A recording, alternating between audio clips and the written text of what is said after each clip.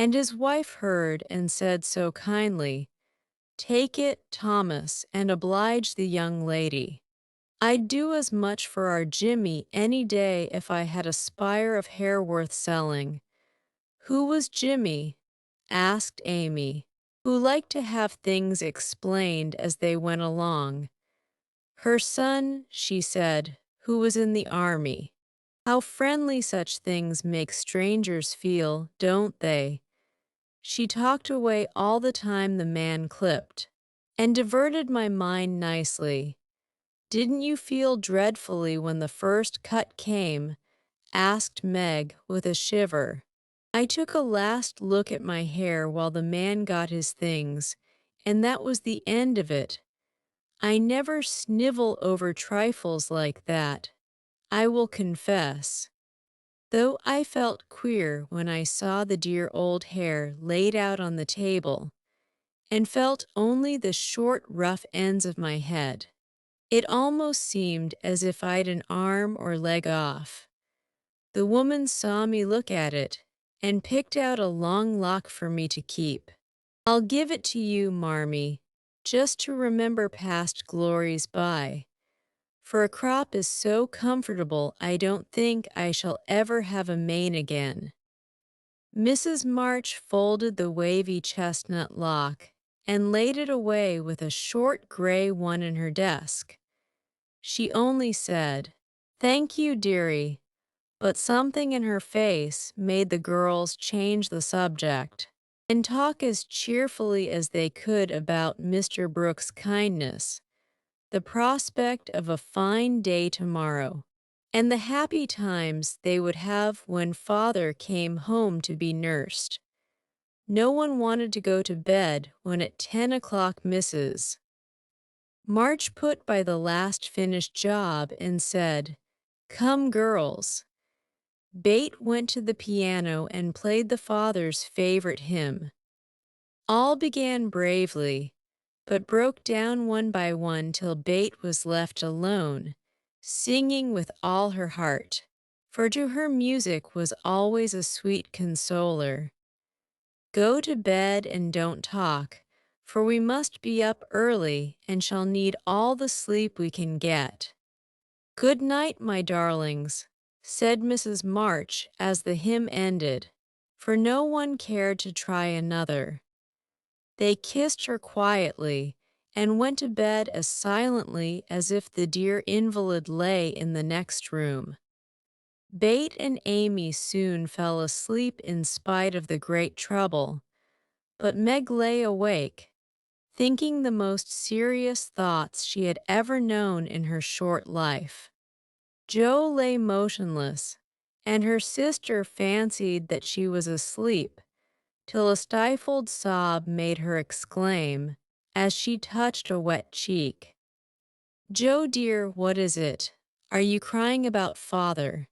"No, not now. What then? My hair," burst out poor Joe, trying vainly to smother her emotion in the pillow.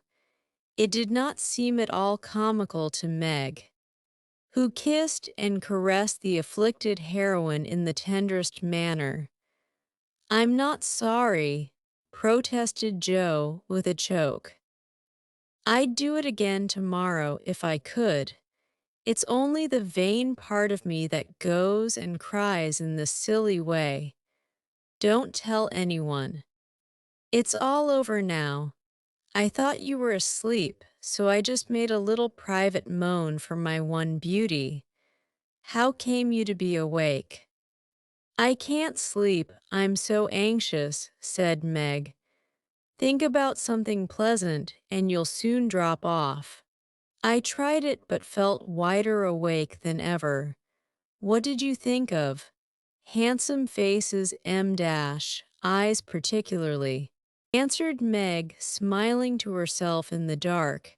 "What color do you like best?" "Brown, that is." "Sometimes blue are lovely."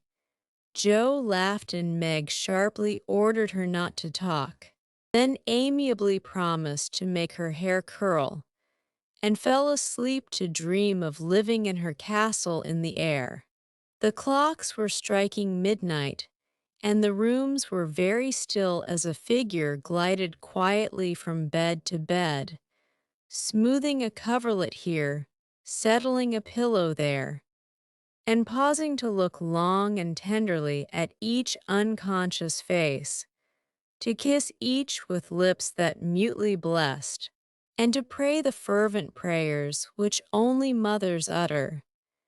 As she lifted the curtain to look out into the dreary night, the moon broke suddenly from behind the clouds and shone upon her like a bright, benignant face, which seemed to whisper in the silence, "Be comforted, dear soul. There is always light behind the clouds."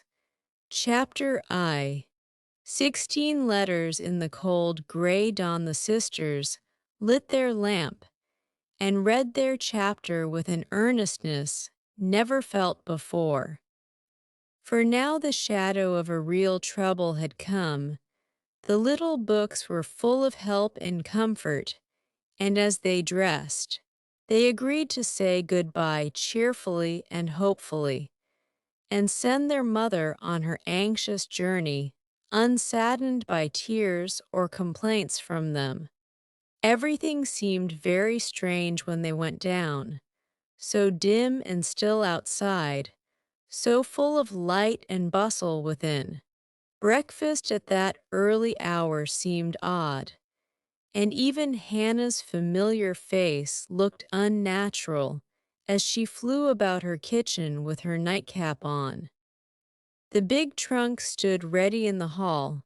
Mother's cloak and bonnet lay on the sofa, and Mother herself sat trying to eat, but looking so pale and worn with sleeplessness and anxiety that the girls found it very hard to keep their resolution. Meg's eyes kept filling in spite of herself. Jo was obliged to hide her face in the kitchen roller more than once. The little girls wore a grave, troubled expression as if sorrow was a new experience to them. Nobody talked much, but as the time drew very near and they sat waiting for the carriage, Mrs. March said to the girls, who were all busied about her, one folding her shawl, another smoothing out the strings of her bonnet, a third putting on her overshoes, and a fourth fastening up her traveling bag. "Children, I leave you to Hannah's care and Mr. Lawrence's protection. Hannah is faithfulness itself, and our good neighbor will guard you as if you were his own. I have no fears for you. Yet I am anxious that you should take this trouble rightly. Don't grieve and fret when I am gone, or think that you can be idle and comfort yourselves by being idle and trying to forget.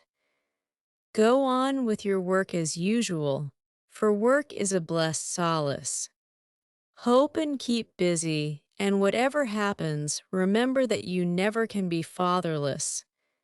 Yes, Mother, Meg dear, be prudent, watch over your sisters. Consult Hannah, and in any perplexity go to Mr. Lawrence. Be patient. Jo, don't get despondent or do rash things. Write to me often, and be my brave girl, ready to help and cheer all. Bate, comfort yourself with your music, and be faithful to the little home duties.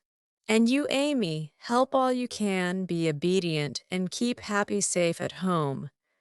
We will. Mother, we will." The rattle of an approaching carriage made them all start and listen.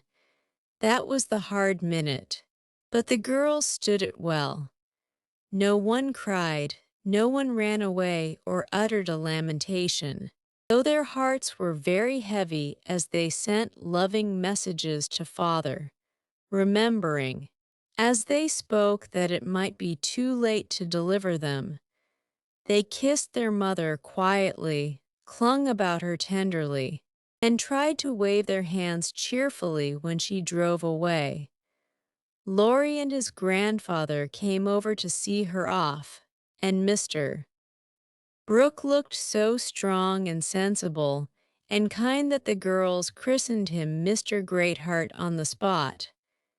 "Goodby, my darlings, God bless and keep us all," whispered Mrs. March, as she kissed one dear little face after the other and hurried into the carriage. As she rolled away, the sun came out, and looking back, she saw it shining on the group at the gate like a good omen. They saw it also, and smiled and waved their hands.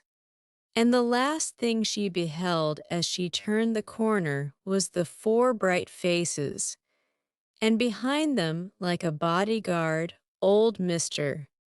Lawrence, faithful Hannah, and devoted Laurie. "How kind everyone is to us," she said, turning to find fresh proof of it in the respectful sympathy of the young man's face. "I don't see how they can help it," returned Mr.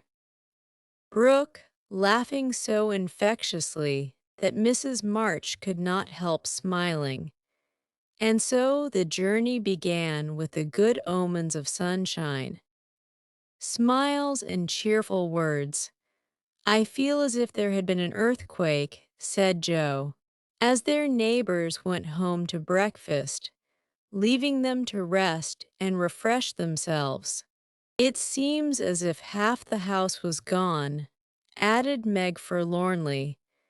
Bate opened her lips to say something, but could only point to the pile of nicely mended hose, which lay on Mother's table, showing that even in her last hurried moments she had thought and worked for them.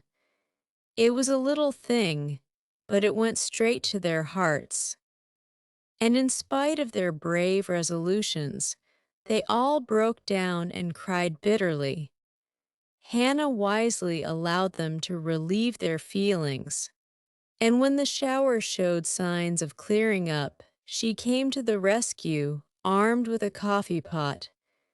"Now, my dear young ladies, remember what your ma said, and don't fret. Come and have a cup of coffee all round, and then let's fall to work and be a credit to the family." Coffee was a treat, and Hannah showed great tact in making it that morning. No one could resist her persuasive nods or the fragrant invitation issuing from the nose of the coffee pot. They drew up to the table, exchanged their handkerchiefs for napkins, and in 10 minutes were all right again. Hope and keep busy. That's the motto for us, so let's see who will remember it best. I shall go to Aunt March as usual. "Oh, won't she lecture, though?" said Joe as she sipped with returning spirit. "I shall go to my King's, though I'd much rather stay at home and attend to things here," said Meg, wishing she hadn't made her eyes so red. "No need of that. Bate and I can keep house perfectly well," put in Amy with an important air. "Hannah will tell us what to do, and we'll have everything nice when you come home," added Bate, getting out her mop and dish tub without delay. "I think anxiety is very interesting," observed Amy, eating sugar pensively. The girls couldn't help laughing, and felt better for it, though Meg shook her head at the young lady who could find consolation in a sugar bowl. The sight of the turnovers made Joe sober again, and when the two went out to their daily tasks, they looked sorrowfully back at the window where they were accustomed to see their mother's face. It was gone, but Bate had remembered the little household ceremony, and there she was, nodding away at them like a rosy-faced mandarin. "That's so like my Bate," said Joe, waving her hat with a grateful face. "Goodbye. Meggie, I hope the Kings won't strain today. Don't fret about father, dear, she added, as they parted, and I hope Aunt March won't croak. Your hair is becoming, and it looks very boyish and nice, returned Meg, trying not to smile at the curly head, which looked comically small on her tall sister's shoulders. That's my only comfort. And, touching her hat, la Laurie, away went Joe, feeling like a shorn sheep on a wintry day. News from their father comforted the girls very much, for though dangerously ill, the presence of the best and tenderest of nurses had already done him good. Mr. Brooks sent a bulletin every day, and as the head of the family, Meg insisted on reading the dispatches, which grew more cheerful as the week passed. At first, everyone was eager to write, and plump envelopes were carefully poked into the letter box by one or other of the sisters, who felt rather important with their Washington correspondence. As one of these packets contained characteristic notes from the party, we will rob an imaginary mail and read them. My dearest mother, it is impossible to tell you how happy your last letter made us, for the news was so good we couldn't help laughing and crying over it. How very kind Mr. Brooke is, and how fortunate that Mr. Lawrence's business detains him near you so long, since he is so useful to you and father.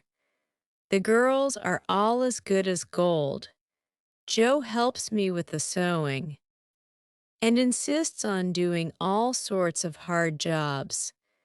I should be afraid she might overdo if I didn't know her moral fit wouldn't last long. Bate is as regular about her tasks as a clock and never forgets what you told her.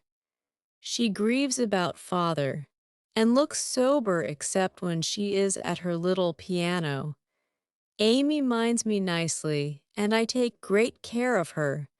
She does her own hair, and I am teaching her to make buttonholes and mend her stockings. She tries very hard, and I know you will be pleased with her improvement when you come. Mr. Lawrence watches over us like a motherly old hen, as Joe says, and Laurie is very kind and neighborly. He and Joe keep us merry, for we get pretty blue sometimes and feel like orphans with you so far away. Hannah is a perfect saint. She does not scold at all and always calls me Miss Margaret, which is quite proper, you know, and treats me with respect. We are all well and busy, but we long day and night to have you back. Give my dearest love to father, and believe me, ever your own. Meg. This note, prettily written on scented paper, was a great contrast to the next, which was scribbled on a big sheet of thin foreign paper, ornamented with blots and all manner of flourishes and curly-tailed letters. My precious Marmee, 3 cheers for dear father. Brooke was a trump to telegraph right off, and let us know the minute he was better. I rushed up garret when the letter came, and tried to thank God for being so good to us, but I could only cry and say, I'm glad. I'm glad. Didn't that do as well as a regular prayer? For I felt a great many in my heart. We have such funny times. And now I can enjoy them, for everyone is so desperately good. It's like living in a nest of turtle doves. You'd laugh to see Meg head the table and try to be motherish. She gets prettier every day, and I'm in love with her sometimes. The children are regular archangels, and I am well, I'm Joe, and never shall be anything else. Oh, I must tell you that I came near having a quarrel with Laurie. I freed my mind about a silly little thing, and he was offended. I was right, but didn't speak as I ought. And he marched home, saying he wouldn't come again till I begged pardon. I declared I wouldn't and got mad. It lasted all day. I felt bad and wanted you very much. Laurie and I are both so proud, it's hard to beg pardon. But I thought he'd come to it, for I was in the right. He didn't come, and just at night I remembered what you said when Amy fell into the river. I read my little book, felt better, resolved not to let the sun set on my anger, and ran over to tell Laurie I was sorry. I met him at the gate, coming for the same thing. We both laughed, begged each other's pardon, and felt all good and comfortable again. I made a poem yesterday when I was helping Hannah wash, and as father likes my silly little things, I put it in to amuse him. Give him my lovingest hug that ever was, and kiss yourself a dozen times for your Teopias white urvyjo, a song from the suds queen of my tub. I merrily sing, while the white foam rises high, and sturdily wash and rinse and wring, and fasten the clothes to dry. Then out in the free fresh air they swing, under the sunny sky. I wish we could wash from out hearts and souls the stains of the week away, and let water and air by their magic make ourselves as pure as they. Then on the earth there would be indeed a glorious washing day. Along the path of a useful life will heartsease ever bloom.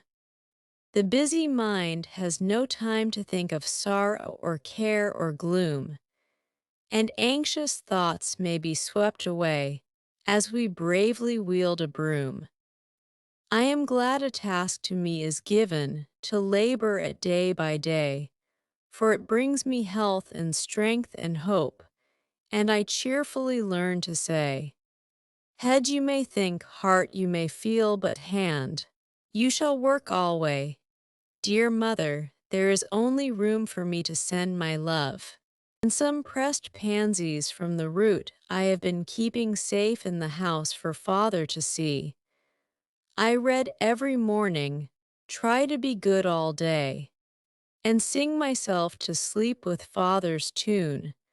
I can't sing Land of the Leal now, it makes me cry. Everyone is very kind, and we are as happy as we can be without you. Amy wants the rest of the page, so I must stop. I didn't forget to cover the holders. And I wind the clock and air the rooms every day. Kiss dear father on the cheek he calls mine. Oh, do come soon to your loving little bait ma cheer mama. We are all well, I do my lessons always, and never corroborate the girl's M dash. Meg says I mean contradict, so I put in both words, and you can take the properest. Meg is a great comfort to me, and lets me have jelly every night at tea. It's so good for me, Joe says, because it keeps me sweet-tempered. Laurie is not as respectful as he ought to be now. I am almost in my teens. He calls me chick, and hurts my feelings by talking French to me very fast when I say merci or bonjour as Hattie King does. The sleeves of my blue dress were all worn out, and Meg put in new ones, but the full front came wrong and they are more blue than the dress. I felt bad but did not fret. I bear my troubles well, but I do wish Hannah would put more starch in my aprons and have buckwheats every day. Can't she? Didn't I make that interrogation point nice? Meg says my punctuation and spelling are disgraceful, and I am mortified, but dear me, I have so many things to do. I can't stop. Adieu, I send heaps of love to Papa, your affectionate daughter. Amy Curtis March, dear me's March. I just drop a line to say we get on fust rate. The girls is clever and fly round right smart.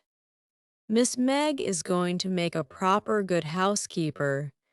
He's the liking for it, and gets the hang of things surprisin' quick. Jo doos beat all for goin' ahead, but she don't stop to calc'late fust, and you never know where she's like to bring up.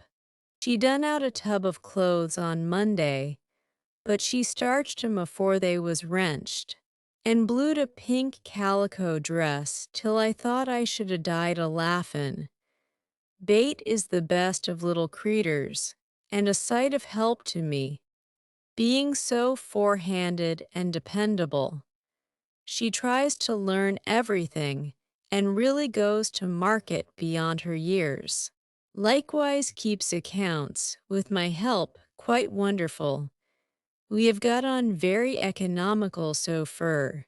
I don't let the girls have coffee only once a week, accordin' to your wish, and keep 'em on plain wholesome vittles. Amy does well without frettin', wearin' her best clothes and eatin' sweet stuff. Mr. Lorry is as full of didos as usual, and turns the house upside down frequent, but he heartens the girls, so I let him have full swing. The old gentleman send heaps of things, and is rather wearin', but means wal, and it ain't my place to say nothin'. My bread is riz, so no more at this time. I send my duty to Mr. March, and hope he's seen the last of his pneumonia. Yours respectful, H.A.N.N.A.H. Mullet Head Nurse of Ward No. 2. All serene on the Rappahannock. Troops in fine condition. Commissary Department well conducted. The Home Guard under Colonel Teddy always on duty. Commander-in-Chief General Lawrence reviews the Army daily. Quartermaster Mullet keeps order in camp, and Major Lyon does picket duty at night. A salute of 24 guns was fired on receipt of good news from Washington, and a dress parade took place at headquarters. Commander-in-Chief sends best wishes, in which he is heartily joined by Colonel Teddy. Dear Madam, the little girls are all well. Bate and my boy report daily. Hannah is a model servant and guards pretty Meg like a dragon. Glad the fine weather holds. Pray make Brooke useful, and draw on me for funds if expenses exceed your estimate. Don't let your husband want anything. Thank God he is mending. Your sincere friend and servant, James Laurence, Chapter. I 17 little faithful for a week. The amount of virtue in the old house would have supplied the neighborhood. It was really amazing, for everyone seemed in a heavenly frame of mind, and self-denial was all the fashion. Relieved of their first anxiety about their father, girls insensibly relaxed their praiseworthy efforts a little, and began to fall back into old ways. They did not forget their motto, but hoping and keeping busy seemed to grow easier, and after such tremendous exertions, they felt that endeavor deserved a holiday, and gave it a good many. Jo caught a bad cold through neglect to cover the shorn head enough, and was ordered to stay at home till she was better, for Aunt March didn't like to hear people read with colds in their heads. Jo liked this, and after an energetic rummage from garret to cellar, subsided on the sofa to nurse her cold with arsenicum and books. Amy found that housework and art did not go well together and returned to her mud pies. Meg went daily to her pupils and sewed, or thought she did, at home, but much time was spent in writing long letters to her mother, or reading the Washington dispatches over and over. Bate kept on, with only slight relapses into idleness or grieving. All the little duties were faithfully done each day, and many of her sisters also, for they were forgetful, and the house seemed like a clock whose pendulum was gone a-visiting. When her heart got heavy with longings for mother or fears for father, she went away into a certain closet, hid her face in the folds of a dear old gown, and made her little moan and prayed her little prayer quietly by herself. Nobody knew what cheered her up after a sober fit, but everyone felt how sweet and helpful Bate was, and fell into a way of going to her for comfort or advice in their small affairs. All were unconscious that this experience was a test of character, and when the first excitement was over, felt that they had done well and deserved praise. So they did, but their mistake was in ceasing to do well, and they learned this lesson through much anxiety and regret. Meg, I wish you'd go and see the Hummels. You know Mother told us not to forget them, said Bate 10 days after Mrs. March's departure. I'm too tired to go this afternoon, replied Meg, rocking comfortably as she sewed. Can't you? Joe asked Bate. Too stormy for me with my cold. I thought it was almost well. It's well enough for me to go out with Laurie, but not well enough to go to the Hummels, said Joe, laughing but looking a little ashamed of her inconsistency. Why don't you go yourself? Asked Meg. I have been every day, but the baby is sick, and I don't know what to do for it.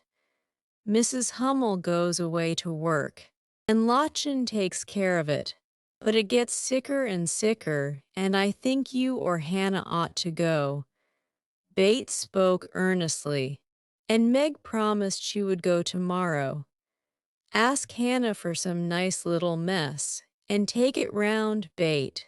The air will do you good, said Joe, adding apologetically, I'd go, but I want to finish my writing. My head aches and I'm tired. So I thought maybe some of you would go, said Bate.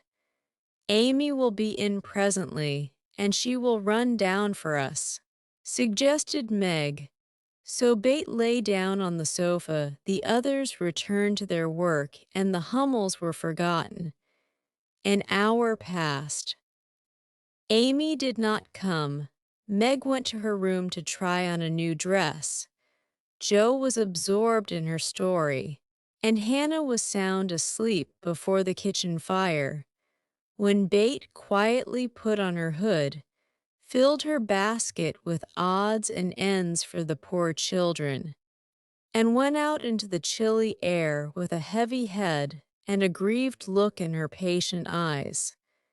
It was late when she came back, and no one saw her creep upstairs and shut herself into her mother's room. Half an hour after, Jo went to Mother's closet for something, and there found little Bates sitting on the medicine chest, looking very grave, with red eyes and a camphor bottle in her hand. Christopher Columbus, what's the matter? Cried Jo, as Bate put out her hand as if to warn her off and asked quickly, You've had the scarlet fever, haven't you? Years ago when Meg did, why, then I'll tell you, oh. Joe, the baby's dead. What baby? Mrs. Hummels. It died in my lap before she got home, cried Bate with a sob. My poor dear, how dreadful for you. I ought to have gone, said Joe, taking her sister in her arms as she sat down in her mother's bit chair with a remorseful face. It wasn't dreadful, Joe, only so sad. I saw in a minute it was sicker, but Lottchen said her mother had gone for a doctor. So I took baby and let Lottie rest. It seemed asleep, but all of a sudden it gave a little cry and trembled, and then lay very still. I tried to warm its feet, and Lottie gave it some milk, but it didn't stir, and I knew it was dead. Don't cry. Dear, what did you do? I just sat and held it softly till Mrs. Hummel came with the doctor. He said it was dead, and looked at Heinrich and Minna, who have sore throats. Scarlet fever, ma'am. Ought to have called me before, he said crossly. Mrs. Hummel told him she was poor and had tried to cure baby herself, but now it was too late, and she could only ask him to help the others and trust to charity for his pay. He smiled then, and was kinder, but it was very sad. And I cried with them till he turned round all of a sudden, and told me to go home and take belladonna right away, or I'd have the fever. No, you won't, cried Joe, hugging her close with a frightened look. Oh, Bate, if you should be sick I never could forgive myself. What shall we do? Don't be frightened, I guess I shan't have it badly.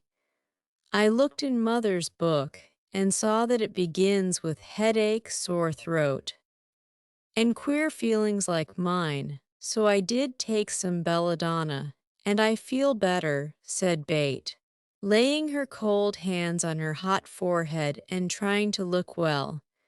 If Mother was only at home, exclaimed Joe, seizing the book, and feeling that Washington was an immense way off.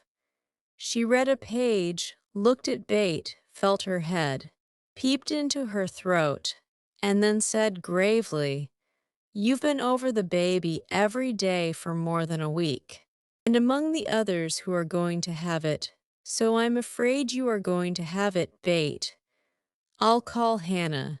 She knows all about sickness. Don't let Amy come. She never had it, and I should hate to give it to her. Can't you and Meg have it over again? Asked Bate anxiously. I guess not, don't care if I do, serve me right. Selfish pig, to let you go, and stay writing rubbish myself, muttered Joe as she went to consult Hannah. The good soul was wide awake in a minute, and took the lead at once, assuring that there was no need to worry. Everyone had scarlet fever, and if rightly treated, nobody died, all of which Joe believed, and felt much relieved as they went up to call Meg. Now I'll tell you what we'll do, said Hannah, when she had examined and questioned Bate. We will have Dr. Bangs, just to take a look at you, dear, and see that we start right.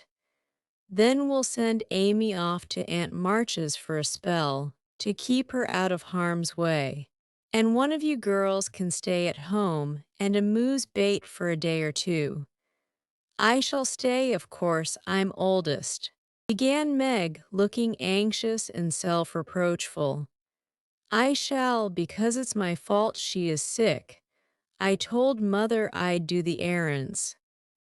And I haven't, said Joe decidedly. Which will you have, Bate? There ain't no need of but one, said Hannah. Joe, please. And Bate leaned her head against her sister with a contented look, which effectually settled that point.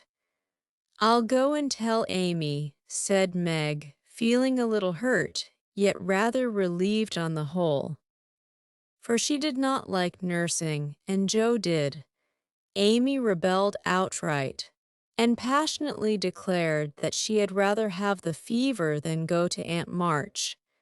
Meg reasoned, pleaded, and commanded, all in vain. Amy protested that she would not go, and Meg left her in despair to ask Hannah what should be done. Before she came back, Laurie walked into the parlor to find Amy sobbing, with her head in the sofa cushions.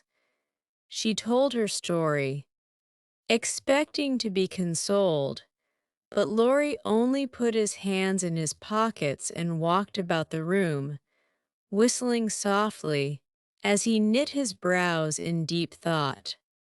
Presently he sat down beside her and said, in his most wheedlesome tone, "Now be a sensible little woman and do as they say. No, don't cry, but hear what a jolly plan I've got. You go to Aunt March's, and I'll come and take you out every day, driving or walking, and we'll have capital times. Won't that be better than moping here? I don't wish to be sent off as if I was in the way," began Amy, in an injured voice.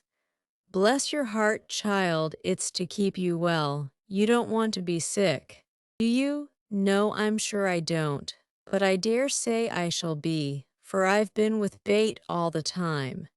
"That's the very reason you ought to go away at once, so that you may escape it. Change of air and care will keep you well. I dare say, or if it does not entirely, you will have the fever more lightly. I advise you to be off as soon as you can, for scarlet fever is no joke, miss. But it's dull at Aunt March's, and she is so cross," said Amy, looking rather frightened. "It won't be dull with me popping in every day to tell you how Bate is and take you out gallivanting. The old lady likes me, and I'll be as sweet as possible to her, so she won't peck at us, whatever we do. Will you take me out in the trotting wagon with Puck? On my honor as a gentleman, and come every single day. See if I don't slash and bring me back the minute Bate as well, the identical minute. And go to the theater, truly, a dozen theaters if we may. Well, I guess I will," said Amy slowly. "Good girl, call Meg and tell her you'll give in," said Laurie with an approving pat, which annoyed Amy more than the giving in. Meg and Joe came running down to behold the miracle which had been wrought, and Amy, feeling very precious and self-sacrificing, promised to go if the doctor said Bate was going to be ill. "How is the little dear?" asked Laurie, for Bate was his especial pet, and he felt more anxious about her than he liked to show. "She is lying down on Mother's bed and feels better. The baby's death troubled her, but I dare say she has only got cold. Hannah says she thinks so. But she looks worried, and that makes me fidgety," answered Meg. "What a trying world it is," said Joe, rumpling up her hair in a fretful way. "No sooner do we get out of one trouble than down comes another. There doesn't seem to be anything to hold on to when Mother's gone. So I'm all at sea. Well, don't make a porcupine of yourself, it isn't becoming. Settle your wig, Joe, and tell me if I shall telegraph to your mother or do anything," asked Laurie, who never had been reconciled to the loss of his friend's one beauty. "That is what troubles me," said Meg. "I think we ought to tell her if Bate is really ill, but Hannah says we mustn't, for Mother can't leave Father, and it will only make them anxious." Bate won't be sick long, and Hannah knows just what to do, and Mother said we were to mind her, so I suppose we must, but it doesn't seem quite right to me. Well, I can't say. Suppose you ask Grandfather after the doctor has been. We will, Joe, go and get Dr. Bangs at once, commanded Meg. We can't decide anything till he has been. Stay where you are, Joe. I'm errand boy to this establishment, said Laurie, taking up his cap. I'm afraid you are busy, began Meg. No. I've done my lessons for the day. Do you study in vacation time? Asked Joe. I follow the good example my neighbors set me, was Laurie's answer as he swung himself out of the room. I have great hopes for my boy, observed Joe, watching him fly over the fence with an approving smile. He does very well for a boy, was Meg's somewhat ungracious answer, for the subject did not interest her. Dr. Bangs came. Said Bate had symptoms of the fever, but he thought she would have it lightly, though he looked sober over the Hummel story. Amy was ordered off at once, and provided with something to ward off danger, she departed in great state, with Joe and Laurie as escort. Aunt March received them with her usual hospitality. What do you want now? She asked, looking sharply over her spectacles, while the parrot, sitting on the back of her chair, called out, Go away. No boys allowed her. Laurie retired to the window, and Joe told her story, no more than I expected. If you are allowed to go poking about among poor folks, Amy can stay and make herself useful if she isn't sick, which I've no doubt she will be. Looks like it now. Don't cry, child, it worries me to hear people sniff. Amy was on the point of crying, but Laurie slyly pulled the parrot's tail, which caused Polly to utter an astonished croak and call out, Bless my boots, in such a funny way that she laughed instead. What do you hear from your mother? Asked the old lady gruffly. Father is much better, replied Joe, trying to keep sober. Oh, is her? Well, that won't last long, I fancy. March never had any stamina, was the cheerful reply. Ha! Ha, never say die. Take a pinch of snuff. Goodbye, goodbye. Squalled Polly, dancing on her perch, and clawing at the old lady's cap as Laurie tweaked him in the rear. Hold your tongue, you disrespectful old bird. And Joe, you'd better go at once.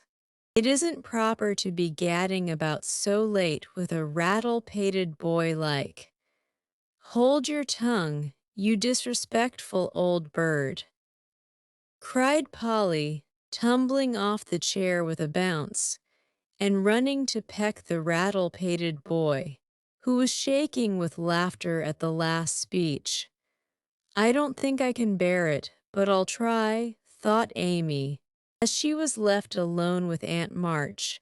Get along, you fright, screamed Polly, and at that rude speech Amy could not restrain a sniff. Chapter I 18 dark days Bate did have the fever, and was much sicker than anyone, but Hannah and the doctor suspected. The girls knew nothing about illness, and Mr. Lawrence was not allowed to see her. So Hannah had everything her own way, and busy Dr. Bangs did his best, but left a good deal to the excellent nurse. Meg stayed at home, lest she should infect the Kings, and kept house, feeling very anxious and a little guilty when she wrote letters in which no mention was made of Bates' illness. She could not think it right to deceive her mother. But she had been bidden to mind Hannah, and Hannah wouldn't hear of Mrs. Marchbane told, and worried just for such a trifle. Jo devoted herself to Bate day and night, not a hard task, for Bate was very patient, and bore her pain uncomplainingly as long as she could control herself. But there came a time when during the fever fits she began to talk in a hoarse, broken voice, to play on the coverlet as if on her beloved little piano, and try to sing with a throat so swollen that there was no music left. A time when she did not know the familiar faces around her, but addressed them by wrong names and called imploringly for her mother. Then Jo grew frightened. Meg begged to be allowed to write the truth, and even Hannah said she would think of it, though there was no danger yet. A letter from Washington added to their trouble, for Mr. March had had a relapse, and could not think of coming home for a long while. How dark the days seemed now, how sad and lonely the house, and how heavy were the hearts of the sisters as they worked and waited, while the shadow of death hovered over the once happy home. Then it was that Margaret, sitting alone with tears dropping often on her work, felt how rich she had been in things more precious than any luxuries money could buy in love, protection, peace, and health, the real blessings of life. Then it was that Jo, living in the darkened room, with that suffering little sister always before her eyes, and that pathetic voice sounding in her ears, learned to see the beauty and to sweetness of Bates' nature, to feel how deep and tender a place she filled in all hearts, and to acknowledge the worth of Bates' unselfish ambition to live for others, and make home happy by that exercise of those simple virtues which all may possess, and which all should love and value more than talent, wealth, or beauty. And Amy in her exile longed eagerly to be at home, that she might work for Bate, feeling now that no service would be hard or irksome, and remembering with regretful grief how many neglected tasks those willing hands had done for her. Laurie haunted the house like a restless ghost, and Mr. Lawrence locked the grand piano, because he could not bear to be reminded of the young neighbor who used to make the twilight pleasant for him. Everyone missed Bate. The milkman, baker, grocer, and butcher inquired how she did. Poor Mrs. Hummel came to beg pardon for her thoughtlessness, and to get a shroud for Minna. The neighbors sent all sorts of comforts and good wishes, and even those who knew her best were surprised to find how many friends shy little Bate had made. Meanwhile she lay on her bed with old Joanna at her side, for even in her wanderings she did not forget her forlorn protégé. She longed for her cats, but would not have them brought, lest they should get sick, and in her quiet hours she was full of anxiety about Jo. She sent loving messages to Amy, bade them tell her mother that she would write soon, and often begged for pencil and paper to try to say a word, that father might not think she had neglected him. But soon even these intervals of consciousness ended, and she lay hour after hour, tossing to and fro with incoherent words on her lips, or sank into a heavy sleep which brought her no refreshment. Dr. Bangs came twice a day. Hannah sat up at night, Meg kept a telegram in her desk all ready to send off at any minute, and Joe never stirred from Bates' side. The 1st of December was a wintry day indeed to them, for a bitter wind blew, snow fell fast, and the year seemed getting ready for its death.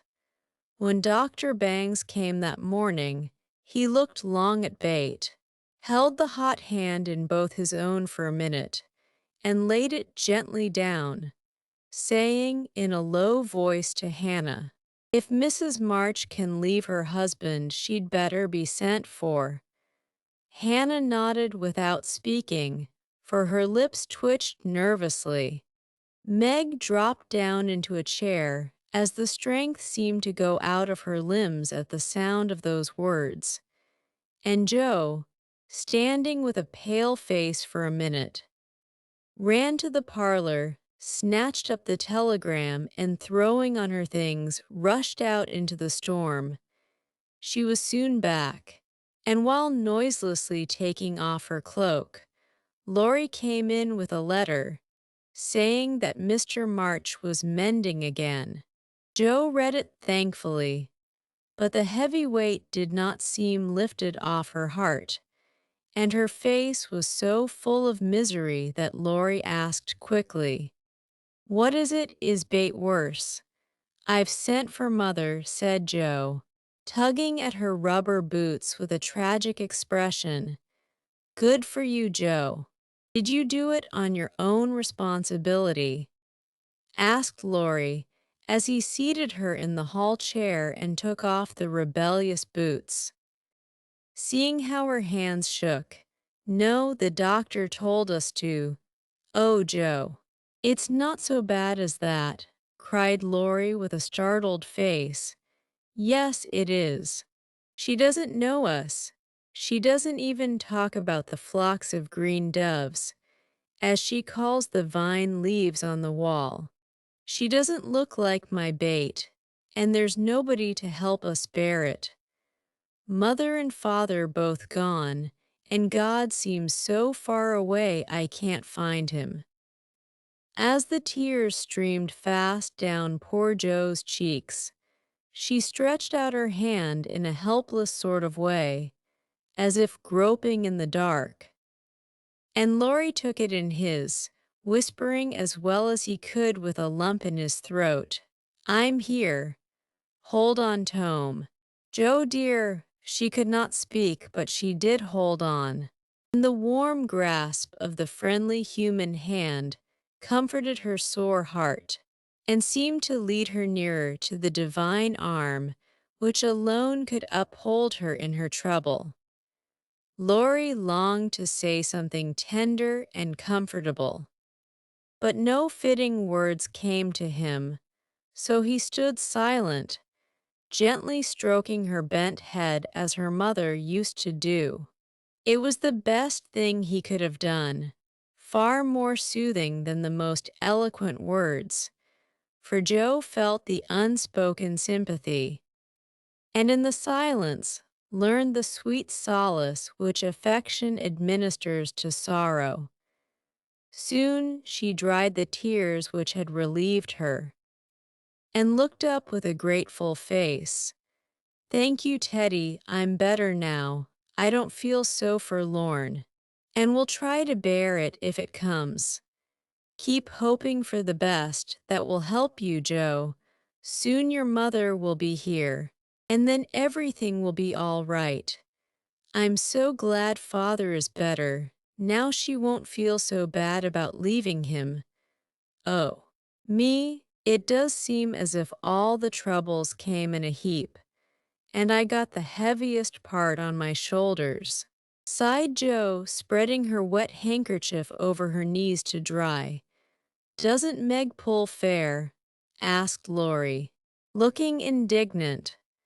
"Oh yes, she tries to, but she can't love Bethy as I do, and she won't miss her as I shall. Bate is my conscience, and I can't give her up. I can't." Down went Joe's face into the wet handkerchief, and she cried despairingly, for she had kept up bravely till now and never shed a tear. Laurie drew his hand across his eyes, but could not speak till he had subdued the choky feeling in his throat and steadied his lips. It might be unmanly, but he couldn't help it, and I am glad of it. Presently, as Joe's sobs quieted, he said hopefully, "I don't think she will die. She's so good, and we all love her so much. I don't believe God will take her away yet." "The good and dear people always do die," groaned Joe, but she stopped crying, for her friend's words cheered her up in spite of her own doubts and fears. "Poor girl, you're worn out. It isn't like you to be forlorn. Stop a bit. I'll hearten you up in a jiffy." Laurie went off 2 stairs at a time, and Joe laid her wearied head down on Bates' little brown hood, which no one had thought of moving from the table where she left it. It must have possessed some magic, for the submissive spirit of its gentle owner seemed to enter into Joe. And when Laurie came running down with a glass of wine, she took it with a smile and said bravely, "I drink M dash. Health to my bait. You are a good doctor, Teddy, and such a comfortable friend. How can I ever pay you?" She added, as the wine refreshed her body, as the kind words had done her troubled mind, "I'll send my bill by and by, and tonight I'll give you something that will warm the cockles of your heart better than quarts of wine," said Laurie, beaming at her with a face of suppressed satisfaction at something. "What is it?" cried Joe, forgetting her woes for a minute in her wonder. "I telegraphed to your mother yesterday, and Brooke answered she'd come at once, and she'll be here tonight, and everything will be all right. Aren't you glad I did it?" Laurie spoke very fast, and turned red and excited all in a minute, for he had kept his plot a secret, for fear of disappointing the girls or harming Bate. Joe grew quite white, flew out of her chair, and the moment he stopped speaking, she electrified him by throwing her arms round his neck and crying out with a joyful cry, "Oh, Laurie, oh, mother, I am so glad." She did not weep again, but laughed hysterically and trembled and clung to her friend as if she was a little bewildered by the sudden news. Laurie, though decidedly amazed, behaved with great presence of mind. He patted her back soothingly, and finding that she was recovering, followed it up by a bashful kiss or two, which brought Joe round at once. Holding on to the banisters, she put him gently away, saying breathlessly, "Oh, don't, I didn't mean to. It was dreadful of me.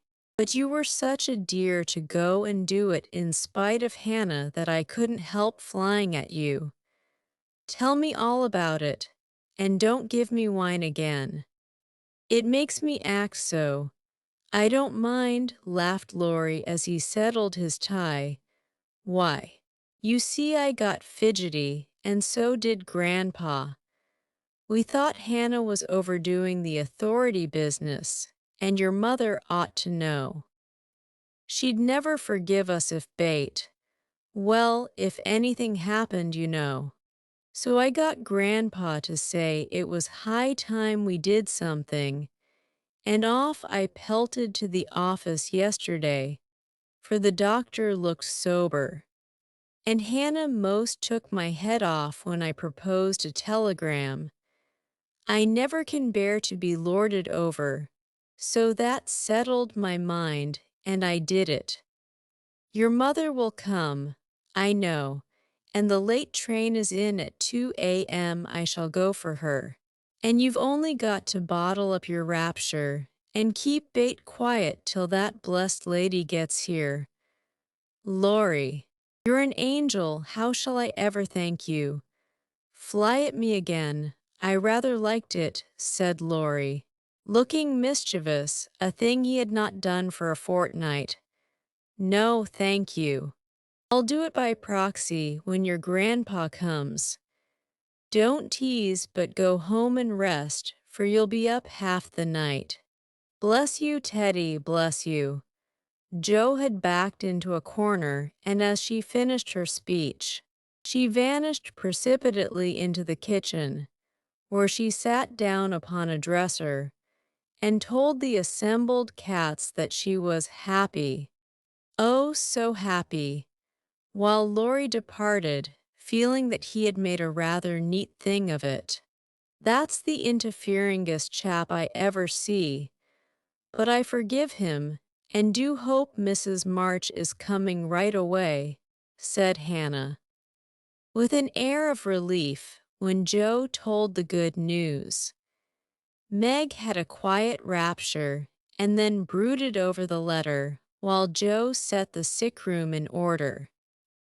And Hannah knocked up a couple of pies in case of company unexpected. A breath of fresh air seemed to blow through the house, and something better than sunshine brightened the quiet rooms. Everything appeared to feel the hopeful change. Bates' bird began to chirp again, and a half-blown rose was discovered on Amy's bush in the window. The fire seemed to burn with unusual cheeriness, and every time the girls met, their pale faces broke into smiles as they hugged one another, whispering encouragingly, "Mother's coming, dear. Mother's coming." Everyone rejoiced but Bate. She lay in that heavy stupor, alike unconscious of hope and joy, doubt and danger. It was a piteous sight, the once rosy face so changed and vacant, the once busy hands so weak and wasted, the once smiling lips quite dumb, and the once pretty, well-kept hair scattered rough and tangled on the pillow. All day she say so, only rousing now and then to mutter, "Water," with lips so parched they could hardly shape the word. All day Jo and Meg hovered over her, watching, waiting, hoping and trusting in God and Mother, and all day the snow fell. The bitter wind raged, and the hours dragged slowly by. But night came at last, and every time the clock struck, the sisters, still sitting on either side of the bed, looked at each other with brightening eyes, for each hour brought help nearer. The doctor had been in to say that some change, for better or worse, would probably take place about midnight, at which time he would return. Hannah, quite worn out, lay down on the sofa at the bed's foot and fell fast asleep. Mr. Lawrence marched to and fro in the parlor, feeling that he would rather face a rebel battery than Mrs. March's countenance as she entered. Laurie lay on the rug, pretending to rest, but staring into the fire with a thoughtful look which made his black eyes beautifully soft and clear. The girls never forgot that night, for no sleep came to them as they kept their watch, with that dreadful sense of powerlessness which comes to us in hours like those. "If God spares Bate, I never will complain again," whispered Meg earnestly. "If God spares Bate, I'll try to love and serve him all my life," answered Jo with equal fervor. "I wish I had no heart. It aches so," sighed Meg after a pause. "If life is often as hard as this, I don't see how we ever shall get through it," added her sister despondently. Here the clock struck 12. and both forgot themselves in watching Bate, for they fancied a change passed over her wan face. The house was still as death, and nothing but the wailing of the wind broke the deep hush. Weary Hannah slept on, and no one but the sisters saw the pale shadow which seemed to fall upon the little bed. An hour went by, and nothing happened except Laurie's quiet departure for the station. Another hour, still no one came, and anxious fears of delay in the storm, or accidents by the way, or, worst of all, a great grief at Washington haunted the girls. It was past 2 when Joe, who stood at the window thinking how dreary the world looked in its winding sheet of snow, heard a movement by the bed, and turning quickly, saw Meg kneeling before their mother's easy chair with her face hidden. A dreadful fear passed coldly over Joe as she thought, "Bate is dead, and Meg is afraid to tell me." She was back at her post in an instant, and to her excited eyes, a great change seemed to have taken place. The fever flush and the look of pain were gone, and the beloved little face looked so pale and peaceful in its utter repose that Joe felt no desire to weep or to lament. Leaning low over this dearest of her sisters, she kissed the damp forehead with her heart on her lips, and softly whispered, "Good be my Bate, good be." As if awaked by the stir, Hannah started out of her sleep, hurried to the bed, looked at Bate, felt her hands, listened at her lips, and then, throwing her apron over her head, sat down to rock to and fro, exclaiming under her breath, "The fever's turned. She's sleepin' natural, her skin's damp and she breathes easy. Praise be given. Oh, my goodness me." Before the girls could believe the happy truth, the doctor came to confirm it. He was a homely man, but they thought his face quite heavenly when he smiled and said with a fatherly look at them, "Yes, my dears, I think the little girl will pull through this time. Keep the house quiet, let her sleep, and when she wakes, give her—" What they were to give neither heard, for both crept into the dark hall, and sitting on the stairs, held each other close, rejoicing with hearts too full for words. When they went back to be kissed and cuddled by faithful Hannah, they found Bate lying, as she used to do, with her cheek pillowed on her hand, the dreadful pallor gone, and breathing quietly as if just fallen asleep. "If Mother would only come now," said Joe as the winter night began to wane. "See," said Meg, coming up with a white, half-opened rose. "I thought this would hardly be ready to lay in Bates' hand tomorrow if she went away from us. But it has blossomed in the night, and now I mean to put it in my vase here, so that when the darling wakes, the first thing she sees will be the little rose and Mother's face." Never had the sun risen so beautifully, and never had the world seemed so lovely as it did to the heavy eyes of Meg and Joe as they looked out in the early morning. When their long, sad vigil was done, "It looks like a fairy world," said Meg, smiling to herself, as she stood behind the curtain watching the dazzling sight. "Hark!" cried Joe, starting to her feet. Yes, there was a sound of bells at the door below, a cry from Hannah, and then Laurie's voice saying in a joyful whisper, "Girls, she's come, she's come." Chapter I 19 A.M. Wise. Well, while these things were happening at home, Amy was having hard times at Aunt March's. She felt her exile deeply, and for the first time in her life, realized how much she was beloved and petted at home. Aunt March never petted anyone. She did not approve of it, but she meant to be kind. For the well-behaved little girl pleased her very much, and Aunt March had a soft place in her old heart for her nephew's children. Though she didn't think it proper to confess it, she really did her best to make Amy happy, but, dear me, what mistakes she made.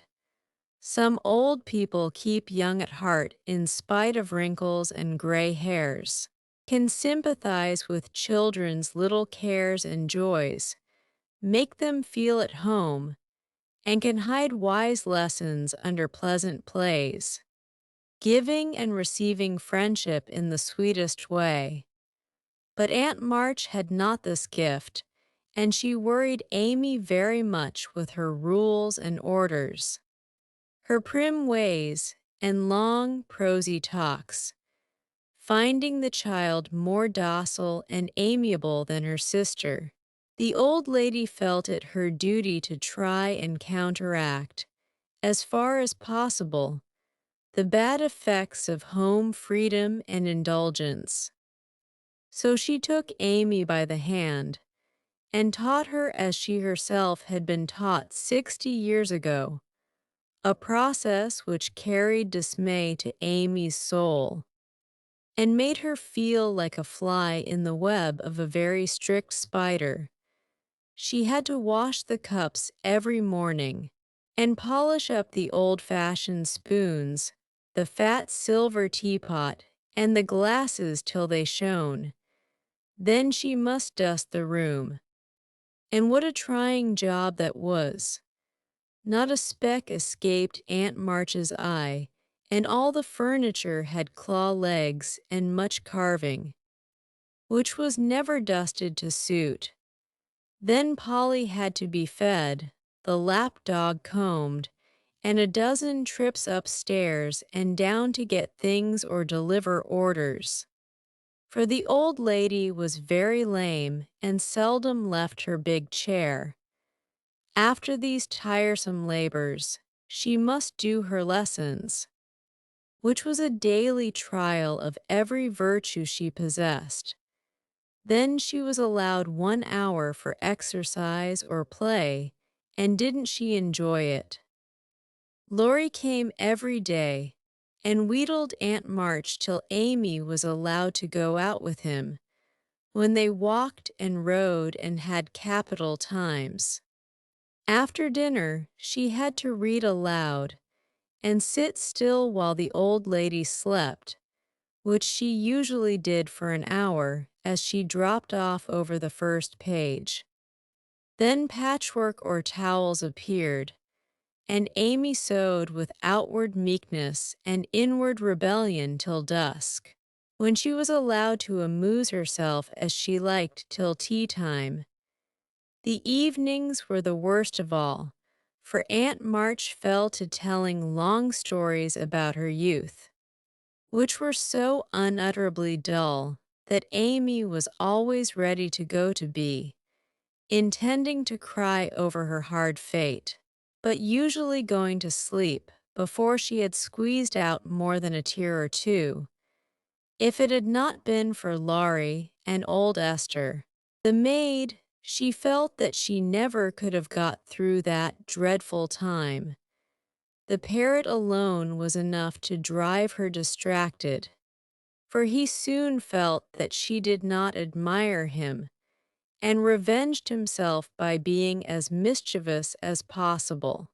He pulled her hair whenever she came near him, upset his bread and milk to plague her when she had newly cleaned his cage, made Mop bark by pecking at him while Madame dozed, called her names before company, and behaved in all respects like an reprehensible old bird. Then she could not endure the dog, a fat, cross beast who snarled and yelped at her when she made his toilet. and who lay on his back with all his legs in the air and a most idiotic expression of countenance when he wanted something to eat, which was about a dozen times a day. The cook was bad-tempered, the old coachman was deaf, and Esther the only one who ever took any notice of the young lady. Esther was a Frenchwoman, who had lived with Madame, as she called her mistress, for many years, and who rather tyrannized over the old lady, who could not get along without her. Her real name was Estelle, but Aunt March ordered her to change it, and she obeyed, on condition that she was never asked to change her religion. She took a fancy to Mademoiselle, and amused her very much with odd stories of her life in France. When Amy sat with her while she got up Madame's laces, she also allowed her to roam about the great house and examine the curious and pretty things stored away in the big wardrobes and the ancient chests, for Aunt March hoarded like a magpie. Amy's chief delight was an Indian cabinet, full of queer drawers, little pigeonholes, and secret places, in which were kept all sorts of ornaments, some precious, some merely curious, all more or less antique. To examine and arrange these things gave Amy great satisfaction, especially the jewel cases, in which on velvet cushions reposed the ornaments which had adorned a belle 40 years ago. There was the garnet set which Aunt March wore when she came out, the pearls her father gave her on her wedding day, her lover's diamonds, the jet mourning rings and pins, the queer lockets, with portraits of dead friends and weeping willows made of hair inside, the baby bracelets her one little daughter had worn, Uncle March's big watch, with the red seal so many childish hands had played with, and in a box all by itself lay Aunt March's wedding ring, too small now for her fat finger, but put carefully away like the most precious jewel of them all. Which would Mademoiselle choose if she had her will? Asked Esther. Woe always sat near to watch over and lock up the valuables. I like the diamonds best, but there is no necklace among them, and I'm fond of necklaces. They are so becoming. I should choose this if I might, replied Amy, looking with great admiration at a string of gold and ebony beads from which hung a heavy cross of the same. I, too, covet that, but not as a necklace. Ah, no, to me it is a rosary, and as such I should use it like a good Catholic, said Esther, eyeing the handsome thing wistfully. Is it meant to use as you use the string of good-smelling wooden beads hanging over your glass? Asked Amy. Truly, yes, to pray with. It would be pleasing to the saints if one used so fine a rosary as this, instead of wearing it as a vain bijou. You seem to take a great deal of comfort in your prayers, Esther, and always come down looking quiet and satisfied. I wish I could. If Mademoiselle was a Catholic, she would find true comfort, but as that is not to be, it would be well if you went apart each day to meditate and pray, as did the good mistress whom I served before Madame. She had a little chapel, and in it found solacement for much trouble. Would it be right for me to do so too? Asked Amy, who in her loneliness felt the need of help of some sort, and found that she was apt to forget her little book, now that bait was not there to remind her of it. It would be excellent and charming, and I shall gladly arrange the little dressing room for you if you like it. Say nothing to Madame, but when she sleeps go you and sit alone a while to think good thoughts, and pray the dear God preserve your sister." Esther was truly pious, and quite sincere in her advice, for she had an affectionate heart, and felt much for the sisters in their anxiety. Amy liked the idea, and gave her leave to arrange the light closet next her room, hoping it would do her good. "I wish I knew where all these pretty things would go when Aunt March dies," she said, as she slowly replaced the shining rosary and shut the jewel cases one by one. "To you and your sisters. I know it. Madame confides in me. I witnessed her will, and it is to be so," whispered Esther, smiling. "How nice. But I wish she'd let us have them now." "Procrastination is not agreeable," observed Amy, taking a last look at the diamonds. "It is too soon yet for the young ladies to wear these things. The first one who is affianced will have the pearls. Madame has said it. And I have a fancy that the little turquoise ring will be given to you when you go, for Madame approves your good behavior and charming manners." "Do you think so? Oh, I'll be a lamb if I can only have that lovely ring. It's ever so much prettier than Kitty Bryant's. I do like Aunt March after all." And Amy tried on the blue ring with a delighted face and a firm resolve to earn it. From that day she was a model of obedience, and the old lady complacently admired the success of her training. Esther fitted up the closet with a little table, placed a footstool before it, and over it a picture taken from one of the shut-up rooms.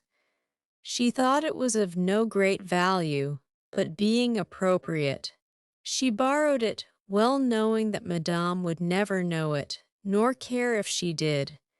It was, however, a very valuable copy of one of the famous pictures of the world, and Amy's beauty-loving eyes were never tired of looking up at the sweet face of the Divine Mother, while her tender thoughts of her own were busy at her heart.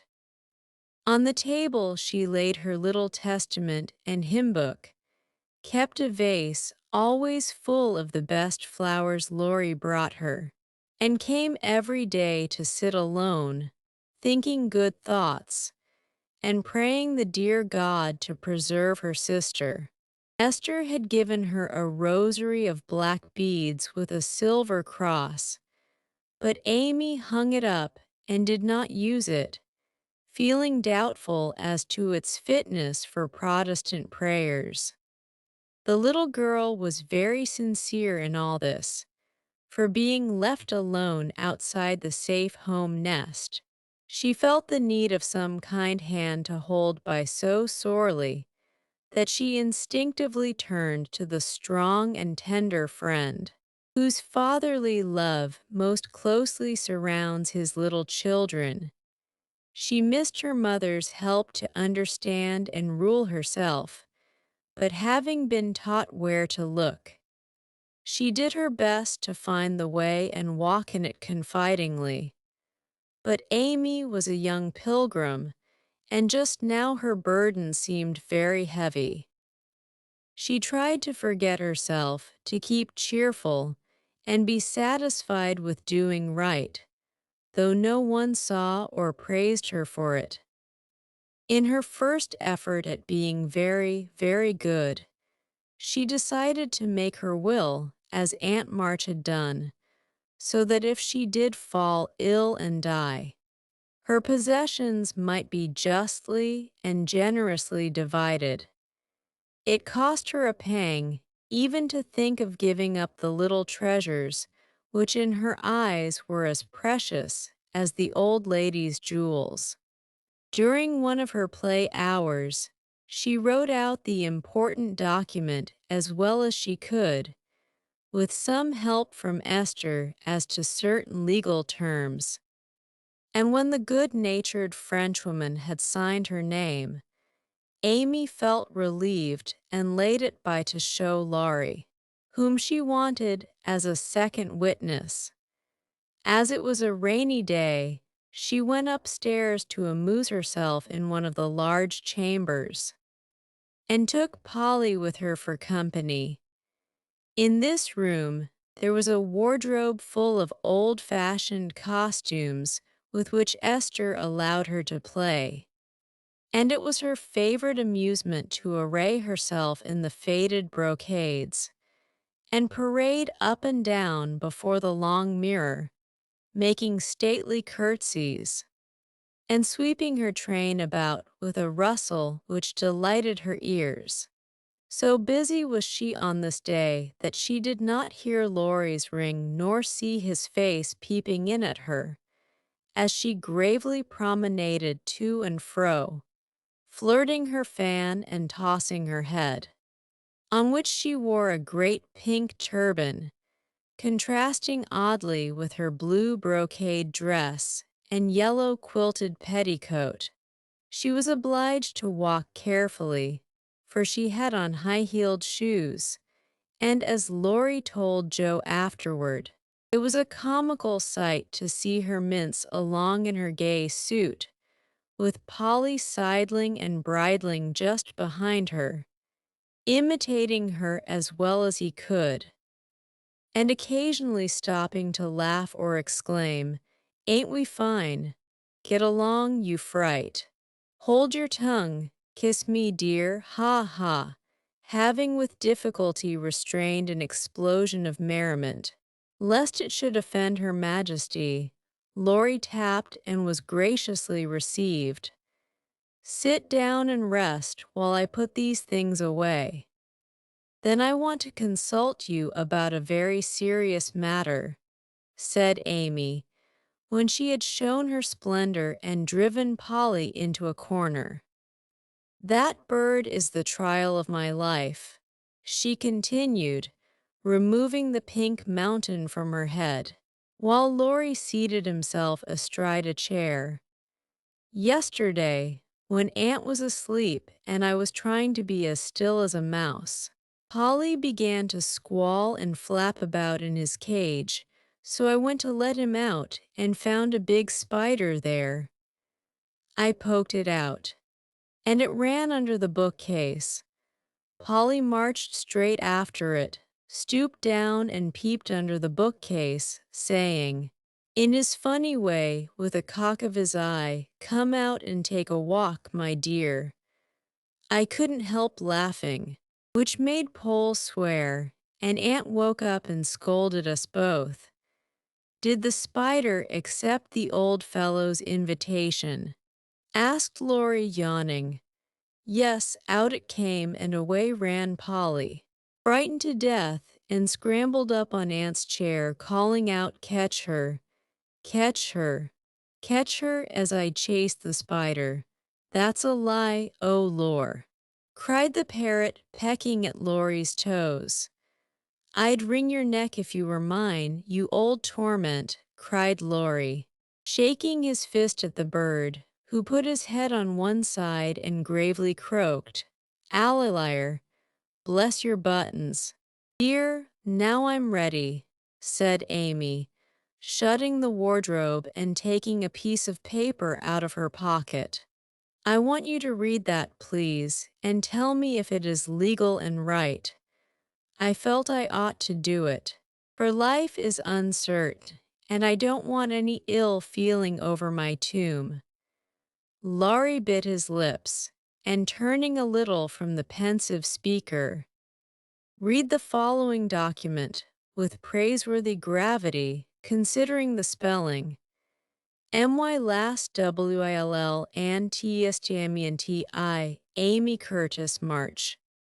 Being in my sane mind, go give and bequeath all my earthly property viz., to wit, namely to my father, my best pictures, sketches, maps, and works of art, including frames, also my $100 to do what he likes with, to my mother, all my clothes except the blue apron with pockets M dash, also my likeness and my medal, with much love. To my dear sister Margaret, I give my turquoise ring if I get it, also my green box with the doves on it, also my piece of real lace for her neck, and my sketch of her as a memorial of her little girl.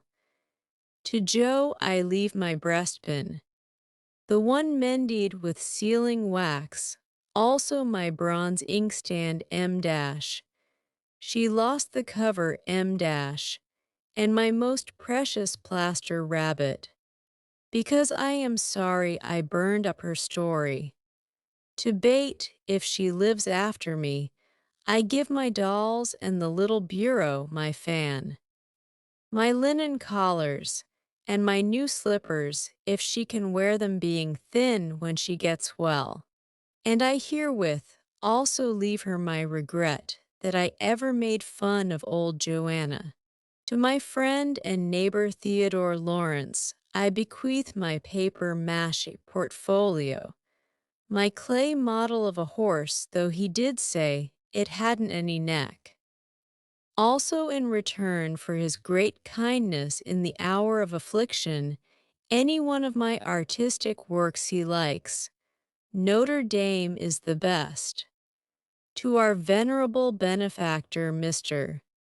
Lawrence, I leave my purple box with a looking glass in the cover, which will be nice for his pens, and remind him of the departed girl who thanks him for his favors to her family, especially Bate. I wish my favorite playmate Kitty Bryant to have the blue silk apron and my gold bead ring with a kiss. To Hannah I give the bandbox she wanted, and all the patchwork I leave hoping she will remember me when it you see. And now having disposed of my most valuable property, I hope all will be satisfied and not blame the dead. I forgive everyone, and trust we may all meet when the trump shall sound. Amen. To this will and testament I set my hand and seal on this 20th day of Nov. Annie Domino, 1861. Amy Curtis March Witnesses, ESDLLEVALNOR, THEODORELAURNCE. The last name was written in pencil, and Amy explained that he was to rewrite it in ink and seal it up for her properly. What put it into your head? Did anyone tell you about Bates giving away her things? Asked Laurie soberly, as Amy laid a bit of red tape with sealing wax, a taper and a standish before him. She explained and then asked anxiously, "What about Bate?" I'm sorry I spoke, but as I did, I'll tell you. She felt so ill one day that she told Joe she wanted to give her piano to Meg, her cats to you, and the poor old doll to Joe, who would love it for her sake. She was sorry she had so little to give and left locks of hair to the rest of us. And her best love to Grandpa. She never thought of a will.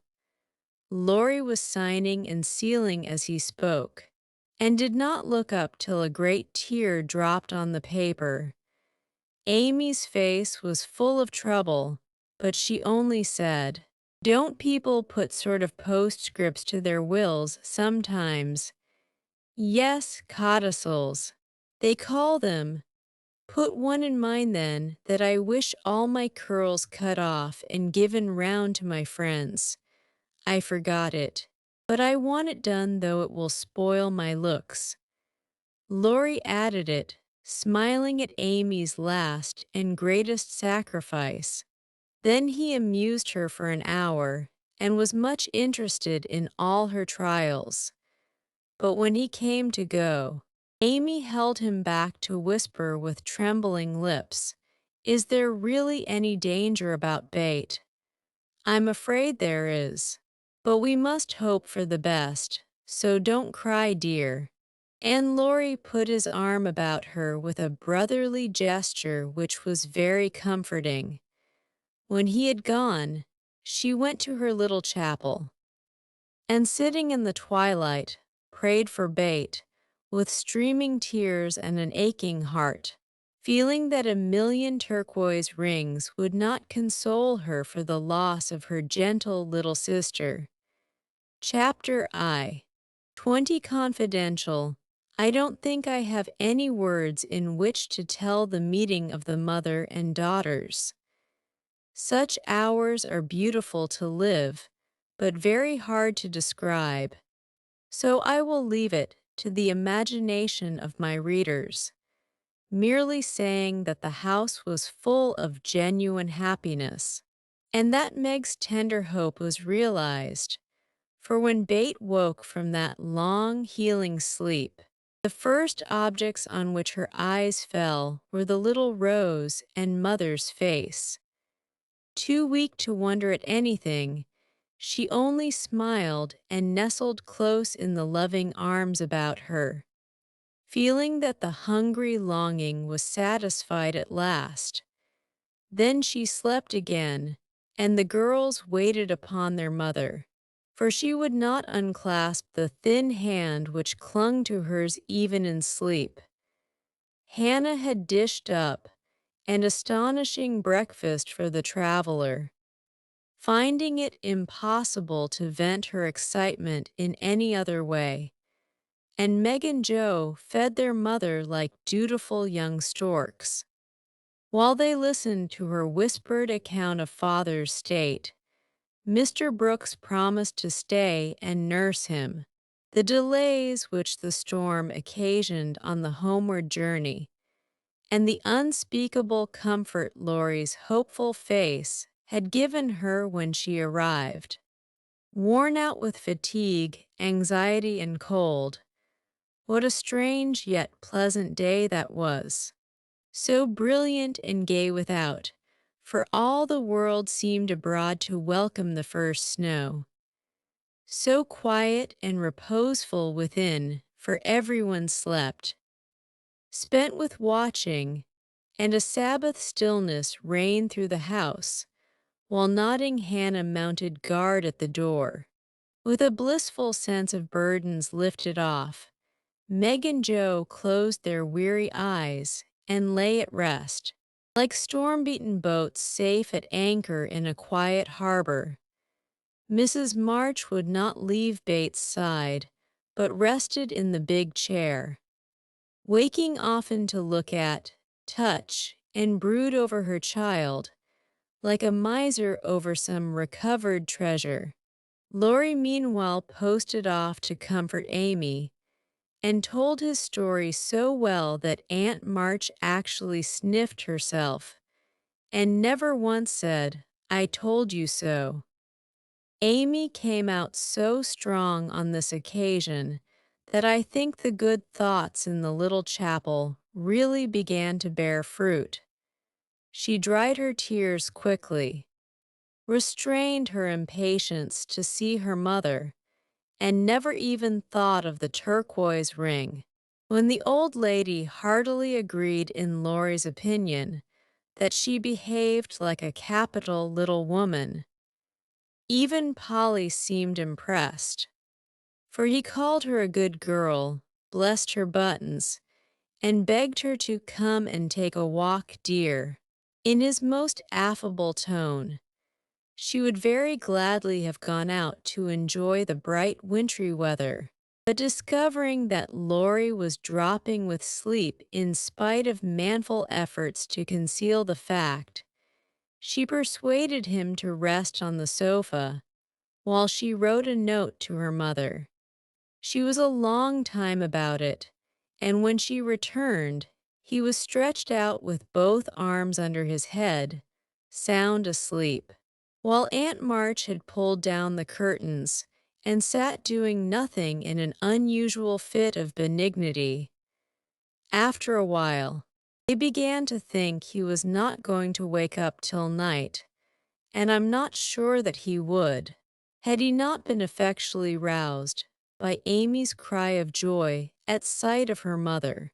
There probably were a good many happy little girls in and about the city that day, but it is my private opinion that Amy was the happiest of all.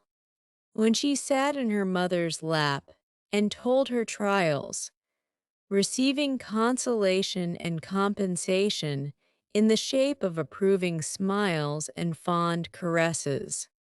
They were alone together in the chapel, to which her mother did not object when its purpose was explained to her. On the contrary, I like it very much, dear, looking from the dusty rosary to the well-worn little book, and the lovely picture with its garland of evergreen. It is an excellent plan to have some place where we can go to be quiet when things vex or grieve us. There are a good many hard times in this life of ours, but we can always bear them if we ask help in the right way. I think my little girl is learning this. Yes, Mother, and when I go home, I mean to have a corner in the big closet to put my books, and the copy of that picture which I've tried to make. The woman's face is not good. It's too beautiful for me to draw, but the baby is done better, and I love it very much. I like to think he was a little child once, for then I don't seem so far away, and that helps me. As Amy pointed to the smiling Christ child on his mother's knee, Mrs. March saw something on the lifted hand that made her smile. She said nothing, but Amy understood the look, and after a minute's pause, she added gravely, "I wanted to speak to you about this, but I forgot it. Aunt gave me the ring today. She called me to her and kissed me and put it on my finger and said I was a credit to her, and she'd like to keep me always. She gave that funny guard to keep the turquoise on, as it's too big. I'd like to wear them, Mother. Can I? They are very pretty, but I think you're rather too young for such ornaments, Amy," said Mrs. March, looking at the plump little hand, with the band of sky-blue stones on the forefinger, and the quaint guard formed of two tiny golden hands clasped together. "I'll try not to be vain," said Amy. "I don't think I like it only because it's so pretty, but I want to wear it as the girl in the story wore her bracelet to remind me of something." "Do you mean Aunt March?" asked her mother, laughing. "No, to remind me not to be selfish." Amy looked so earnest and sincere about it that her mother stopped laughing and listened respectfully to the little plan. "I've thought a great deal lately about my bundle of naughties, and being selfish is the largest one in it, so I'm going to try hard to cure it. If I can. Bate isn't selfish, and that's the reason everyone loves her and feels so bad at the thoughts of losing her. People wouldn't feel so bad about me if I was sick, and I don't deserve to have them, but I'd like to be loved and missed by a great many friends. So I'm going to try and be like Bate all I can.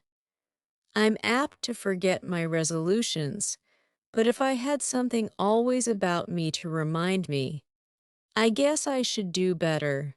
May we try this way?" "Yes, but I have more faith in the corner of the big closet. Wear your ring, dear, and do your best. I think you will prosper." For the sincere wish to be good is half the battle. Now I must go back to bait.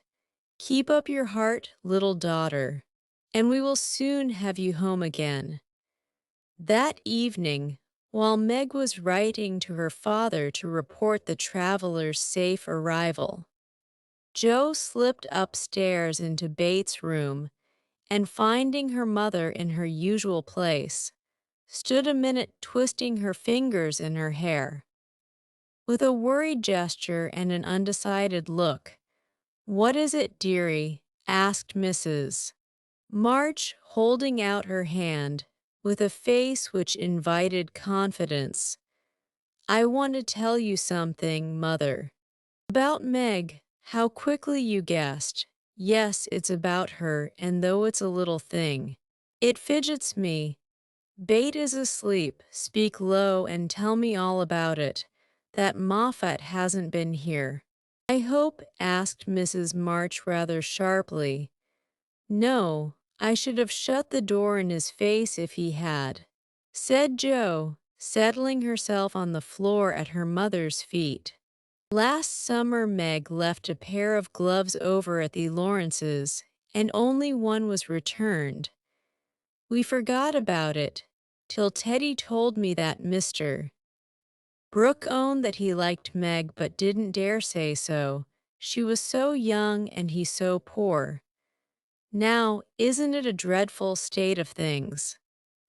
"Do you think Meg cares for him?" asked Mrs. March with an anxious look.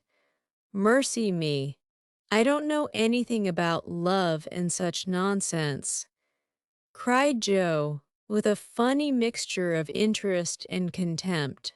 "In novels, the girls show it by starting and blushing, fainting away, growing thin, and acting like fools. Now Meg does not do anything of the sort. She eats and drinks and sleeps like a sensible creature.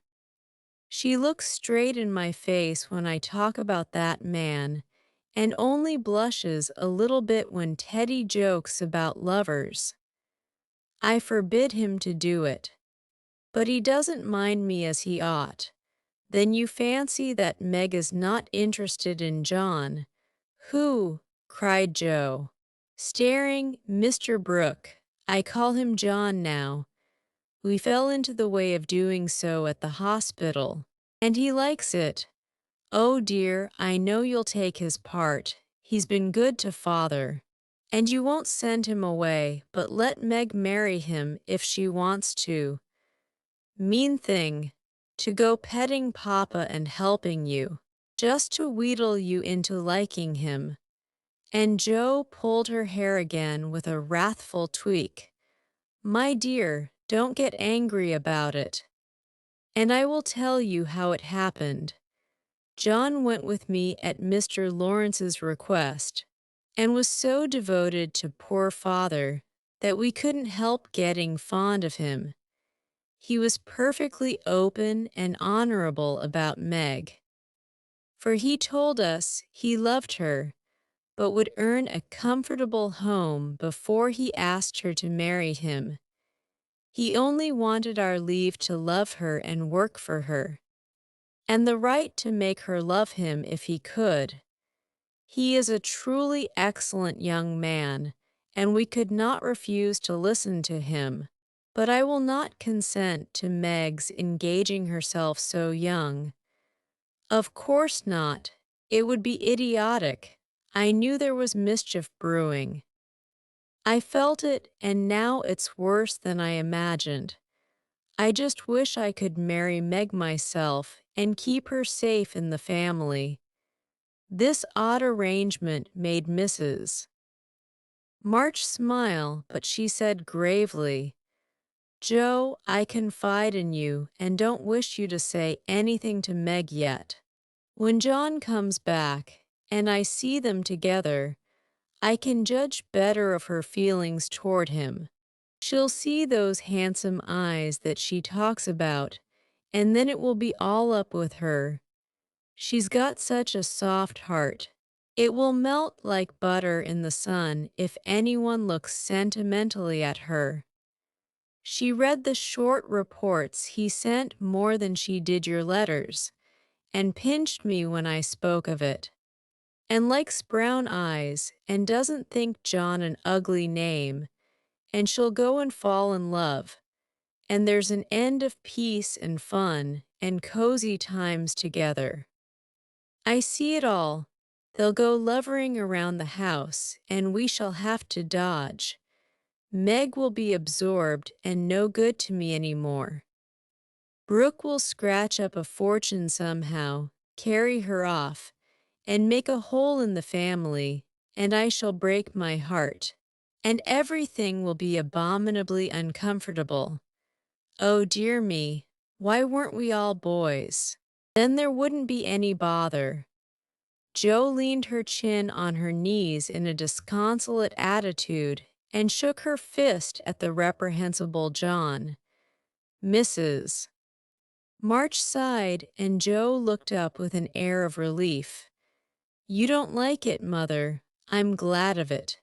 Let's send him about his business, and not tell Meg a word of it, but all be happy together as we always have been. I did wrong to sigh.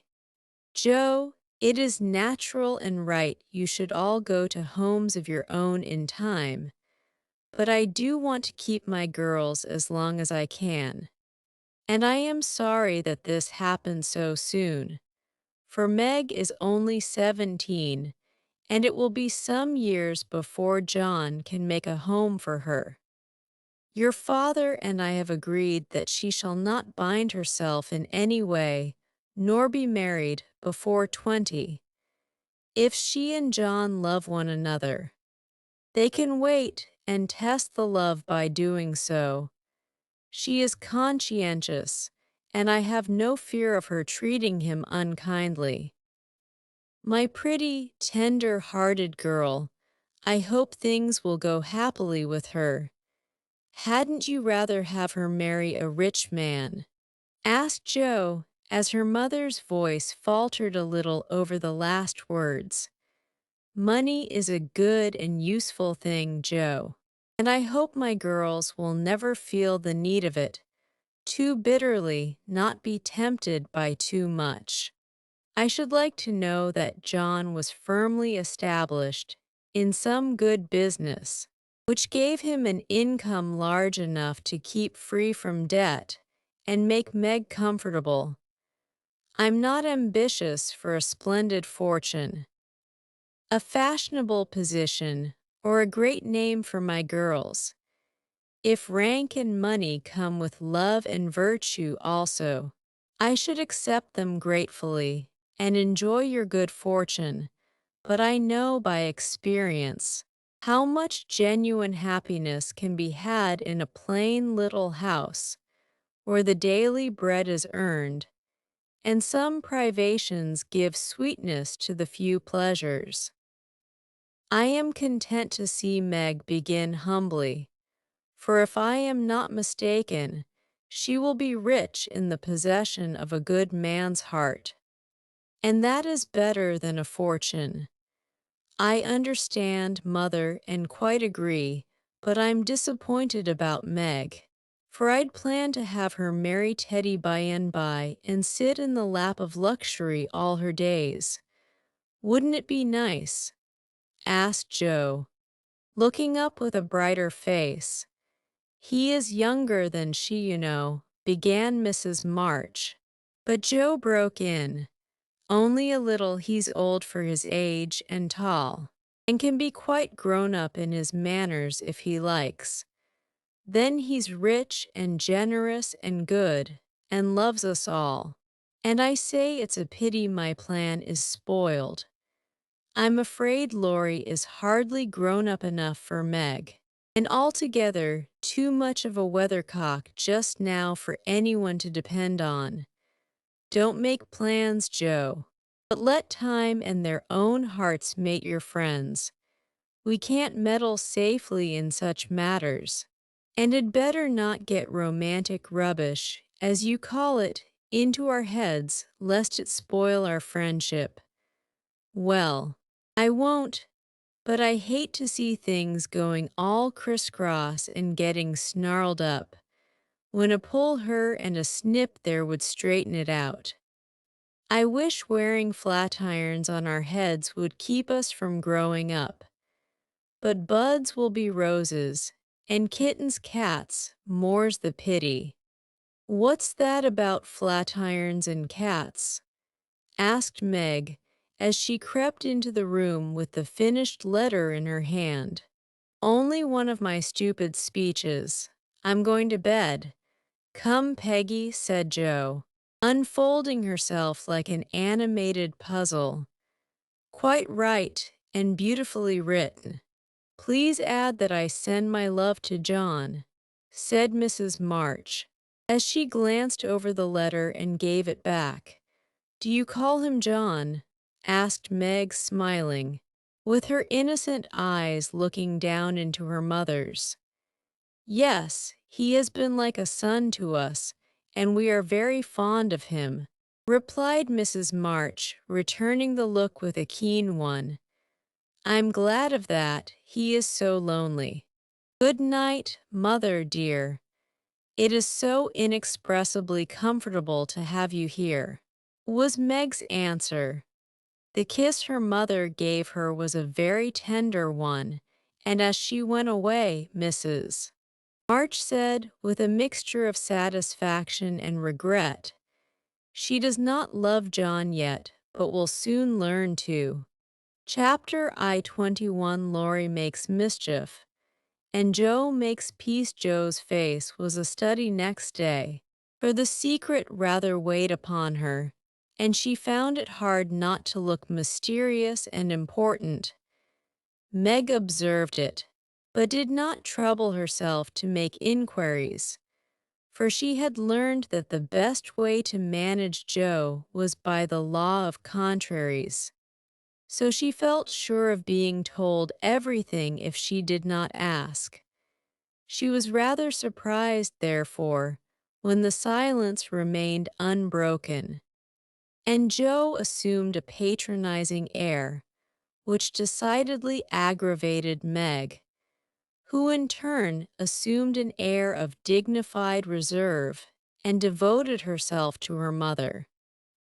This left Jo to her own devices, for Mrs. March had taken her place as nurse and bade her rest, exercise, and amuse herself after her long confinement. Amy being gone, Laurie was her only refuge, and much as she enjoyed his society, she rather dreaded him just then, for he was an incorrigible tease, and she feared he would coax the secret from her. She was quite right, for the mischief-loving lad no sooner suspected a mystery than he set himself to find it out, and led Jo a trying life of it. He wheedled, bribed, ridiculed, threatened, and scolded, affected indifference that he might surprise the truth from her, declared her knew, then that he didn't care, and at last, by dint of perseverance, he satisfied himself that it concerned Meg and Mr. Brooke. Feeling indignant that he was not taken into his tutor's confidence, he set his wits to work to devise some proper retaliation for the slight. Meg meanwhile had apparently forgotten the matter, and was absorbed in preparations for her father's return. But all of a sudden a change seemed to come over her, and for a day or two she was quite unlike herself. She started when spoken to, blushed when looked at, was very quiet, and sat over her sewing with a timid, troubled look on her face. To her mother's inquiries, she answered that she was quite well, and Jo's she silenced by begging to be let alone. She feels it in the air M-dash. Love, I mean M-dash, and she's going very fast. She's got most of the symptoms M-dash. Is twittery and cross, doesn't eat, lies awake. and mopes in corners. I caught her singing that song he gave her, and once she said, "John, as you do," and then turned as red as a poppy. "Whatever shall we do?" said Joe, looking ready for any measures, however violent. "Nothing but wait. Let her alone, be kind and patient, and father's coming will settle everything," replied her mother. "Here's a note to you, Meg, all sealed up. How odd. Hetty never seals mine," said Joe next day, as she distributed the contents of the little post office. Mrs.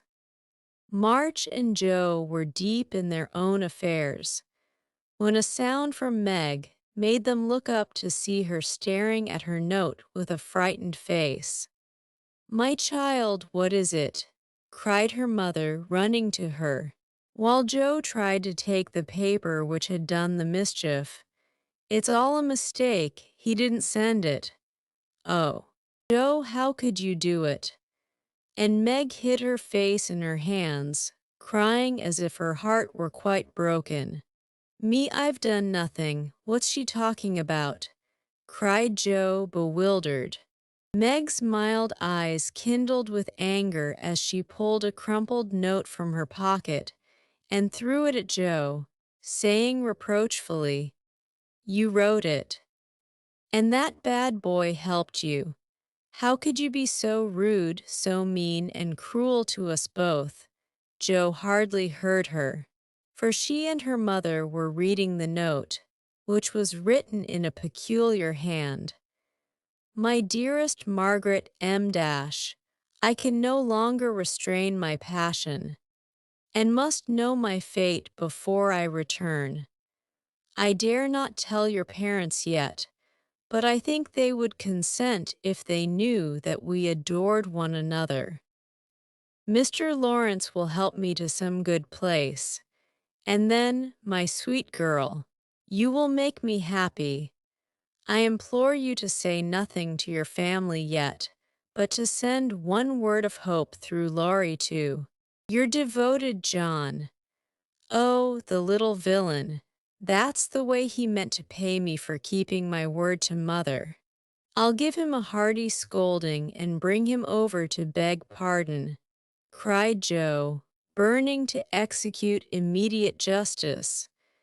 But her mother held her back, saying with a look she seldom wore, "Stop, Joe. You must clear yourself first. You have played so many pranks that I am afraid you have had a hand in this."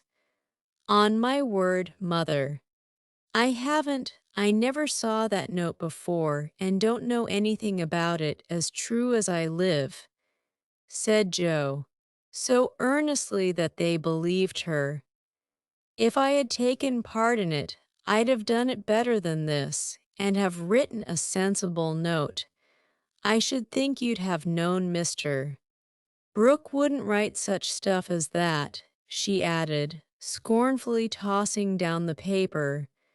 "It's like his writing," faltered Meg, comparing it with the note in her hand. "Oh, Meg, you didn't answer it," cried Mrs. March quickly. "Yes, I did." And Meg hid her face again, overcome with shame. "Here's a scrape. Do let me bring that wicked boy over to explain and be lectured. I can't rest till I get hold of him." And Joe made for the door again. "Hush, let me handle this, for it is worse than I thought."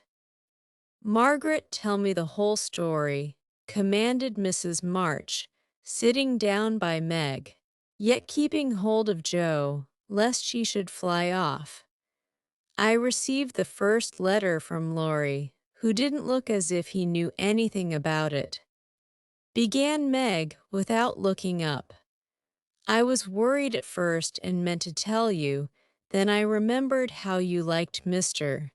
Brooke, so I thought you wouldn't mind if I kept my little secret for a few days. I'm so silly that I like to think no one knew." And while I was deciding what to say, I felt like the girls in books who have such things to do. Forgive me, Mother. I'm paid for my silliness now. I never can look him in the face again. What did you say to him? Asked Mrs. March. I only said I was too young to do anything about it yet, that I didn't wish to have secrets from you, and he must speak to Father. I was very grateful for his kindness, and would be his friend, but nothing more for a long while. Mrs.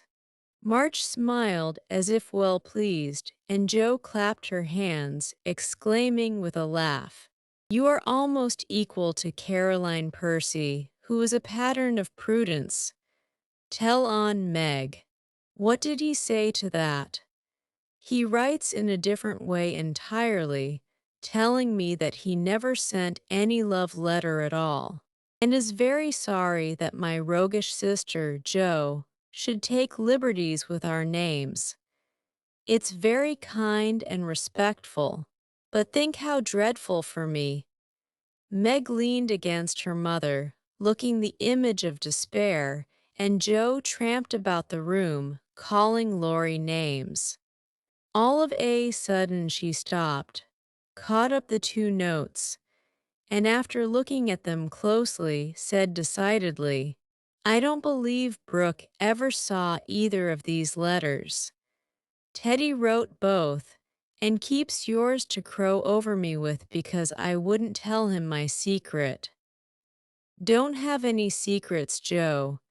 Tell it to Mother and keep out of trouble, as I should have done," said Meg warningly. "Bless you, child, Mother told me. That will do. Jo, I'll comfort Meg while you go and get Laurie. I shall sift the matter to the bottom and put a stop to such pranks at once." Away ran Jo, and Mrs. March gently told Meg Mr. Brooks' real feelings. "Now, dear, what are your own? Do you love him enough to wait till her can make a home for you? Or will you keep yourself quite free for the present? I've been so scared and worried, I don't want to have anything to do with lovers for a long while." "Perhaps never," answered Meg petulantly. "If John doesn't know anything about this nonsense, don't tell him. And make Jo and Laurie hold their tongues. I won't be deceived and plagued and made a fool of. It's a shame." Seeing Meg's usually gentle temper was roused, and her pride hurt by this mischievous joke, Mrs. March soothed her by promises of entire silence and great discretion for the future. The instant Laurie's step was heard in the hall, Meg fled into the study, and Mrs. March received the culprit alone. Jo had not told him why he was wanted, fearing he wouldn't come, but he knew the minute he saw Mrs. March's face, and stood twirling his hat with a guilty air which convicted him at once. Jo was dismissed, but chose to march up and down the hall like a sentinel, having some fear that the prisoner might bolt. The sound of voices in the parlor rose and fell for half an hour, but what happened during that interview the girls never knew. When they were called in, Laurie was standing by their mother with such a penitent face that Jo forgave him on the spot, but did not think it wise to betray the fact. Meg received his humble apology and was much comforted by the assurance that Brooke knew nothing of the joke. "I'll never tell him to my dying day. Wild horses shan't drag it out of me. So you'll forgive me, Meg, and I'll do anything to show how out and out sorry I am," he added, looking very much ashamed of himself. "I'll try. But it was a very ungentlemanly thing to do. I didn't think you could be so sly and malicious." "Laurie," replied Meg, trying to hid her maidenly confusion under a gravely reproachful air. It was altogether abominable. And I don't deserve to be spoken to for a month, but you will, though, won't you? And Laurie folded his hands together with such an imploring gesture as he spoke in his irresistibly persuasive tone that it was impossible to frown upon him in spite of his scandalous behavior. Meg pardoned him, and Mrs. March's grave face relaxed, in spite of her efforts to keep sober, when she heard him declare that he would atone for his sins by all sorts of penances, and abase himself like a worm before the injured damsel. Joe stood aloof, meanwhile, trying to harden her heart against him, and succeeding only in primming up her face into an expression of entire disapprobation.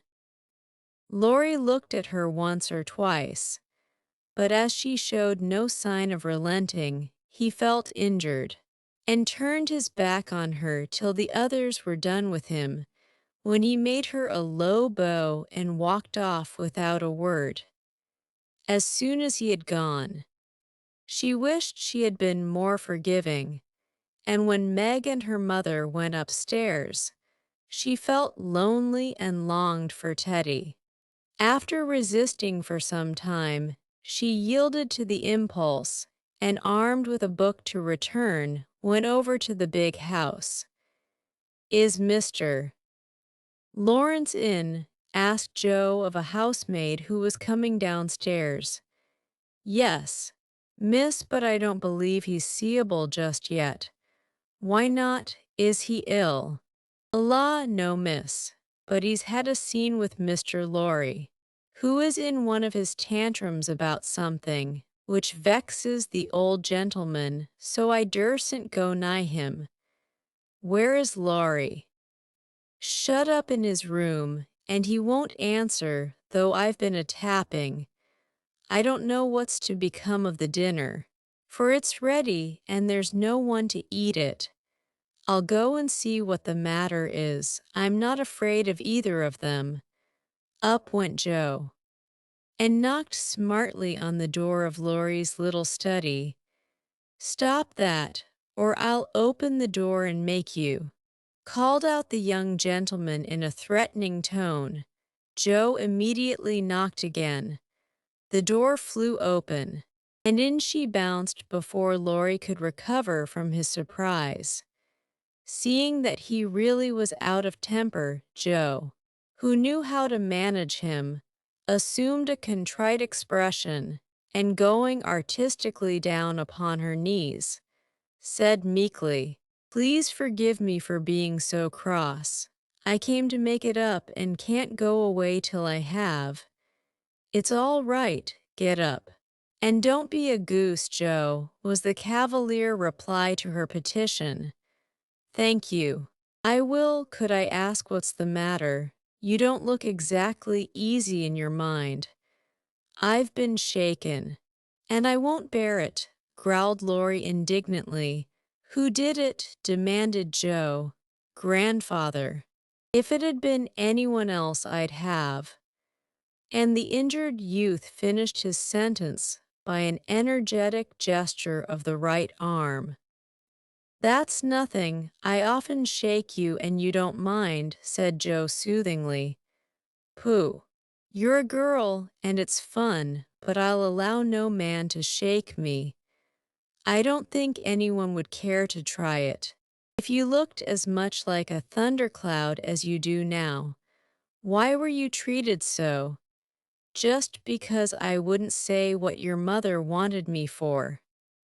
I'd promised not to tell, and of course I wasn't going to break my word. Couldn't you satisfy your grandpa in any other way?" "No, he would have the truth, the whole truth, and nothing but the truth. I'd have told my part of the scrape, if I could without bringing Meg in. As I couldn't, I held my tongue, and bore the scolding till the old gentleman collared me. Then I bolted for fear I should forget myself. It wasn't nice, but he's sorry, I know. So go down and make up. I'll help you. Hanged if I do. I'm not going to be lectured and pummeled by everyone. Just for a bit of a frolic. I was sorry about Meg and begged pardon like a man, but I won't do it again when I wasn't in the wrong. He didn't know that. He ought to trust me and not act as if I was a baby. It's no use, Joe. He's got to learn that I'm able to take care of myself and don't need anyone's apron string to hold on by. What pepper pots you are! Sighed Joe, how do you mean to settle this affair? Well, he ought to beg pardon. And believe me when I say I can't tell him what the fuss is about. Bless you, he won't do that. I won't go down till he does. Now, Teddy, be sensible. Let it pass, and I'll explain what I can. You can't stay here, so what's the use of being melodramatic? I don't intend to stay here long anyway. I'll slip off and take a journey somewhere, and when Grandpa misses me, he'll come round fast enough. I dare say, but you ought not to go and worry him. Don't preach. I'll go to Washington and see Brooke. It's gay there, and I'll enjoy myself after the troubles. What fun you'd have. I wish I could run off too, said Joe, forgetting her part of mentor in lively visions of martial life at the Capitol. Come on, then. Why not? You go and surprise your father, and I'll stir up old Brooke. It would be a glorious joke. Let's do it, Joe. We'll leave a letter saying we are all right and trot off at once. I've got money enough. It will do you good. And no harm, as you go to your father. For a moment Joe looked as if she would agree, for wild as the plan was. It just suited her. She was tired of care and confinement, longed for change, and thoughts of her father blended temptingly with the novel charms of camps and hospitals, liberty and fun. Her eyes kindled as they turned wistfully toward the window, but they fell on the old house opposite, and she shook her head with sorrowful decision. If I was a boy, we'd run away together and have a capital time. But as I'm a miserable girl, I must be proper and stop at home. Don't tempt me, Teddy. It's a crazy plan. That's the fun of it, began Laurie, who had got a willful fit on him and was possessed to break out of bounds in some way. Hold your tongue, cried Joe, covering her ears. Prunes and prisms are my doom, and I may as well make up my mind to it. I came here to moralize, not to hear things that make me skip to think of. I know Meg would wet blanket such a proposal, but I thought you had more spirit, began Laurie insinuatingly.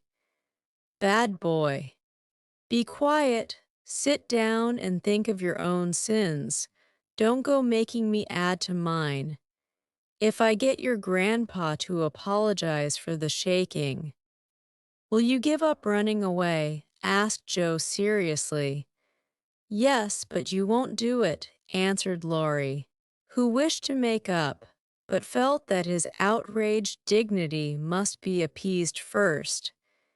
If I can manage the young one, I can the old one, muttered Joe as she walked away, leaving Laurie bent over a railroad map with his head propped up on both hands.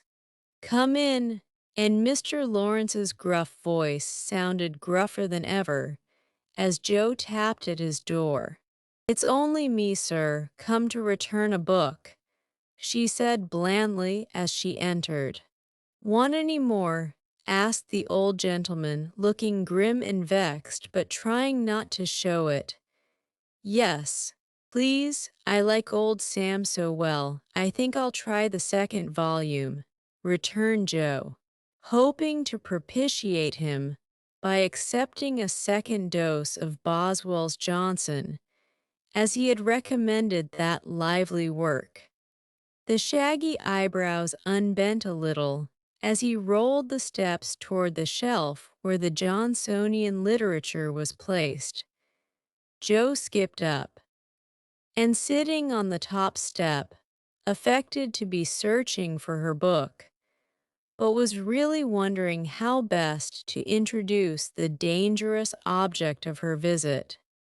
Mr. Lawrence seemed to suspect that something was brewing in her mind, for after taking several brisk turns about the room, he faced round on her, speaking so abruptly that Rasselas tumbled face downward on the floor. What has that boy been about? Don't try to shield him. I know he has been in mischief by the way he acted when he came home. I can't get a word from him, and when I threatened to shake the truth out of him, he bolted upstairs and locked himself into his room. He did wrong, but we forgave him. And all promised not to say a word to anyone, began Joe reluctantly. That won't do. He shall not shelter himself behind a promise from you soft-hearted girls. If he's done anything amiss, he shall confess, beg pardon, and be punished. Out with it, Joe, I won't be kept in the dark. Mr. Lawrence looked so alarming and spoke so sharply that Joe would have gladly run away, if she could, but she was perched aloft on the steps, and he stood at the foot, a lion in the path, so she had to stay and brave it out. Indeed, sir, I cannot tell. Mother forbade it. Laurie has confessed, asked pardon and been punished quite enough. We don't keep silence to shield him, but someone else. And it will make more trouble if you interfere. Please don't. It was partly my fault, but it's all right now. So let's forget it and talk about the Rambler or something pleasant. Hang the Rambler. Come down and give me your word that this harum-scarum boy of mine hasn't done anything ungrateful or impertinent. If he has, after all your kindness to him, I'll thrash him with my own hands.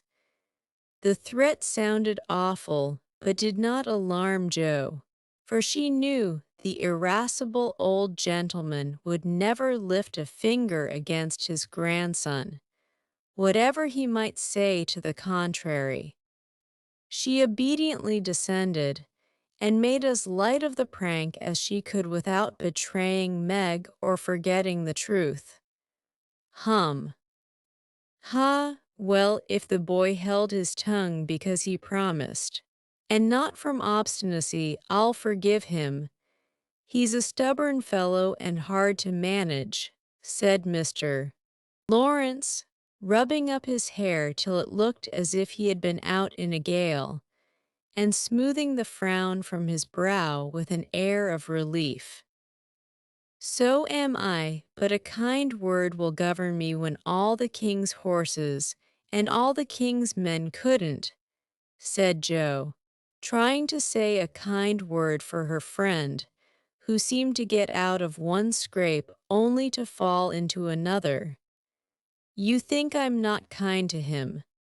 Hey, was the sharp answer. Oh dear no, sir. You are rather too kind sometimes, and then just a trifle hasty when he tries your patience. Don't you think you are?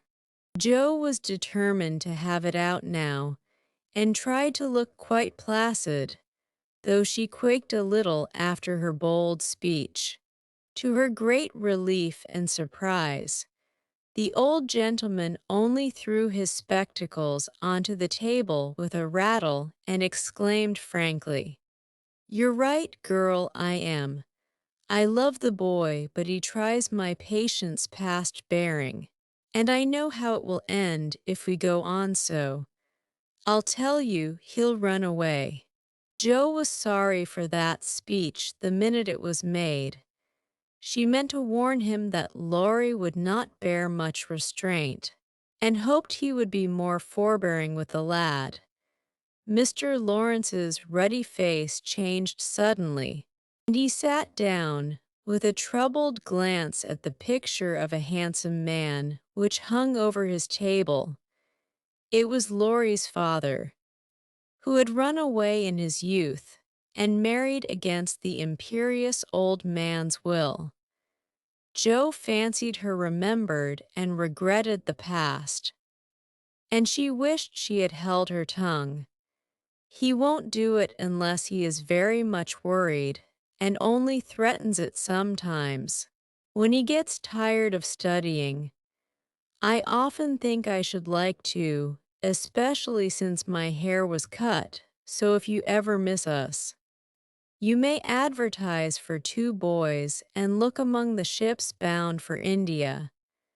She laughed as she spoke, and Mr. Lawrence looked relieved, evidently taking the whole as a joke. "You hussy, how dare you talk in that way? Where's your respect for me and your proper bringing up? Bless the boys and girls. What torments they are, yet we can't do without them," he said, pinching her cheeks good-humoredly. "Go and bring that boy down to his dinner. Tell him it's all right, and advise him not to put on tragedy airs with his grandfather. I won't bear it. He won't come, sir. He feels badly because you didn't believe him when he said he couldn't tell." I think the shaking hurt his feelings very much. Joe tried to look pathetic but must have failed, for Mr. Lawrence began to laugh, and she knew the day was won.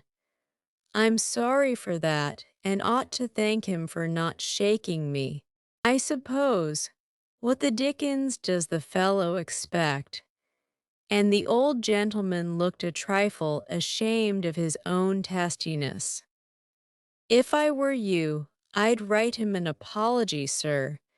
He says he won't come down till he has won, and talks about Washington, and goes on in an absurd way.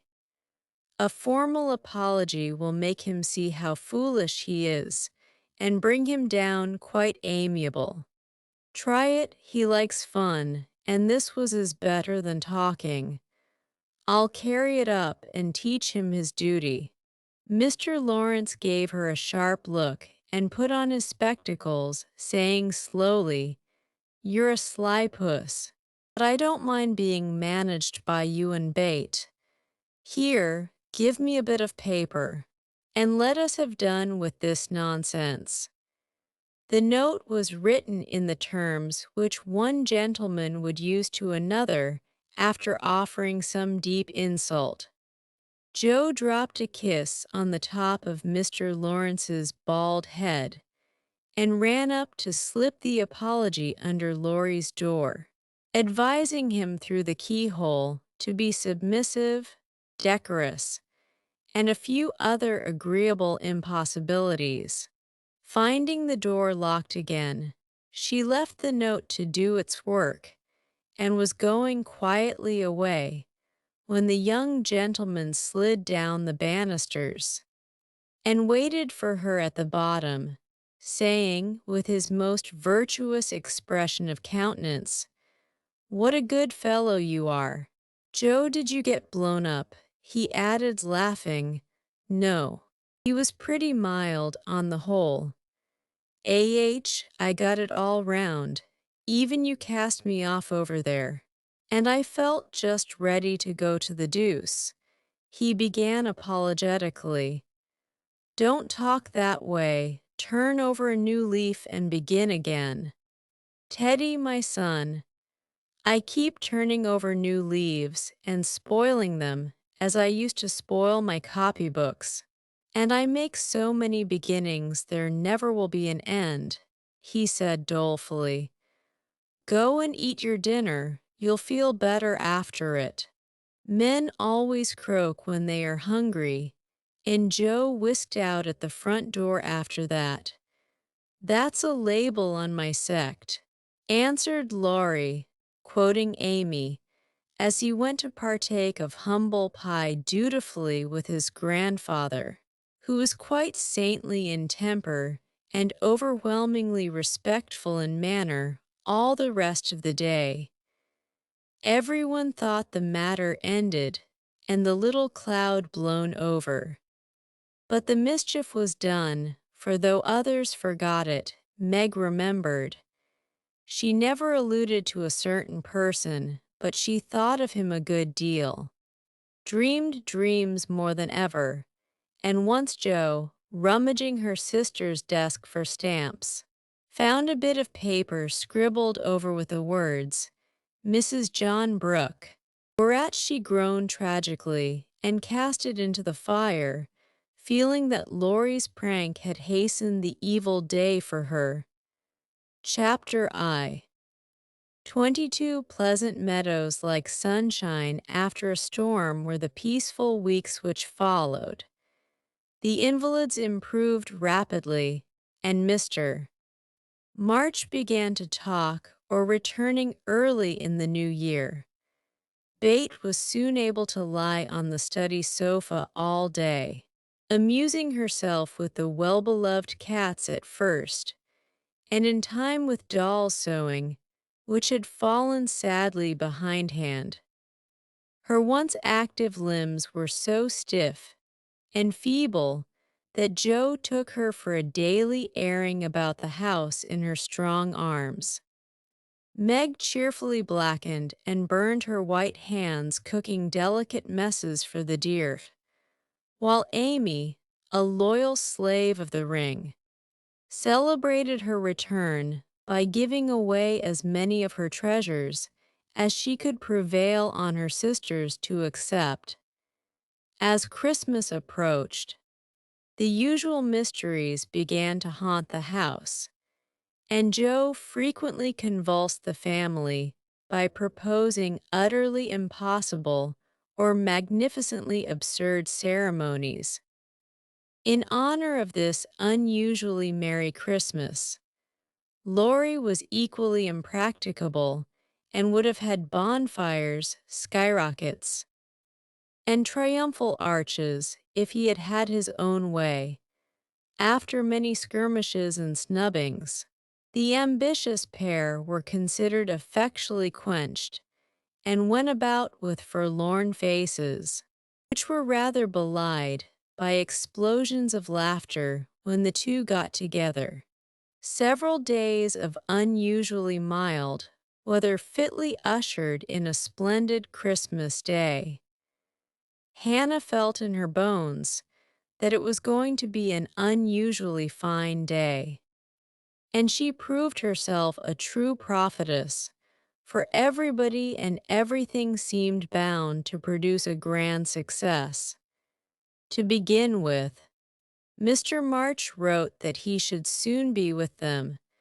Then Bate felt uncommonly well that morning, and being dressed in her mother's gift, a soft crimson merino wrapper, was borne in high triumph to the window to behold the offering of Joe and Laurie. The unquenchables had done their best to be worthy of the name, for like elves they had worked by night and conjured up a comical surprise. Out in the garden stood a stately snow maiden, crowned with holly, bearing a basket of fruit and flowers in one hand, a great roll of music in the other, a perfect rainbow of an Afghan round her chilly shoulders, and a Christmas carol issuing from her lips on a pink paper streamer. The Jungfrau to Bate, God bless you, dear Queen Bess. May nothing you dismay, but health and peace and happiness be yours this Christmas day. Here's fruit to feed our busy bee, and flowers for her nose. Here's music for her peony, an Afghan for her toes, a portrait of Joanna C. by Raphael number 2, who labored with great industry to make it fair and true. Accept a ribbon red. I beg for Madame Purr's tail, and ice cream made by lovely Peg, a Mont Blanc in a pail. Their dearest love my makers laid within my breast of snow. Accept it, and the Alpine maid, from Laurie and from Joe. How Bate laughed when she saw it. How Laurie ran up and down to bring in the gifts, and what ridiculous speeches Joe made as she presented them. I'm so full of happiness that if Father was only here, I couldn't hold one drop more, said Bate, quite sighing with contentment as Joe carried her off to the study to rest after the excitement and to refresh herself with some of the delicious grapes the Jungfrau had sent her. So am I, added Joe, slapping the pocket wherein reposed the long-desired Undine and Sintram. I'm sure I am, echoed Amy, poring over the engraved copy of the Madonna and Child, which her mother had given her in a pretty frame. Of course I am, cried Meg, smoothing the silvery folds of her first silled dress, for Mr. Lawrence had insisted on giving it. How can I be otherwise? Said Mrs. March gratefully, as her eyes went from her husband's letter to Bates' smiling face, and her hand caressed the brooch made of gray and golden, chestnut and dark brown hair, which the girls had just fastened on her breast. Now and then, in this workaday world, things do happen in the delightful storybook fashion, and what a comfort it is.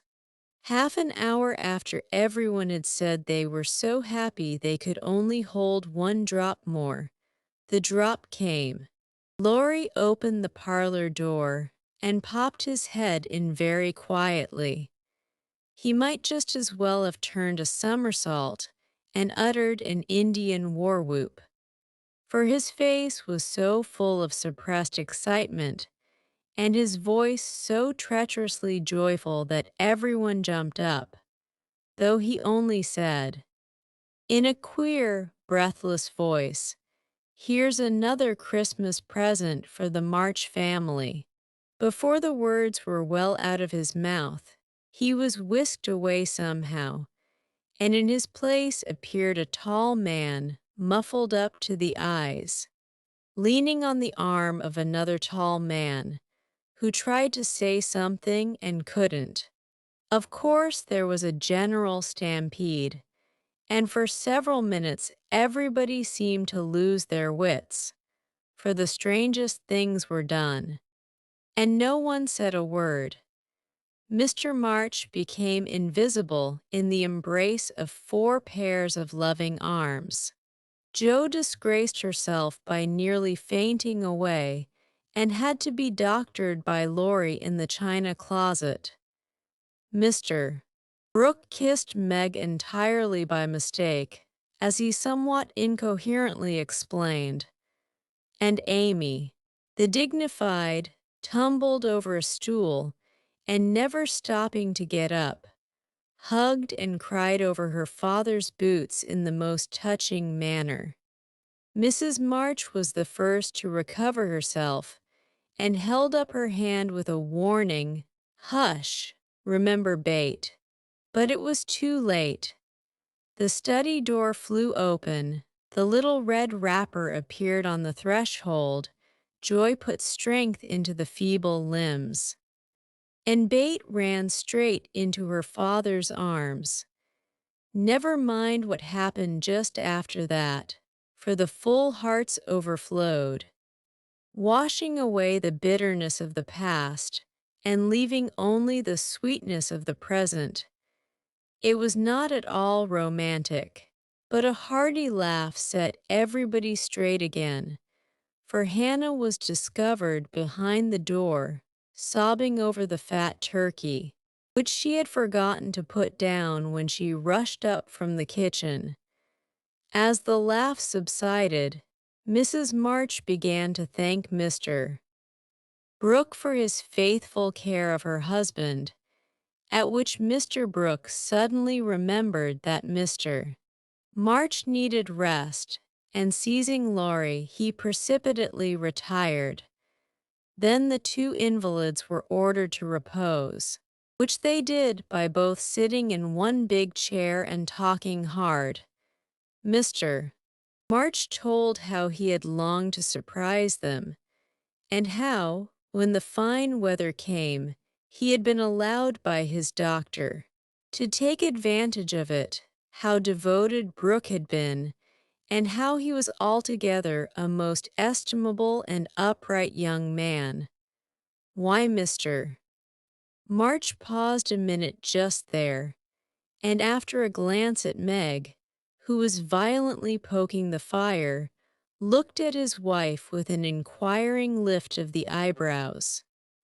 I leave you to imagine. Also why Mrs. March gently nodded her head and asked, rather abruptly, if he wouldn't like to have something to eat. Joe saw and understood the look, and she stalked grimly away to get wine and beef tea, muttering to herself as she slammed the door, I hate estimable young men with brown eyes. There never was such a Christmas dinner as they had that day. The fat turkey was a sight to behold when Hannah sent him up, stuffed, browned, and decorated. So was the plum pudding, which melted in one's mouth, likewise the jellies, in which Amy reveled like a fly in a honey pot. Everything turned out well, which was a mercy, Hannah said, for my mind was that flustered, Mum, that it's a miracle I didn't roast the pudding and stuff the turkey with raisins, let alone bilin of it in a cloth. Mr. Lawrence and his grandson dined with them, also Mr. Brooke, at whom Joe glowered darkly, to Laurie's infinite amusement. Two easy chairs stood side by side at the head of the table, in which sat Bate and her father, feasting modestly on chicken and a little fruit. They drank healths, told stories, sang songs, reminisced, as the old folks say, and had a thoroughly good time. A sleigh ride had been planned, but the girls would not leave their father, so the guests departed early, and as twilight gathered, the happy family sat together round the fire. Just a year ago, we were groaning over the dismal Christmas we expected to have. Do you remember? Asked Joe, breaking a short pause which had followed a long conversation about many things. Rather a pleasant year on the whole, said Meg, smiling at the fire and congratulating herself on having treated Mr. Brooke with dignity. I think it's been a pretty hard one, observed Amy, watching the light shine on her ring with thoughtful eyes. I'm glad it's over because we've got you back, whispered Bate, who sat on her father's knee. Rather a rough road for you to travel.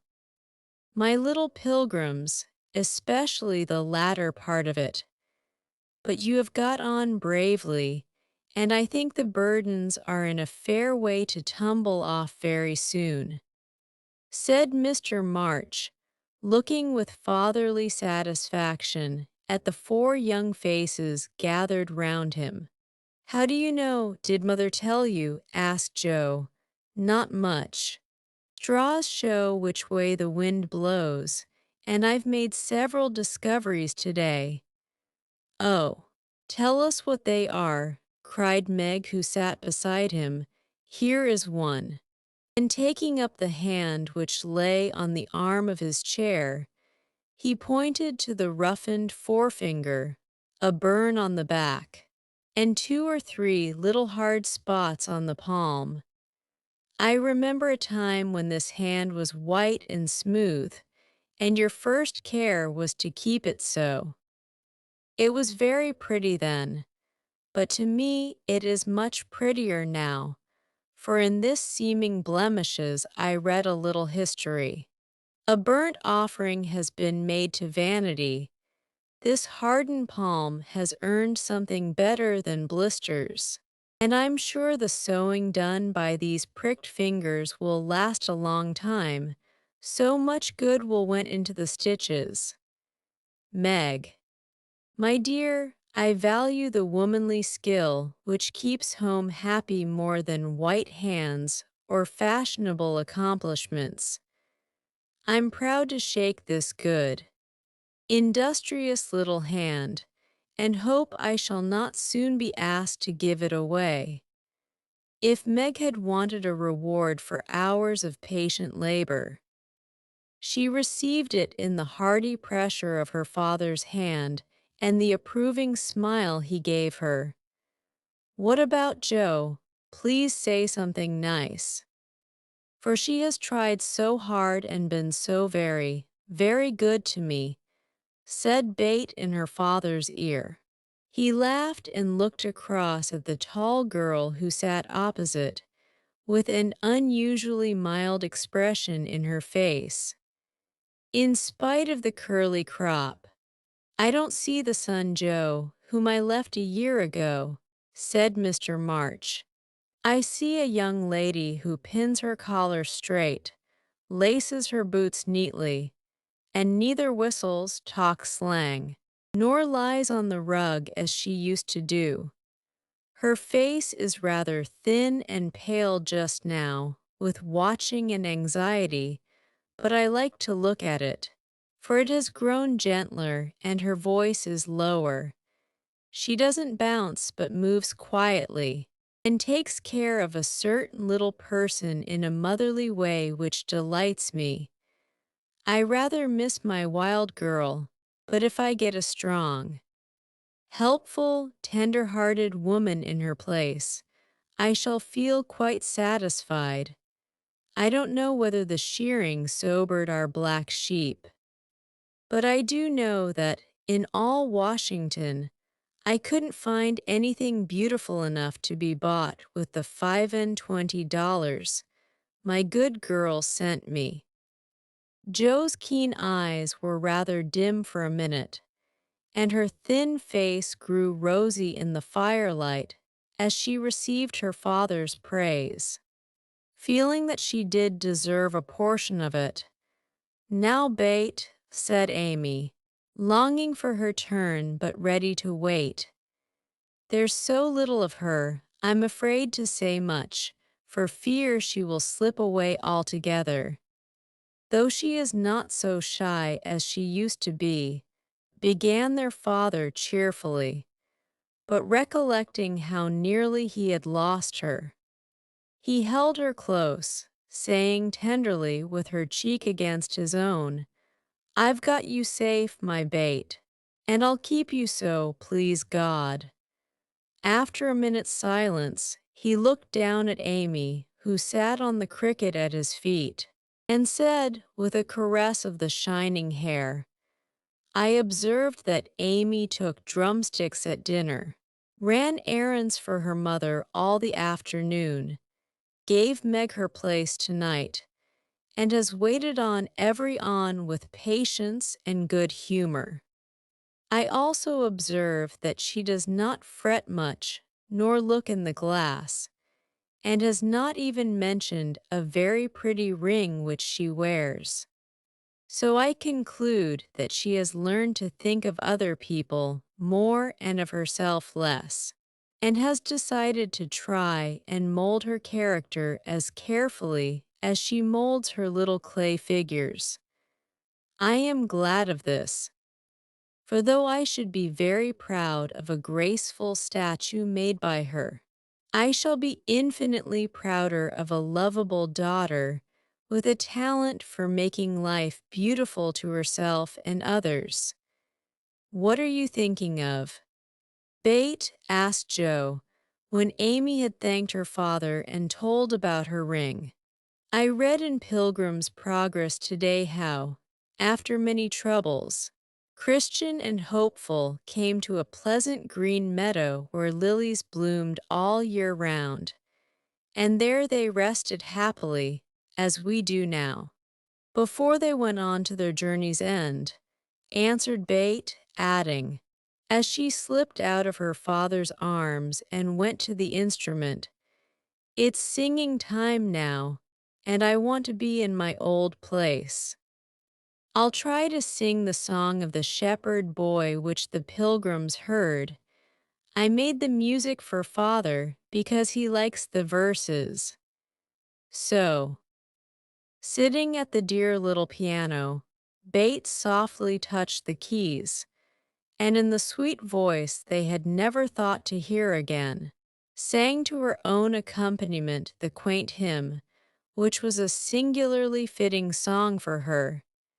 He that is down need fear no fall. He that is low no pride. He that is humble ever shall have God to be his guide. I am content with what I have, little be it, or much, and Lord, contentment still I crave because thou savest such. Fullness to them a burden is that go on pilgrimage. Here little and hereafter bliss is best from age to age. Chapter I-23. Aunt March settles the question like bees swarming after their queen. Mother and daughters hovered about Mr. March the next day, neglecting everything to look at, wait upon, and listen to the new invalid, who was in a fair way to be killed by kindness. As he sat propped up in a big chair by Bates' sofa, with the other three close by, and Hannah popping in her head now and then to peek at the dear man, nothing seemed needed to complete their happiness. But something was needed, and the elder ones felt it, though none confessed the fact. Mr. and Mrs. March looked at one another with an anxious expression as their eyes followed Meg. Joe had sudden fits of sobriety and was seen to shake her fist at Mr. Brooks' umbrella, which had been left in the hall. Meg was absent-minded, shy, and silent, started when the bell rang, and colored when John's name was mentioned. Amy said, everyone seemed waiting for something and couldn't settle down, which was queer, since father was safe at home. And Bate innocently wondered why their neighbors didn't run over as usual. Laurie went by in the afternoon, and seeing Meg at the window, seemed suddenly possessed with a melodramatic fit, for he fell down on one knee in the snow, beat his breast, tore his hair, and clasped his hands imploringly, as if begging some boon. And when Meg told him to behave himself and go away, he wrung imaginary tears out of his handkerchief and staggered round the corner as if in utter despair. What does the goose mean? Said Meg, laughing and trying to look unconscious. He's showing you how your John will go on by and by. Touchin', isn't it? Answered Joe scornfully. Don't say my John, it isn't proper or true. But Meg's voice lingered over the words as if they sounded pleasant to her. Please don't plague me, Joe. I've told you I don't care much about him, and there isn't to be anything said, but we are all to be friendly and go on as before. We can't, for something has been said, and Laurie's mischief has spoiled you for me. I see it. And so does Mother. You are not like your old self a bit, and seem ever so far away from me. I don't mean to plague you and will bear it like a man. But I do wish it was all settled. I hate to wait, so if you mean ever to do it, make haste and have it over quickly, said Joe pettishly. I can't say anything till he speaks, and he won't, because Father said I was too young, began Meg, bending over her work with a queer little smile, which suggested that she did not quite agree with her father on that point. If he did speak, you wouldn't know what to say, but would cry or blush, or let him have his own way instead of giving a good, decided no. I'm not so silly and weak as you think. I know just what I should say, for I've planned it all. So I needn't be taken unawares. There's no knowing what may happen, and I wish to be prepared. Joe couldn't help smiling at the important air which Meg had unconsciously assumed, and which was as becoming as the pretty color varying in her cheeks. Would you mind telling me what you'd say? Asked Joe more respectfully. Not at all. You are 16 now, quite old enough to be my confidant, and my experience will be useful to you by and by, perhaps, in your own affairs of this sort. Don't mean to have any. It's fun to watch other people philander, but I should feel like a fool doing it myself, said Joe, looking alarmed at the thought. I think not, if you liked anyone very much, and he liked you. Meg spoke as if to herself, and glanced out at the lane where she had often seen lovers walking together in the summer twilight.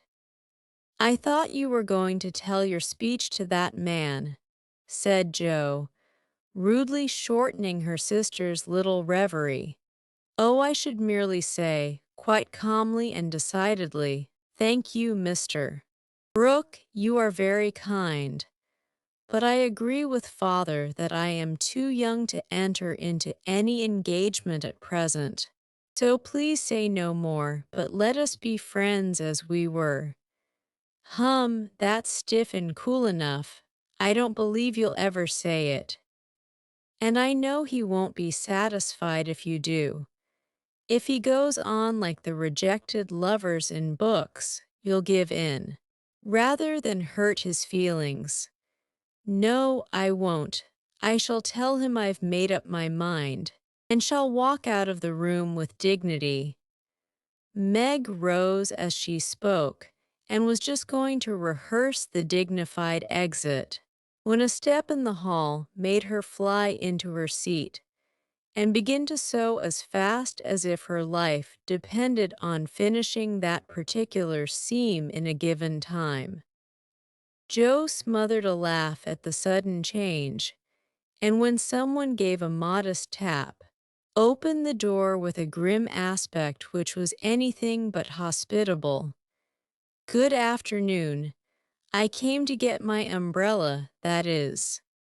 To see how your father finds himself today, said Mr. Brooke, getting a trifle confused as his eyes went from one telltale face to the other. It's very well, he's in the rack. I'll get him and tell it you are here. And having jumbled her father and the umbrella well together in her reply, Joe slipped out of the room to give Meg a chance to make her speech and air her dignity. But the instant she vanished, Meg began to sidle toward the door, murmuring, Mother will like to see you. Pray sit down, I'll call her. Don't go, are you afraid of me, Margaret? And Mr. Brooke looked so hurt that Meg thought she must have done something very rude. She blushed up to the little curls on her forehead, for he had never called her Margaret before, and she was surprised to find how natural and sweet it seemed to hear him say it. Anxious to appear friendly and at her ease, she put out her hand with a confiding gesture and said gratefully, "How can I be afraid when you have been so kind to Father? I only wish I could thank you for it. Shall I tell you how?" asked Mr. Brooke, holding the small hand fast in both his own, and looking down at Meg with so much love in the brown eyes that her heart began to flutter, and she both longed to run away and to stop and listen. "Oh no, please don't, I'd rather not," she said, trying to withdraw her hand, and looking frightened in spite of her denial. "I won't trouble you. I only want to know if you care for me a little." "Meg, I love you so much, dear," added Mr. Brooke tenderly. This was the moment for the calm, proper speech, but Meg didn't make it. She forgot every word of it, hung her head, and answered, "I don't know," so softly that John had to stoop down to catch the foolish little reply.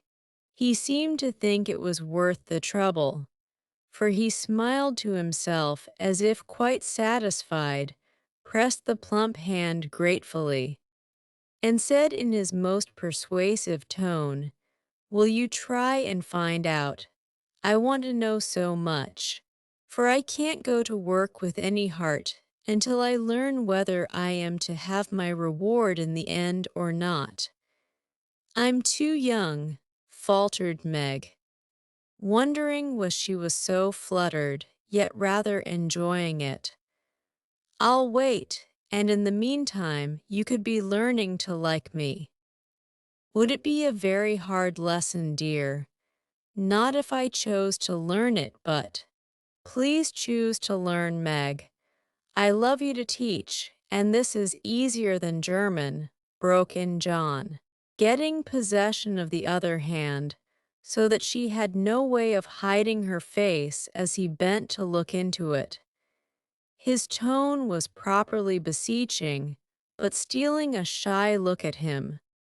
Meg saw that his eyes were merry as well as tender, and that he wore the satisfied smile of one who had no doubt of his success.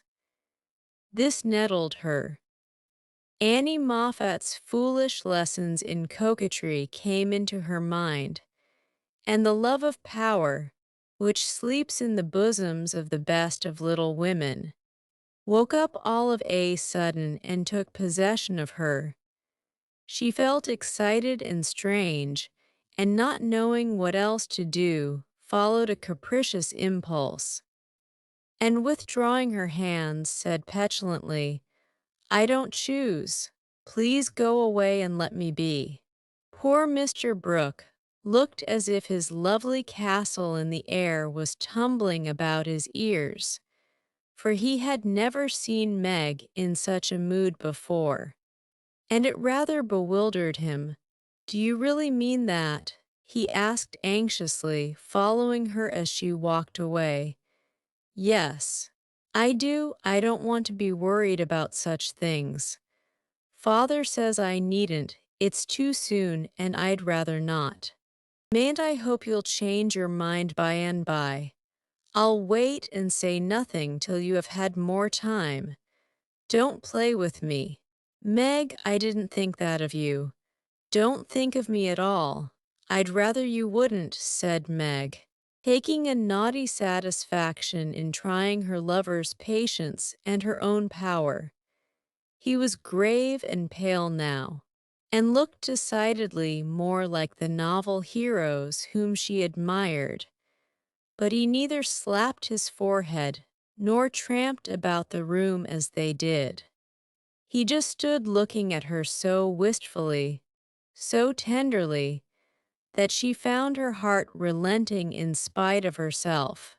What would have happened next I cannot say, if Aunt March had not come hobbling in at this interesting minute. The old lady couldn't resist her longing to see her nephew, for she had met Laurie as she took her airing, and hearing of Mr. March's arrival, drove straight out to see him. The family were all busy in the back part of the house, and she had made her way quietly in, hoping to surprise them. She did surprise two of them so much that Meg started as if she had seen a ghost, and Mr. Brooke vanished into the study. "Bless me, what's all this?" cried the old lady with a rap of her cane, as she glanced from the pale young gentleman to the scarlet young lady. "It's father's friend.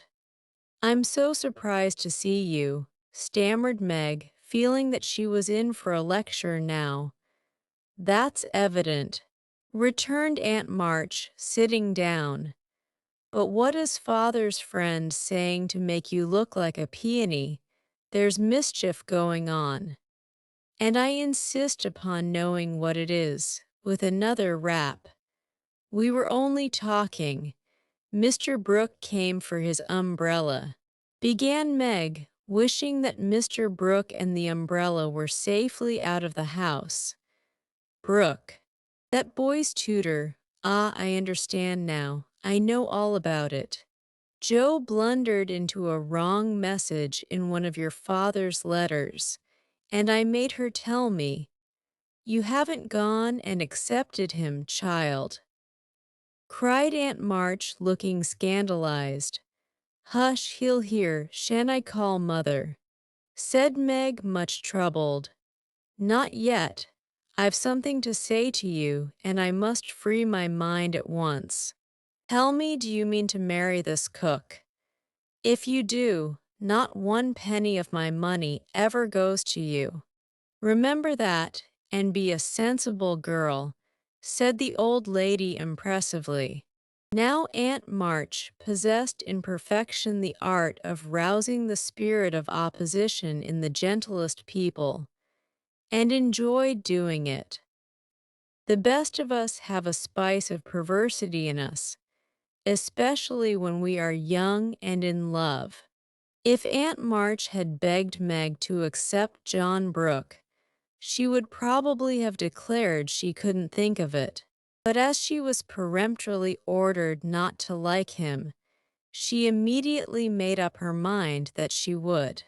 Inclination as well as perversity made the decision easy, and being already much excited, Meg opposed the old lady with unusual spirit. "I shall marry whom I please, Aunt March, and you can leave your money to anyone you like," she said, nodding her head with a resolute air. "Highty-tighty, is that the way you take my advice, miss? You'll be sorry for it by and by. When you've tried love in a cottage and found it a failure, it can't be a worse one than some people find in big houses," retorted Meg.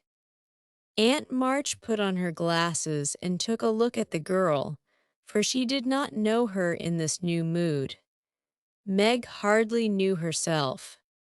She felt so brave and independent, so glad to defend John and assert her right to love him if she liked.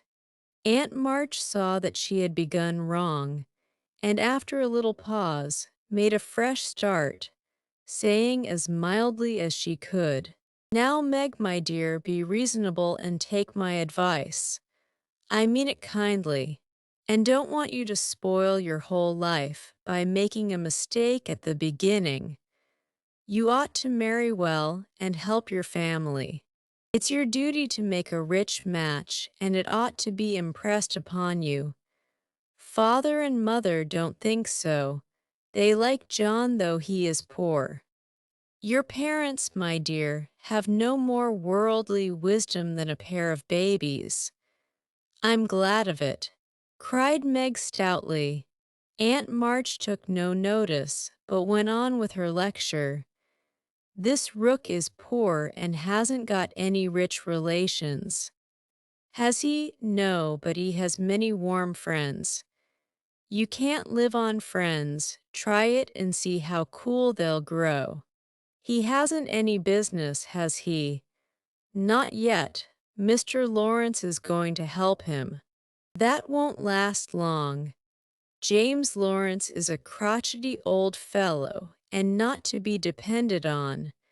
So you intend to marry a man without money, position, or business, and go on working harder than you do now, when you might be comfortable all your days by minding me and doing better.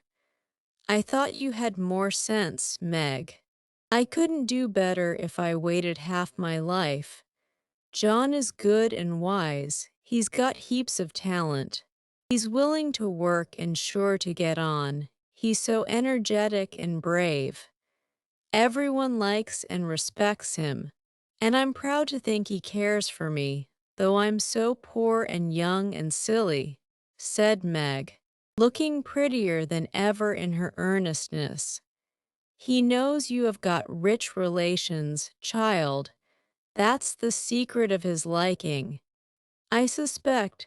Aunt March, how dare you say such a thing? John is above such meanness.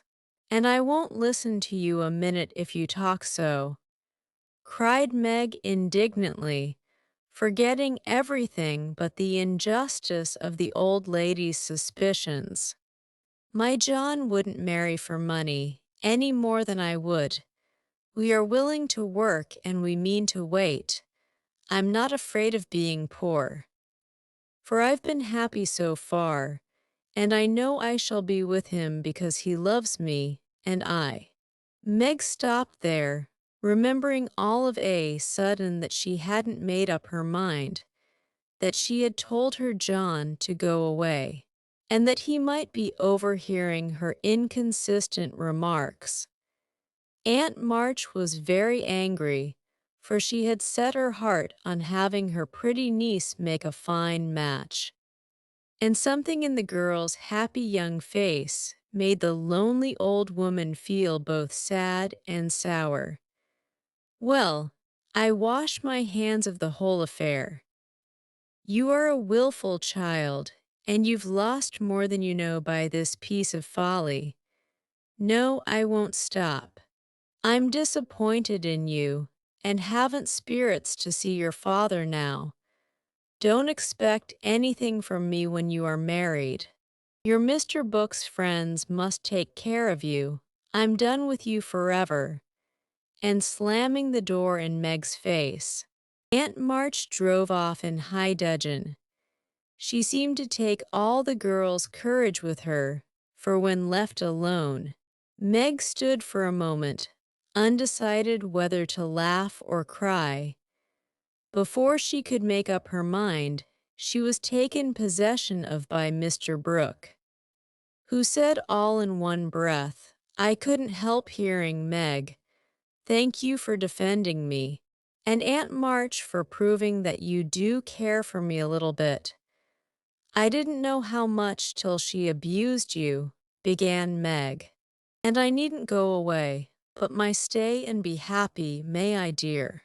Here was another fine chance to make the crushing speech and the stately exit, but Meg never thought of doing either, and disgraced herself forever in Joe's eyes by meekly whispering, Yes, John, and hiding her face on Mr. Brooks' waistcoat. 15 minutes after Aunt March's departure, Joe came softly downstairs, paused an instant at the parlor door, and hearing no sound within, nodded and smiled with a satisfied expression, saying to herself, She has seen him away as we planned, and that affair is settled. I'll go and hear the fun and have a good laugh over it. But poor Jo never got her laugh, for she was transfixed upon the threshold by a spectacle which held her there, staring with her mouth nearly as wide open as her eyes, going in to exult over a fallen enemy and to praise a strong-minded sister for the banishment of an objectionable lover. It certainly was a shock to behold the aforesaid enemy serenely sitting on the sofa, with the strong-minded sister enthroned upon his knee and wearing an expression of the most abject submission. Joe gave a sort of gasp, as if a cold shower bath had suddenly fallen upon her, for such an unexpected turning of the tables actually took her breath away. At the odd sound, the lovers turned and saw her. Meg jumped up, looking both proud and shy, but that man, as Joe called him, actually laughed and said coolly, as he kissed the astonished newcomer, "Sister Joe, congratulate us." That was adding insult to injury. It was altogether too much, and making some wild demonstration with her hands. Joe vanished without a word. Rushing upstairs, she startled the invalids by exclaiming tragically as she burst into the room, "Oh, do somebody go down quick. John Brooke is acting dreadfully and Meg likes it. Mr. and Mrs." March left the room with speed, and casting herself upon the bee, Joe cried and scolded tempestuously as she told the awful news to Bate and Amy. The little girls, however, considered it a most agreeable and interesting event, and Joe got little comfort from them, so she went up to her refuge in the garret and confided her troubles to the rats. Nobody ever knew what went on in the parlor that afternoon, but a great deal of talking was done, and quiet Mr. Brooke astonished his friends by the eloquence and spirit with which he pleaded his suit, told his plans, and persuaded them to arrange everything just as he wanted it. The tea bell rang before he had finished describing the paradise which he meant to earn for Meg, and he proudly took her in to supper, both looking so happy that Joe hadn't the heart to be jealous or dismal. Amy was very much impressed by John's devotion and Meg's dignity. Bate beamed at them from a distance, while Mr. and Mrs. March surveyed the young couple with such tender satisfaction that it was perfectly evident Aunt March was right in calling them as unworldly as a pair of babies. No one ate much, but everyone looked very happy, and the old room seemed to brighten up amazingly when the first romance of the family began there. "You can't say nothing pleasant ever happens now, can you, Meg?" said Amy, trying to decide how she would group the lovers in a sketch she was planning to make. "No, I'm sure I can't. How much has happened since I said that?" "It seems a year ago," answered Meg, who was in a blissful dream lifted far above such common things as bread and butter. "The joys come close upon the sorrows this time, and I rather think the changes have begun," said Mrs. March. "In most families there comes, now and then, a year full of events. This has been such a one, but it ends well after all." "Hope the next will end better," muttered Joe, who found it very hard to see Meg absorbed in a stranger before her face. For Joe loved a few persons very dearly and dreaded to have their affection lost or lessened in any way. "I hope the third year from this will end better. I mean it shall if I live to work out my plans," said Mr. Brooke, smiling at Meg, as if everything had become possible to him now. "Doesn't it seem very long to wait?" asked Amy, who was in a hurry for the wedding. "I've got so much to learn before I shall be ready, "It seems a short time to me," answered Meg, with a sweet gravity in her face never seen there before. "You have only to wait. I am to do the work," said John, beginning his labors by picking up Meg's napkin with an expression which caused Jo to shake her head, and then say to herself with an air of relief as the front door banged, "Here comes Laurie. Now we shall have some sensible conversation." But Jo was mistaken, for Laurie came prancing in, overflowing with good spirits, bearing a great bridal-looking bouquet for Mrs. John Brooke, and evidently laboring under the delusion that the whole affair had been brought about by his excellent management. "I knew Brooke would have it all his own way. He always does, for when he makes up his mind to accomplish anything, it's done though the sky falls," said Laurie, when he had presented his offering and his congratulations. "Much obliged for that recommendation. I take it as a good omen for the future and invite you to my wedding on the spot," answered Mr. Brooke, who felt at peace with all mankind, even his mischievous pupil. "I'll come if I'm at the ends of the earth." For the sight of Joe's face alone on that occasion would be worth a long journey. "You don't look festive, ma'am. What's the matter?" asked Laurie, following her into a corner of the parlor, whither all had adjourned to greet Mr. Lawrence. "I don't approve of the match, but I've made up my mind to bear it, and shall not say a word against it," said Joe solemnly. "You can't know how hard it is for me to give up Meg," she continued with a little quiver in her voice. "You don't give her up."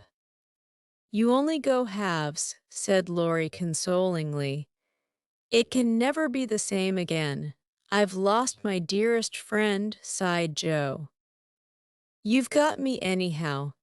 I'm not good for much, I know, but I'll stand by you, Joe, all the days of my life. Upon my word I will." And Laurie meant what he said. "I know you will. And I'm ever so much obliged. You are always a great comfort to me, Teddy," returned Joe, gratefully shaking hands. "Well now, don't be dismal, there's a good fellow.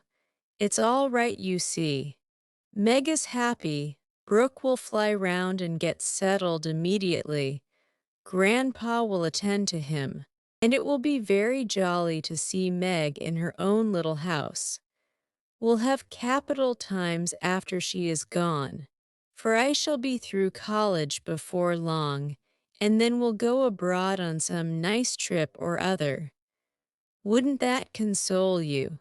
"I rather think it would, but there's no knowing what may happen in 3 years," said Joe thoughtfully. "That's true. Don't you wish you could take a look forward and where we shall all be then?" "I do," returned Laurie. "I think not, for I might see something sad, and everyone looks so happy now, I don't believe they could be much improved." And Joe's eyes went slowly round the room, brightening as they looked, for the prospect was a pleasant one. Father and mother sat together, quietly reliving the first chapter of the romance, which for them began some 20 years ago. Amy was drawing the lovers, who sat apart in a beautiful world of their own, the light of which touched their faces with a grace the little artist could not copy. Bate lay on her sofa, talking cheerily with her old friend, who held her little hand, as if he felt that it possessed the power to lead him along the peaceful way she walked. Jo lounged in her favorite low seat, with the grave, quiet look which best became her, and Laurie, leaning on the back of her chair, his chin on a level with her curly head, smiled with his friendliest aspect, and nodded at her in the long glass which reflected them both. So the curtain falls upon Meg, Joe, Bate, and Amy. Whether it ever rises again depends upon the reception give the first act of the domestic drama called Little Women. Little Women Part 2, Chapter II. 24 Gossip in order that we may start afresh and go to Meg's wedding with free minds. It will be well to begin with a little gossip about the Marches. And here let me premise that if any of the elders think there is too much lovering in the story, as I fear they may, I'm not afraid the young folks will make that objection. I can only say with Mrs. March, what can you expect when I have 4 gay girls in the house and a dashing young neighbor over the way? The 3 years that have passed have brought but few changes to the quiet family. The war is over, and Mr.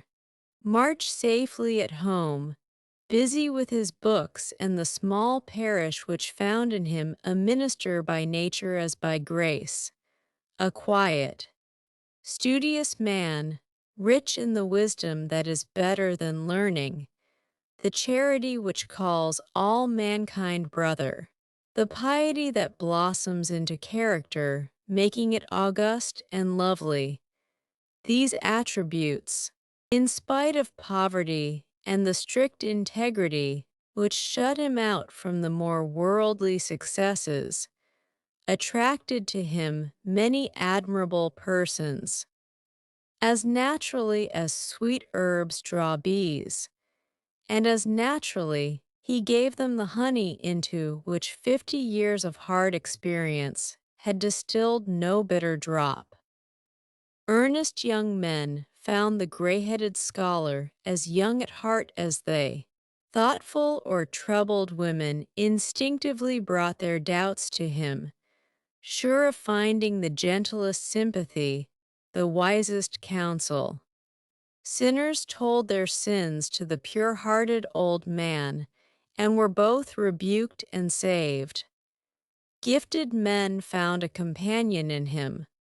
Ambitious men caught glimpses of nobler ambitions than their own, and even worldlings confessed that his beliefs were beautiful and true, although they wouldn't pay.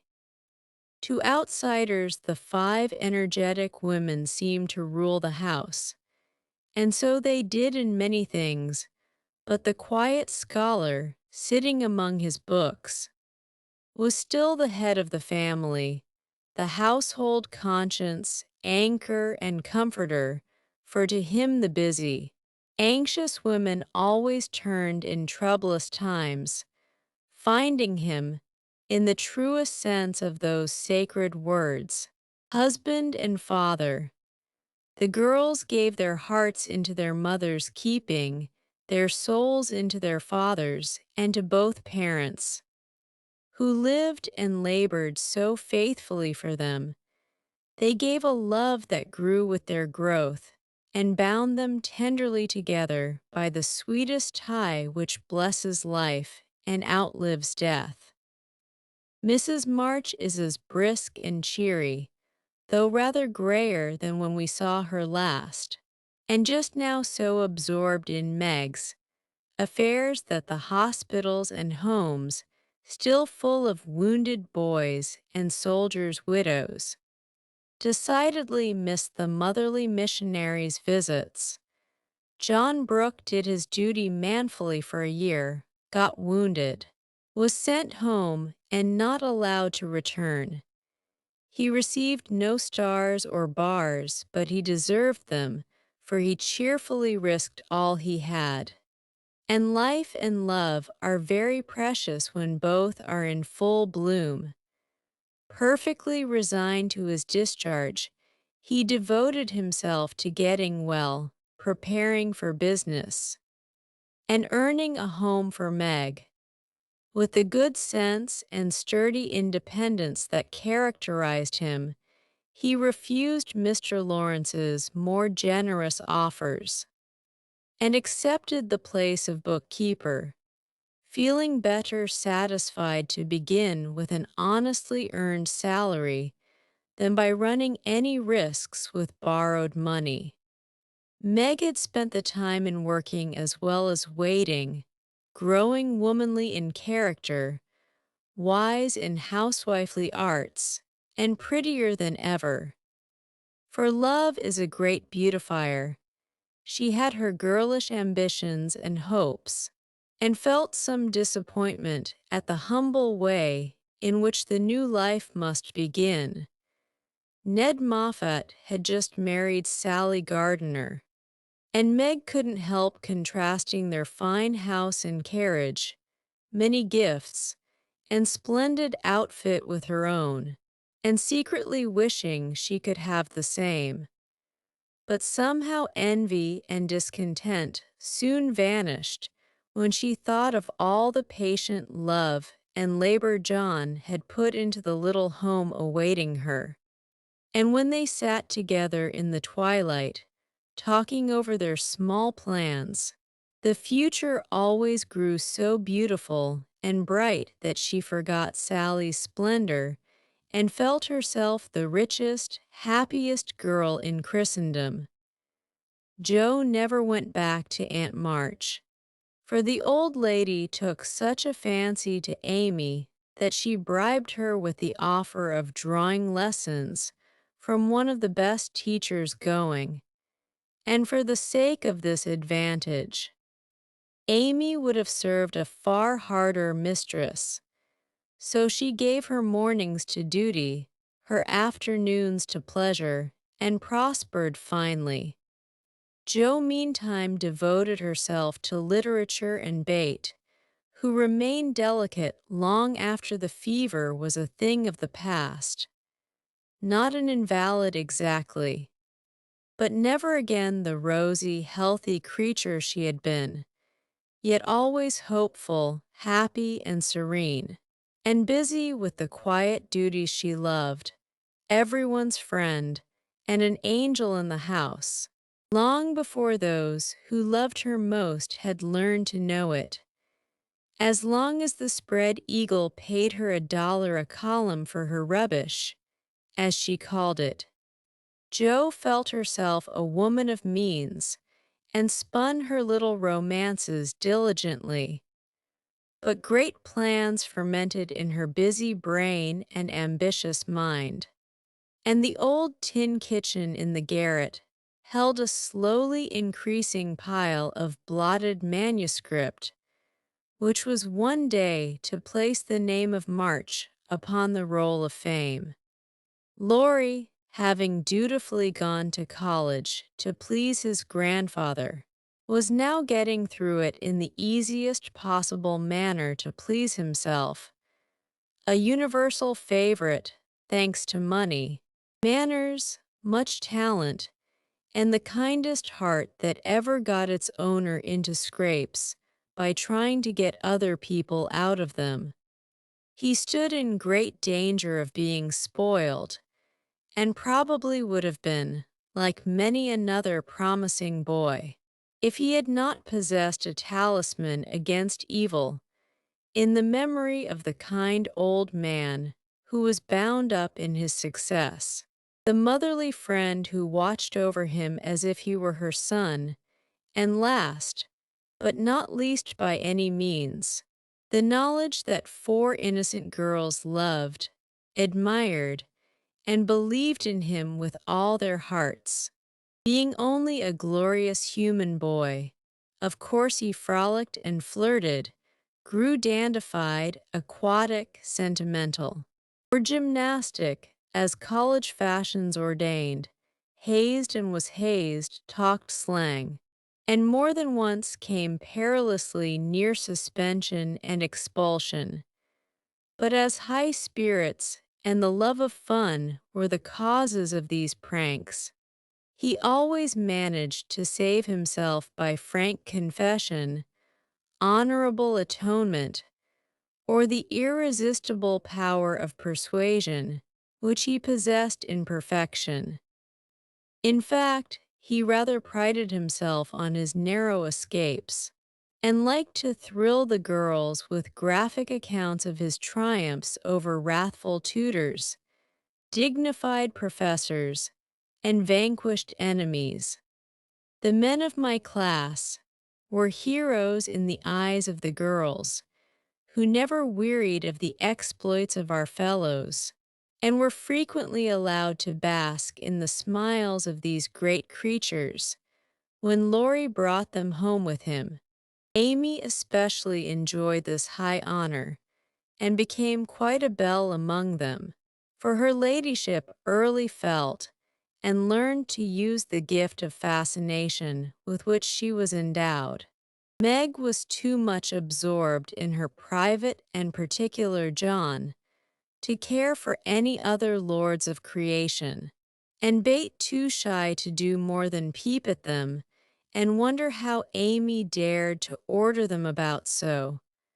But Jo felt quite in her own element, and found it very difficult to refrain from imitating the gentlemanly attitudes, phrases, and feats, which seemed more natural to her than the decorums prescribed for young ladies. They all liked Jo immensely, but never fell in love with her, though very few escaped, without paying the tribute of a sentimental sigh or two at Amy's shrine. And speaking of sentiment, brings us very naturally to the Dovecote. That was the name of the little brown house Mr. Brooke had prepared for Meg's first home. Laurie had christened it, saying it was highly appropriate to the gentle lovers who went on together like a pair of turtle doves, with first a bill and then a coo. It was a tiny house, with a little garden behind and a lawn about as big as a pocket handkerchief in the front. Here Meg meant to have a fountain, shrubbery, and a profusion of lovely flowers, though just at present the fountain was represented by a weather-beaten urn, very like a dilapidated slop bowl. The shrubbery consisted of several young larches, undecided whether to live or die, and the profusion of flowers was merely hinted by regiments of sticks to show where seeds were planted.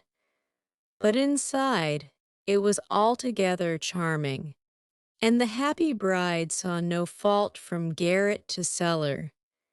To be sure, the hall was so narrow it was fortunate that they had no piano, for one never could have been gotten whole.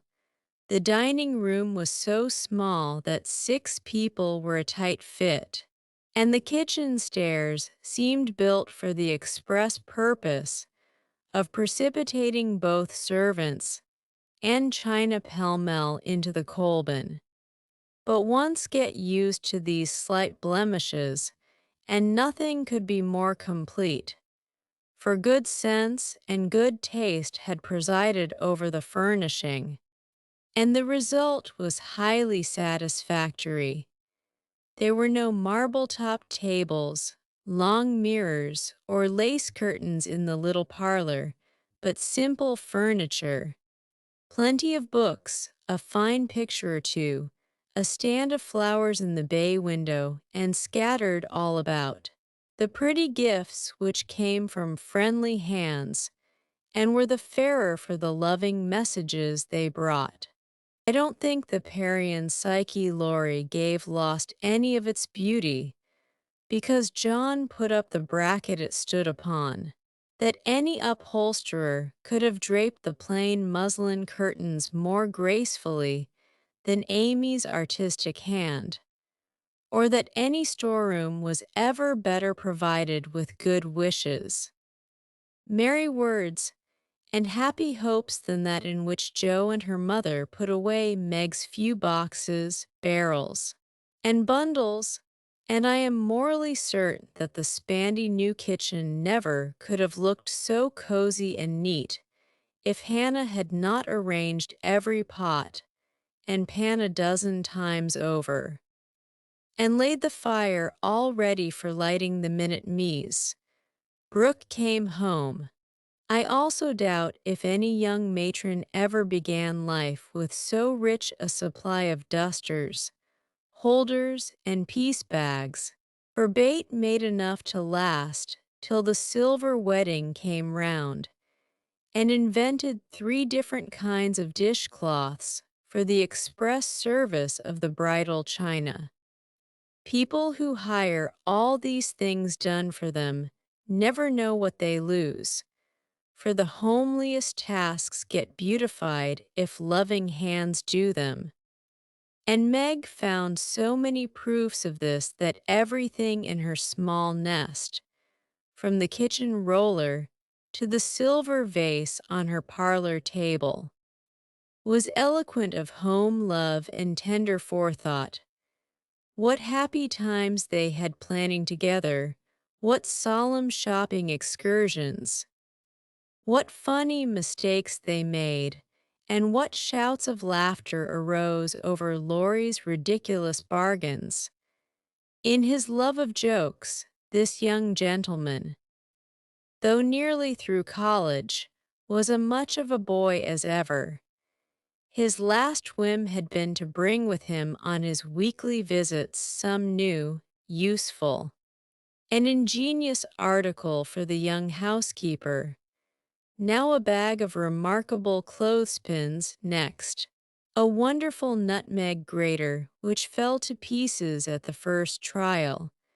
A knife cleaner that spoiled all the knives. Or a sweeper that picked the nap neatly off the carpet and left the dirt, labor-saving soap that took the skin off one's hands. Infallible cements, which stuck firmly to nothing but the fingers of the deluded buyer, and every kind of tinware, from a toy savings bank for odd pennies, to a wonderful boiler which would wash articles in its own steam with every prospect of exploding in the process. In vain Meg begged him to stop. John laughed at him, and Joe called him Mr. Toodles. He was possessed with a mania for patronizing Yankee ingenuity and seeing his friends fitly furnished forth. So each week beheld some fresh absurdity. Everything was done at last, even to Amy's arranging different colored soaps to match the different colored rooms, and Bates setting the table for the first meal. "Are you satisfied? Does it seem like home, and do you feel as if you should be happy here?" asked Mrs. March, as she and her daughter went through the new kingdom arm in arm, for just then they seemed to cling together more tenderly than ever. "Yes, Mother, perfectly satisfied, thanks to you all, and so happy that I can't talk about it," with a look that was far better than words. "If she only had a servant or two, it would be all right," said Amy, coming out of the parlor, where she had been trying to decide whether the bronze Mercury looked best on the whatnot or the mantelpiece. "Mother and I have talked that over, and I have made up my mind to try her way first. There will be so little to do that with Lottie to run my errands and help me here and there, I shall only have enough work to keep me from getting lazy or homesick," answered Meg tranquilly. "Sally Moffat has 4, began Amy. "If Meg had 4, the house wouldn't hold them, and Master and Mrs. would have to camp in the garden," broke in Joe, who, enveloped in a big blue pinafore, was giving the last polish to the door handles. "Sally isn't a poor man's wife, and many maids are in keeping with her fine establishment." Meg and John begin humbly, but I have a feeling that there will be quite as much happiness in the little house as in the big one. It's a great mistake for young girls like Meg to leave themselves nothing to do but dress, give orders, and gossip. When I was first married, I used to long for my new clothes to wear out or get torn, so that I might have the pleasure of mending them, for I got heartily sick of doing fancy work and tending my pocket handkerchief. Why didn't you go into the kitchen and make messes? As Sally says she does to amuse herself, though they never turn out well and the servants laugh at her, said Meg. I did after a while, not to mess, but to learn of Hannah how things should be done, that my servants need not laugh at me. It was play then, but there came a time when I was truly grateful that I not only possessed the will, but the power to cook wholesome food for my little girls, and help myself when I could no longer afford to hire help. You begin at the other end, Meg, dear, but the lessons you learn now will be of use to you by and by when John is a richer man. For the mistress of a house, however splendid, should know how work ought to be done if she wishes to be well and honestly served. Yes, Mother, I'm sure of that, said Meg, listening respectfully to the little lecture, for the best of women will hold forth upon the all-absorbing subject of housekeeping. Do you know I like this room most of all in my baby house? Added Meg, a minute after, as they went upstairs, and she looked into her well-stored linen closet. Bate was there, laying the snowy piles smoothly on the shelves and exulting over the goodly array. All three laughed as Meg spoke, for that linen closet was a joke.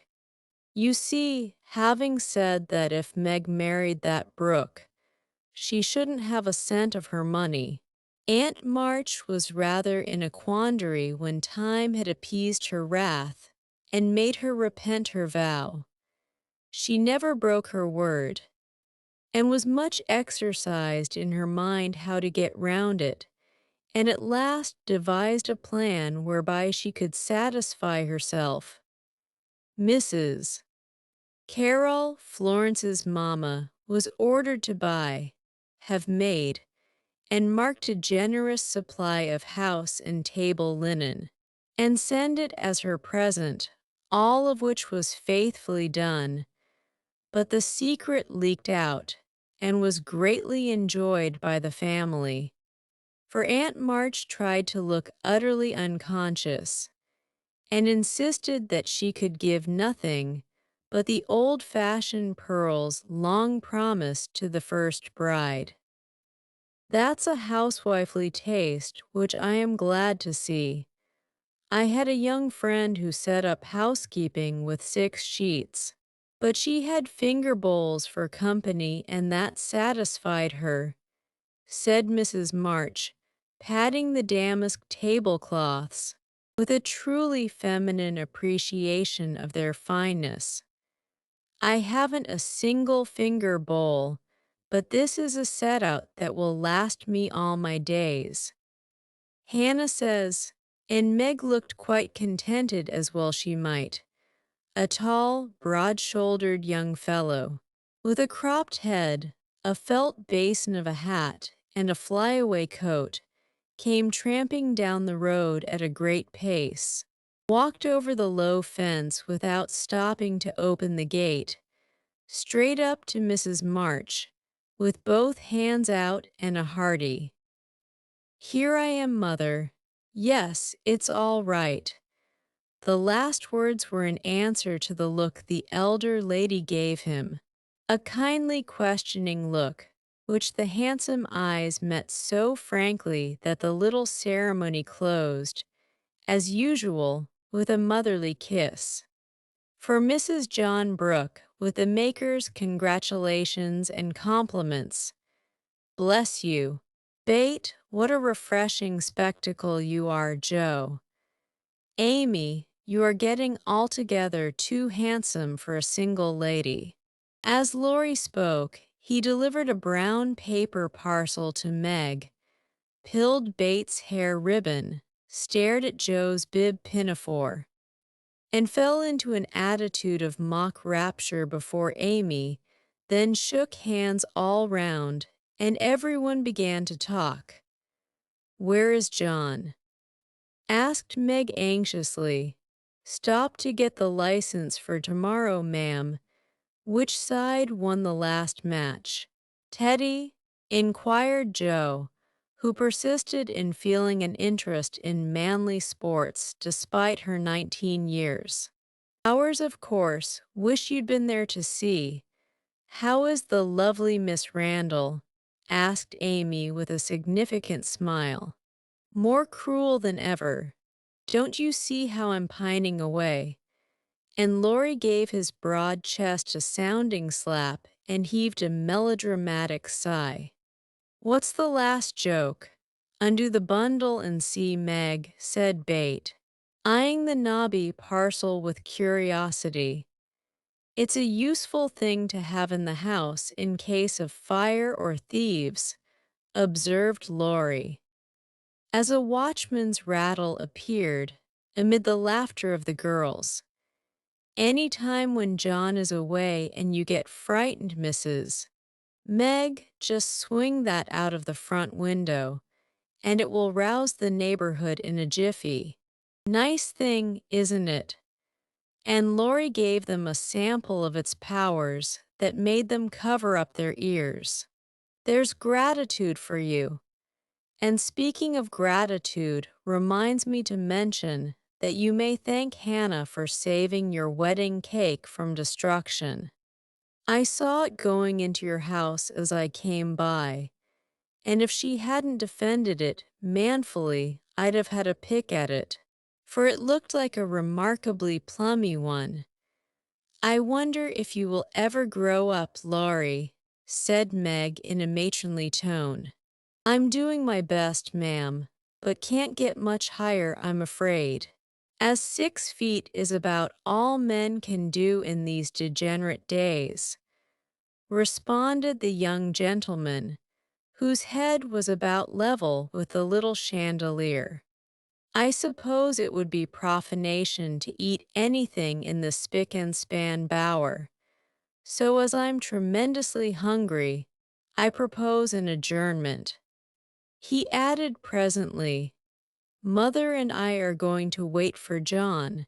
There are some last things to settle," said Meg, bustling away. "Bate and I are going over to Kitty Bryant's to get more flowers for tomorrow," added Amy, tying a picturesque hat over her picturesque curls and enjoying the effect as much as anybody. "Come, Joe, don't desert a fellow. I'm in such a state of exhaustion I can't get home without help. Don't take off your apron. Whatever you do, it's peculiarly becoming," said Laurie, as Joe bestowed his especial aversion in her capacious pocket and offered her arm to support his feeble steps. "Now, Teddy, I want to talk seriously to you about tomorrow," began Joe, as they strolled away together. "You must promise to behave well and not cut up any pranks and spoil our plans." "Not a prank." "And don't say funny things when we ought to be sober." "I never do. You are the one for that. And I implore you not to look at me during the ceremony. I shall certainly laugh if you do. You won't see me. You'll be crying so hard that the thick fog round you will obscure the prospect. I never cry unless for some great affliction, such as fellows going to college, hey?" cut in Laurie with suggestive laugh. Don't be a peacock. I only moaned a trifle to keep the girls company. Exactly. I say, Joe. How is Grandpa this week? Pretty amiable. Very. Why? Have you got into a scrape and want to know how he'll take it? Asked Joe rather sharply. Now, Joe, do you think I'd look your mother in the face and say, all right, if it wasn't? And Laurie stopped short with an injured air. No, I don't.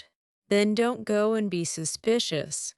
I only want some money, said Laurie, walking on again, appeased by her hearty tone. You spend a great deal, Teddy. Bless you. I don't spend it.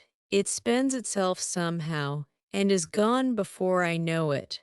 You are so generous and kind-hearted that you let people borrow, and can't say no to anyone. We heard about Henshaw and all you did for him. If you always spent money in that way, no one would blame you, said Joe warmly. Oh, he made a mountain out of a molehill. You wouldn't have me let that fine fellow work himself to death just for want of a little help. When he is worth a dozen of us lazy chaps, would you? Of course not.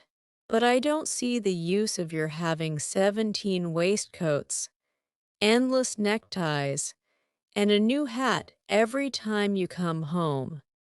I thought you'd got over the dandy period, but every now and then it breaks out in a new spot.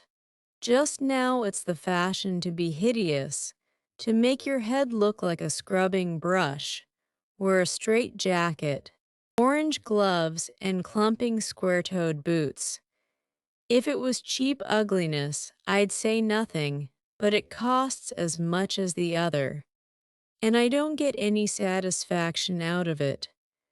Laurie threw back his head and laughed so heartily at this attack that the felt hat fell off. And Joe walked on it, which insult only afforded him an opportunity for expatiating on the advantages of a rough and ready costume. As he folded up the maltreated hat and stuffed it into his pocket, don't lecture any more, there's a good soul. I have enough all through the week, and like to enjoy myself when I come home. I'll get myself up regardless of expense tomorrow and be a satisfaction to my friends. I'll leave you in peace if you'll only let your hair grow. I'm not aristocratic, but I do object to being seen with a person who looks like a young prize fighter, observed Joe severely. This unassuming style promotes study.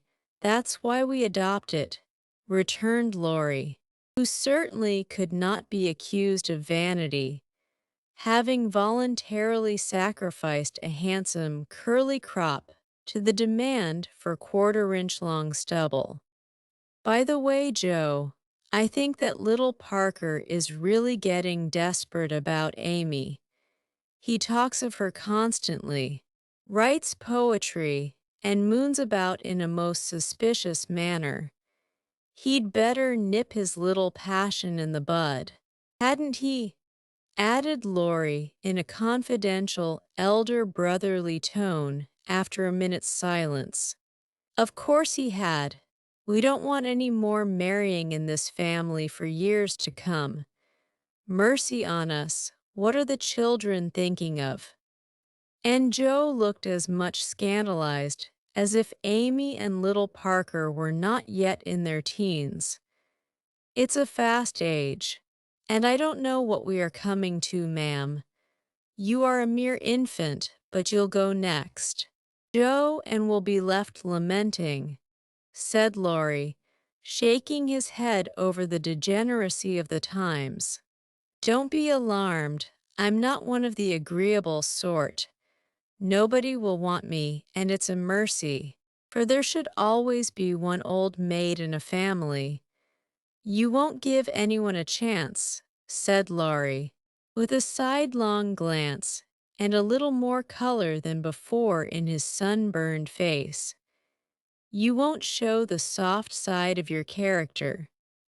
And if a fellow gets a peep at it by accident and can't help showing that he likes it, you treat him as Mrs. Gummidge did her sweetheart.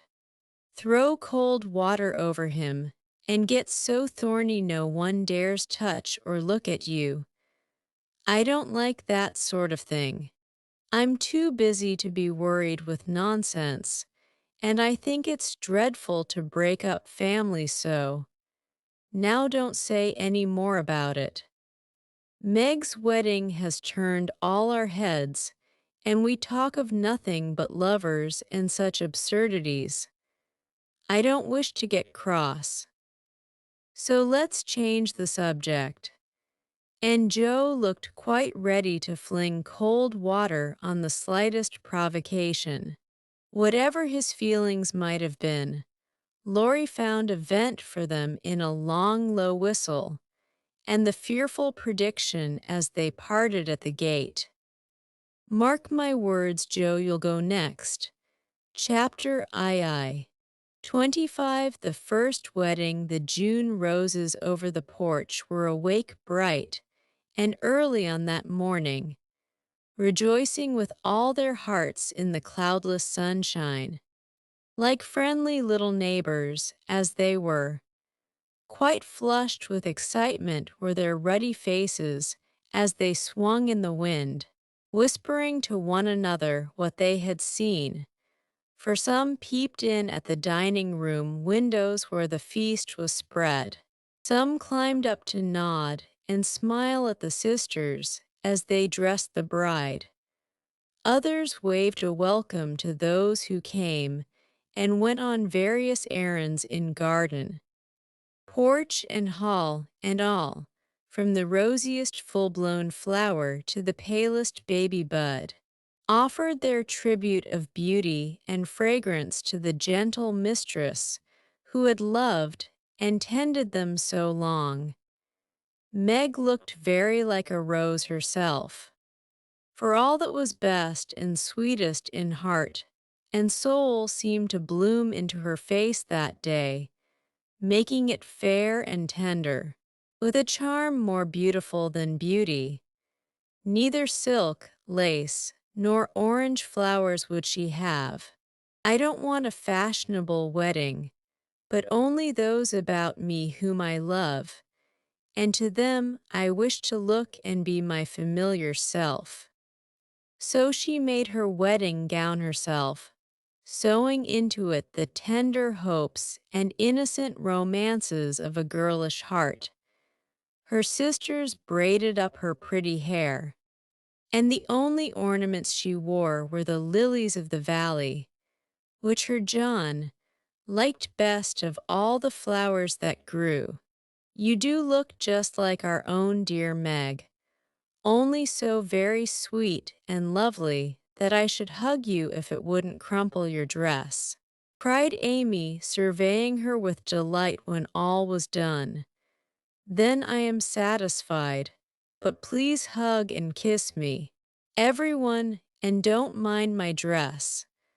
I want a great many crumples of this sort put into it today." And Meg opened her arms to her sisters, who clung about her with April faces for a minute, feeling that the new love had not changed the old. "Now I'm going to tie John's cravat for him, and then to stay a few minutes with Father quietly in the study." And Meg ran down to perform these little ceremonies, and then to follow her mother wherever she went, conscious that in spite of the smiles on the motherly face, there was a secret sorrow hid in the motherly heart at the flight of the first bird from the nest. As the younger girls stand together, giving the last touches to their simple toilet, it may be a good time to tell of a few changes which 3 years have wrought in their appearance. For all are looking their best just now. Jo's angles are much softened. She has learned to carry herself with ease, if not grace. The curly crop has lengthened into a thick coil, more becoming to the small head atop of the tall figure. There is a fresh color in her brown cheeks, a soft shine in her eyes, and only gentle words fall from her sharp tongue today. Bate has grown slender, pale, and more quiet than ever. The beautiful, kind eyes are larger, and in them lies an expression that saddens one, although it is not sad itself. It is the shadow of pain, which touches the young face with such pathetic patience. But Bates seldom complains, and always speaks hopefully of being better soon. Amy is with truth considered the flower of the family, for at 16 she has the air and bearing of a full-grown woman, not beautiful, but possessed of that indescribable charm called grace. One saw it in the lines of her figure, the make and motion of her hands, the flow of her dress, the droop of her hair, unconscious yet harmonious, and as attractive to many as beauty itself. Amy's nose still afflicted her, for it never would grow Grecian, so did her mouth, being too wide and having a decided chin. These offending features gave character to her whole face, but she never could see it, and consoled herself with her wonderfully fair complexion, keen blue eyes, and curls more golden and abundant than ever. All three wore suits of thin silver gray, their best gowns for the summer, with blush roses in hair and bosom, and all three looked just what they were. Fresh-faced, happy-hearted girls, pausing a moment in their busy lives to read with wistful eyes the sweetest chapter in the romance of womanhood. There were to be no ceremonious performances. Everything was to be as natural and homelike as possible. So when Aunt March arrived, she was scandalized to see the bride come running to welcome and lead her in, to find the bridegroom fastening up a garland that had fallen down, and to catch a glimpse of the paternal minister marching upstairs with a grave countenance and a wine bottle under each arm. "Upon my word, here's a state of things," cried the old lady, taking the seat of honor prepared for her, and settling the folds of her lavender moire with a great rustle. "You oughtn't to be seen till the last minute, child. I'm not a show auntie, and no one is coming to stare at me, to criticize my dress, or count the cost of my luncheon. I'm too happy to care what anyone says or thinks, and I'm going to have my little wedding just as I like it. John, dear, here's your hammer." And away went Meg to help that man in his highly improper employment. Mr. Brooke didn't even say, "Thank you," but as he stooped for the unromantic tool, he kissed his little bride behind the folding door, with a look that made Aunt March whisk out her pocket handkerchief with a sudden dew in her sharp old eyes. A crash, a cry, and a laugh from Laurie, accompanied by the indecorous exclamation, "Jupiter Ammon, Joe's upset the cake again," caused a momentary flurry, which was hardly over when a flock of cousins arrived. And the party came in, as Bate used to say when a child, "Don't let that young giant come near me. He worries me worse than mosquitoes," whispered the old lady to Amy as the rooms filled and Laurie's black head towered above the rest. "He has promised to be very good today, and he can be perfectly elegant if he likes," returned Amy, and gliding away to warn Hercules to beware of the dragon, which warning caused him to haunt the old lady with a devotion that nearly distracted her. There was no bridal procession, but a sudden silence fell upon the room as Mr. March and the young couple took their places under the green arch. Mother and sisters gathered close, as if loath to give Meg up. The fatherly voice broke more than once, which only seemed to make the service more beautiful and solemn. The bridegroom's hand trembled visibly, and no one heard his replies. But Meg looked straight up in her husband's eyes and said, "I will," with such tender trust in her own face and voice that her mother's heart rejoiced, and Aunt March sniffed audibly. Jo did not cry, though she was very near at once, and was only saved from a demonstration by the consciousness that Laurie was staring fixedly at her, with a comical mixture of merriment and emotion in his wicked black eyes. Bate kept her face hidden on her mother's shoulder, but Amy stood like a graceful statue, with a most becoming ray of sunshine touching her white forehead and the flower in her hair. It wasn't at all the thing, I'm afraid. But the minute she was fairly married, Meg cried, "The first kiss for Marmee," and turning, gave it with her heart on her lips. During the next 15 minutes, she looked more like a rose than ever, for everyone availed themselves of their privileges to the fullest extent, from Mr.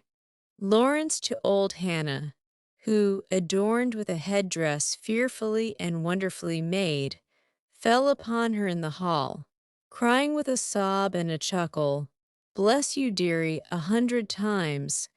The cake ain't hurt a mite, and everything looks lovely." Everybody cleared up after that and said something brilliant, or tried to, which did just as well. For laughter is ready when hearts are light. There was no display of gifts, for they were already in the little house. Nor was there an elaborate breakfast, but a plentiful lunch of cake and fruit dressed with flowers. Mr. Lawrence and Aunt March shrugged and smiled at one another when water, lemonade, and coffee were found to be the only sorts of nectar which the three Hebes carried around. No one said anything till Laurie, who insisted on serving the bride, appeared before her with a loaded salver in his hand and a puzzled expression on his face. "Has Joe smashed all the bottles by accident?" he whispered. "Or am I merely laboring under a delusion that I saw some lying about loose this morning? No. Your grandfather kindly offered us his best, and Aunt March actually sent some, but Father put away a little for Bate, and dispatched the rest to the soldier's home. You know he thinks that wine should be used only in illness, and Mother says that neither she nor her daughters will ever offer it to any young man under her roof." Meg spoke seriously and expected to see Laurie frown or laugh. But he did neither, for after a quick look at her, he said in his impetuous way, "I like that, for I've seen enough harm done to wish other women would think as you do. You are not made wise by experience, I hope," and there was an anxious accent in Meg's voice. "No, I give you my word for it. Don't think too well of me. Either this is not one of my temptations. Being brought up where wine is as common as water and almost as harmless, I don't care for it. but when a pretty girl offers it, one doesn't like to refuse, you see, but you will for the sake of others, if not for your own. Come, Laurie, promise, and give me one more reason to call this the happiest day of my life."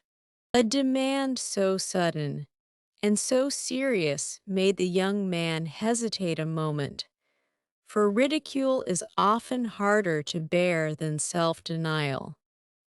Meg knew that if he gave the promise he would keep it at all costs, and feeling her power, used it as a woman may for her friend's good.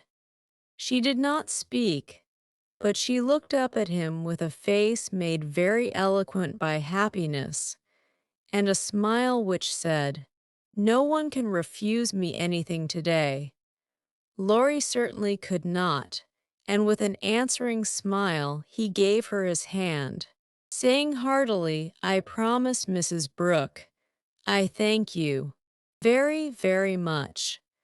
And I drink long life to your resolution, Teddy," cried Joe, baptizing him with a splash of lemonade, as she waved her glass and beamed approvingly upon him. So the toast was drunk, the pledge made and loyally kept in spite of many temptations, for with instinctive wisdom, the girls seized a happy moment to do their friend a service, for which he thanked them all his life.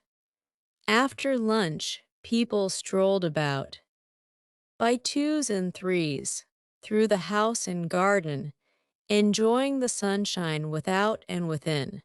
Meg and John happened to be standing together in the middle of the grass plot, when Laurie was seized with an inspiration which put the finishing touch to this unfashionable wedding.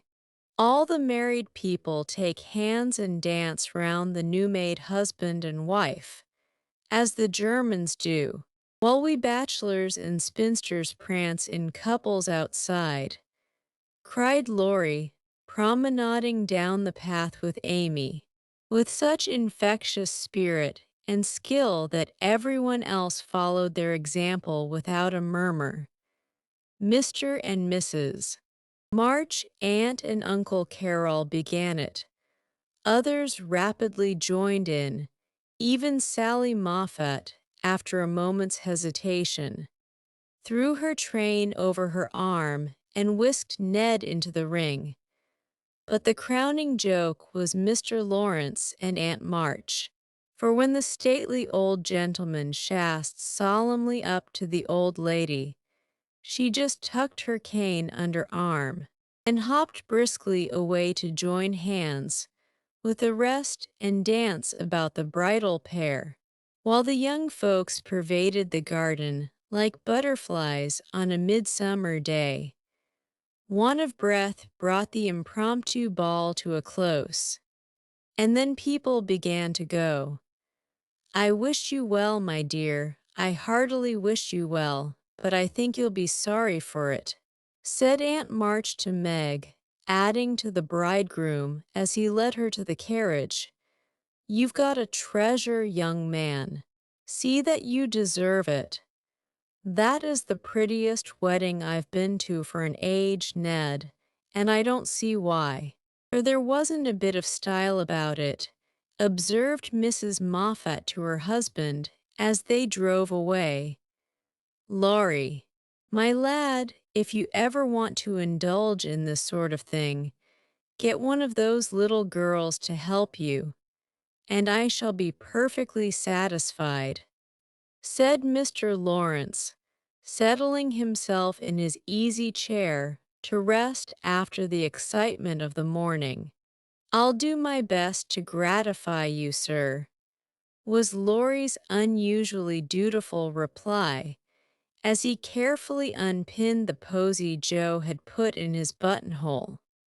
The little house was not far away, and the only bridal journey Meg had was the quiet walk with John from the old home to the new. When she came down, looking like a pretty quakeress in her dove-colored suit, and straw bonnet tied with white. They all gathered about her to say goodbye, as tenderly as if she had been going to make the grand tour.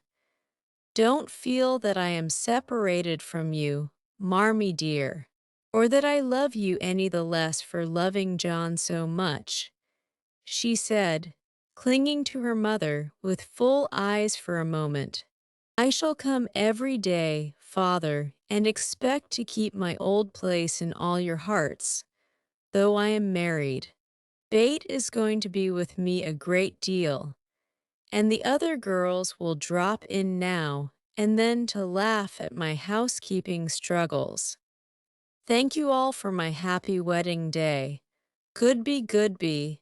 They stood watching her, with faces full of love and hope and tender pride as she walked away, leaning on her husband's arm, with her hands full of flowers and the June sunshine brightening her happy face. And so Meg's married life began.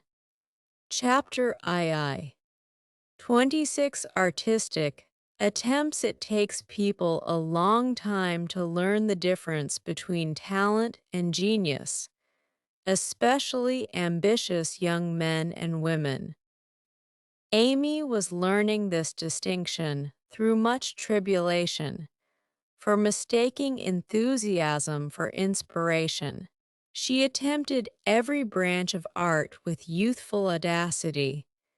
For a long time, there was a lull in the mud pie business, and she devoted herself to the finest pen and ink drawing, in which she showed such taste and skill that her graceful handiwork proved both pleasant and profitable. But overstrained eyes caused pen and ink to be laid aside for a bold attempt at poker sketching. While this attack lasted, the family lived in constant fear of a conflagration, for the odor of burning wood pervaded the house at all hours. Smoke issued from attic and shed with alarming frequency. Red-hot pokers lay about promiscuously, and Hannah never went to bed without a pail of water, and the dinner bell at her door in case of fire. Raphael's face was found boldly executed on the underside of the molding board, and Bacchus on the head of a beer barrel. A chanting cherub adorned the cover of the sugar bucket, and attempts to portray Romeo and Juliet supplied kindling for some time. From fire to oil was a natural transition for burned fingers, and Amy fell to painting with undiminished ardor. An artist friend fitted her out with his cast-off palettes, brushes, and colors, and she daubed away, producing pastoral and marine views, such as were never seen on land or sea. Her monstrosities in the way of cattle would have taken prizes at an agricultural fair, and the perilous pitching of her vessels would have produced seasickness in the most nautical observer, if the utter disregard to all known rules of shipbuilding and rigging had not convulsed him with laughter at the first glance. Swarthy boys and dark-eyed Madonnas, staring at you from one corner of the studio, suggested Murillo. Oily brown shadows of faces with a lurid streak in the wrong place meant Rembrandt. Buxom ladies and dropsical infants, Rubens. And Turner appeared in tempests of blue thunder, orange lightning, brown rain, and purple clouds, with a tomato-colored splash in the middle, which might be the sun or a buoy, a sailor's shirt or a king's robe, as the spectator pleased. Charcoal portraits came next, and the entire family hung in a row, looking as wild and crocky as if just evoked from a Colbin, softened into crayon sketches. They did better, for the likenesses were good, and Amy's hair, Joe's nose, Meg's mouth, and Laurie's eyes were pronounced wonderfully fine. A return to clay and plaster followed, and ghostly casts of her acquaintances haunted corners of the house, or tumbled off closet shelves onto people's heads. Children were enticed in as models, till their incoherent accounts of her mysterious doings caused Miss Amy to be regarded in the light of a young ogress. Her efforts in this line, however, were brought to an abrupt close by an untoward accident which quenched her ardor.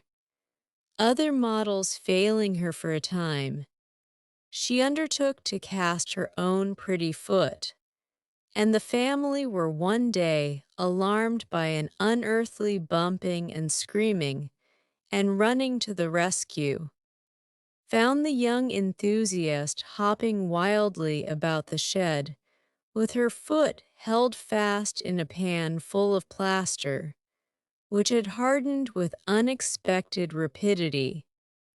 With much difficulty and some danger she was dug out, for Joe was so overcome with laughter while she excavated that her knife went too far, cut the poor foot, and left a lasting memorial of one artistic attempt at least.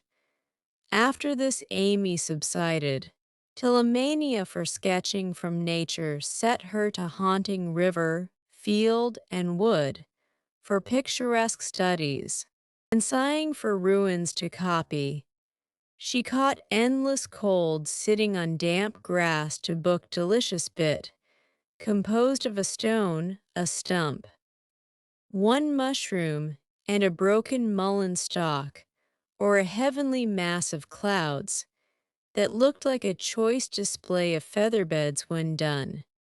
She sacrificed her complexion, floating on the river in the midsummer sun to study light and shade, and got a wrinkle over her nose trying after points of sight, or whatever the squint-and-string performance is called.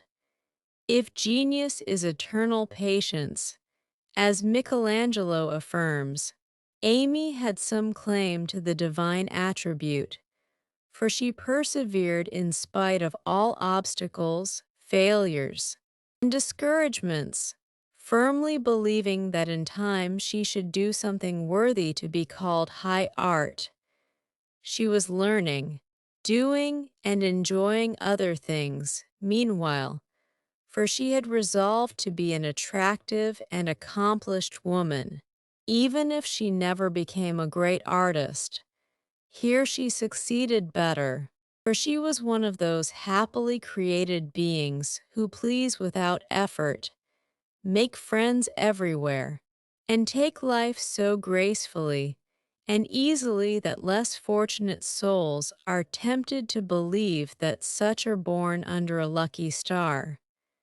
Everybody liked her, for among her good gifts was tact.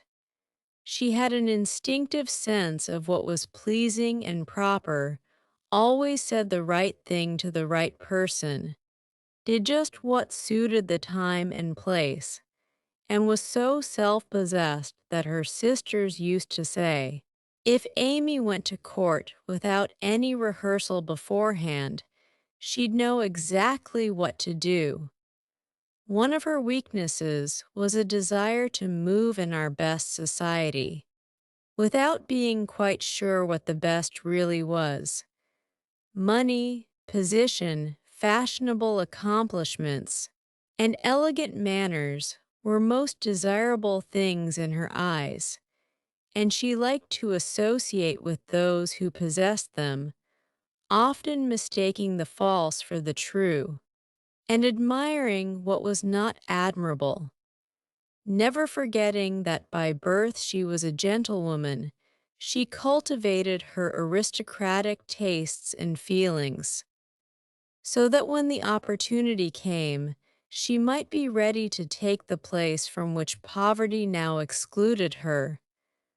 My lady, as her friends called her, sincerely desired to be a genuine lady and was so at heart, but had yet to learn that money cannot buy refinement of nature, that rank does not always confer nobility, and that true breeding makes itself felt in spite of external drawbacks.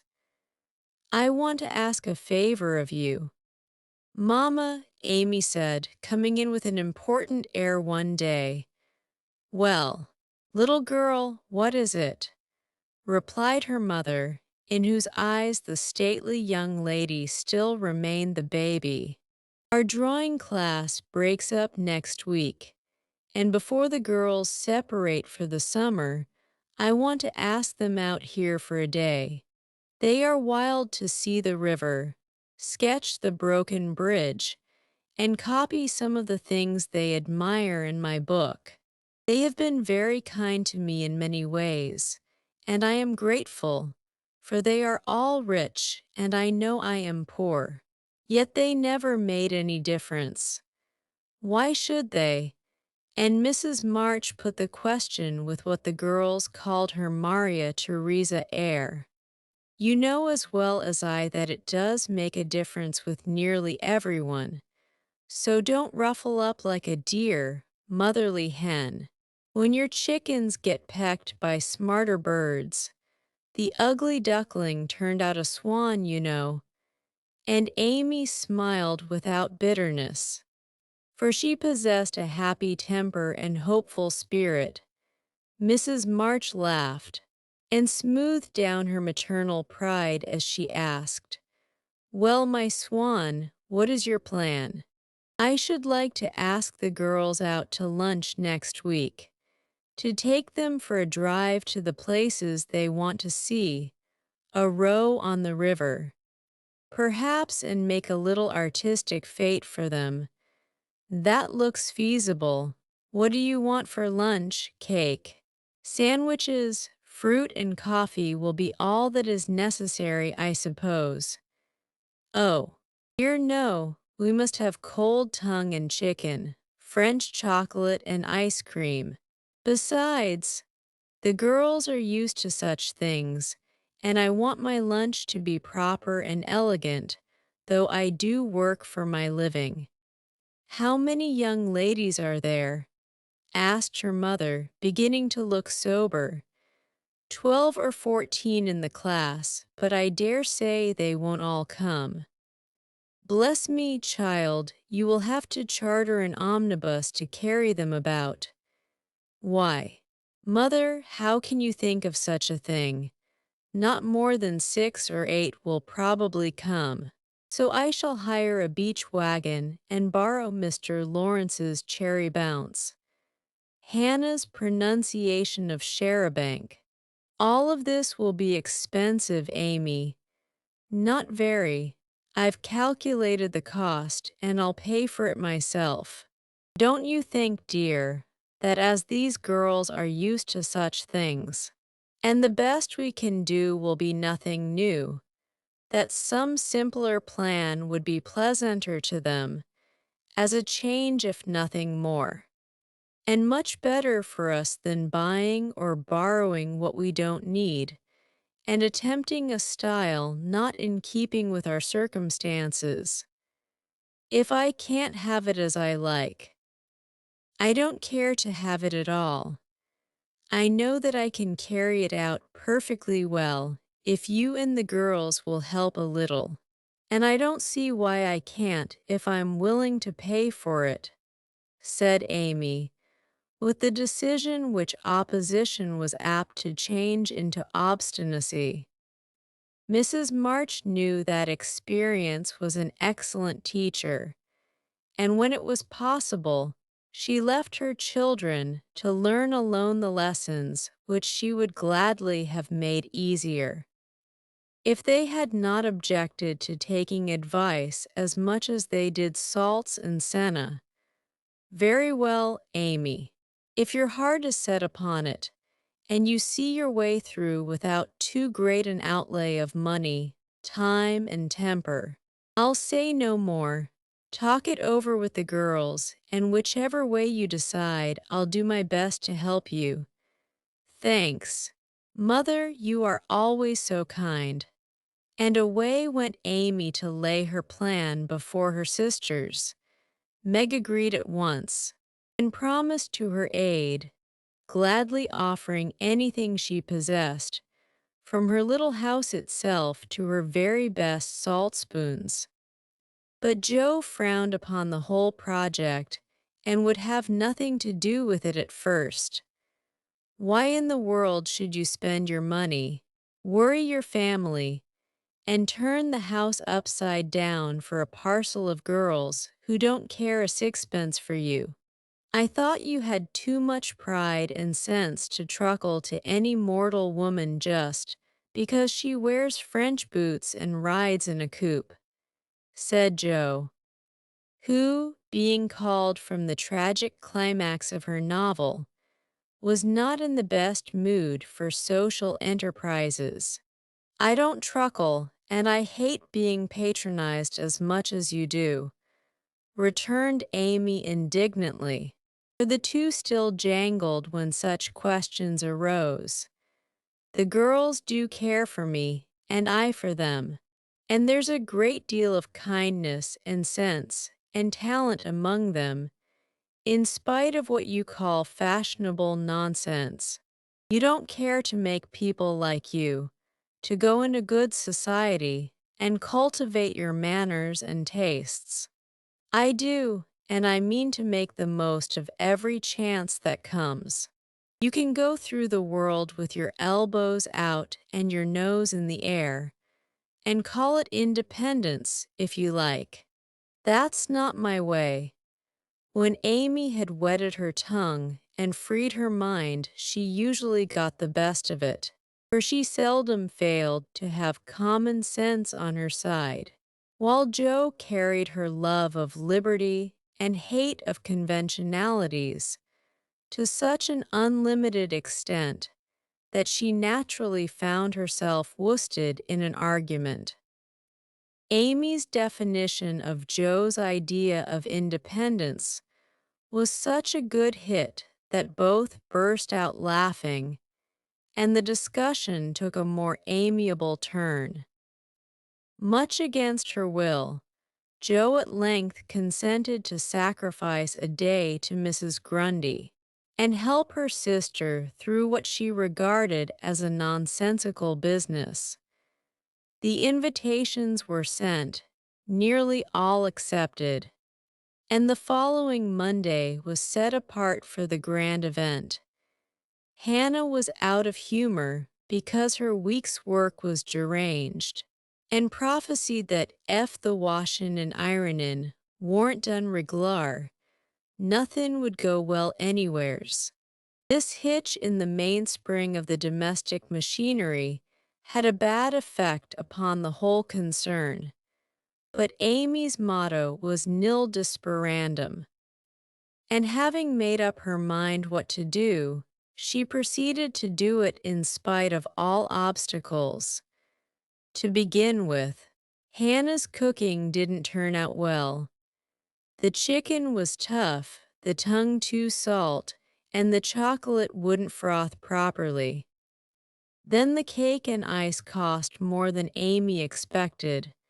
So did the wagon, and various other expenses, which seemed trifling at the outset, counted up rather alarmingly afterward. Bate got a cold and took to her bed.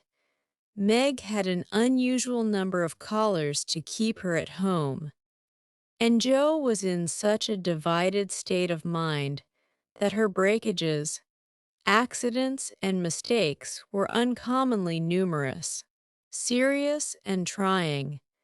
Yet it was not fair on Monday. The young ladies were to come on Tuesday, an arrangement which aggravated Jo and Hannah to the last degree. On Monday morning, the weather was in that undecided state which is more exasperating than a steady pour. It drizzled a little, shone a little, blew a little, and didn't make up its mind till it was too late for anyone else to make up theirs. Amy was up at dawn, hustling people out of their beds and through their breakfasts that the house might be got in order.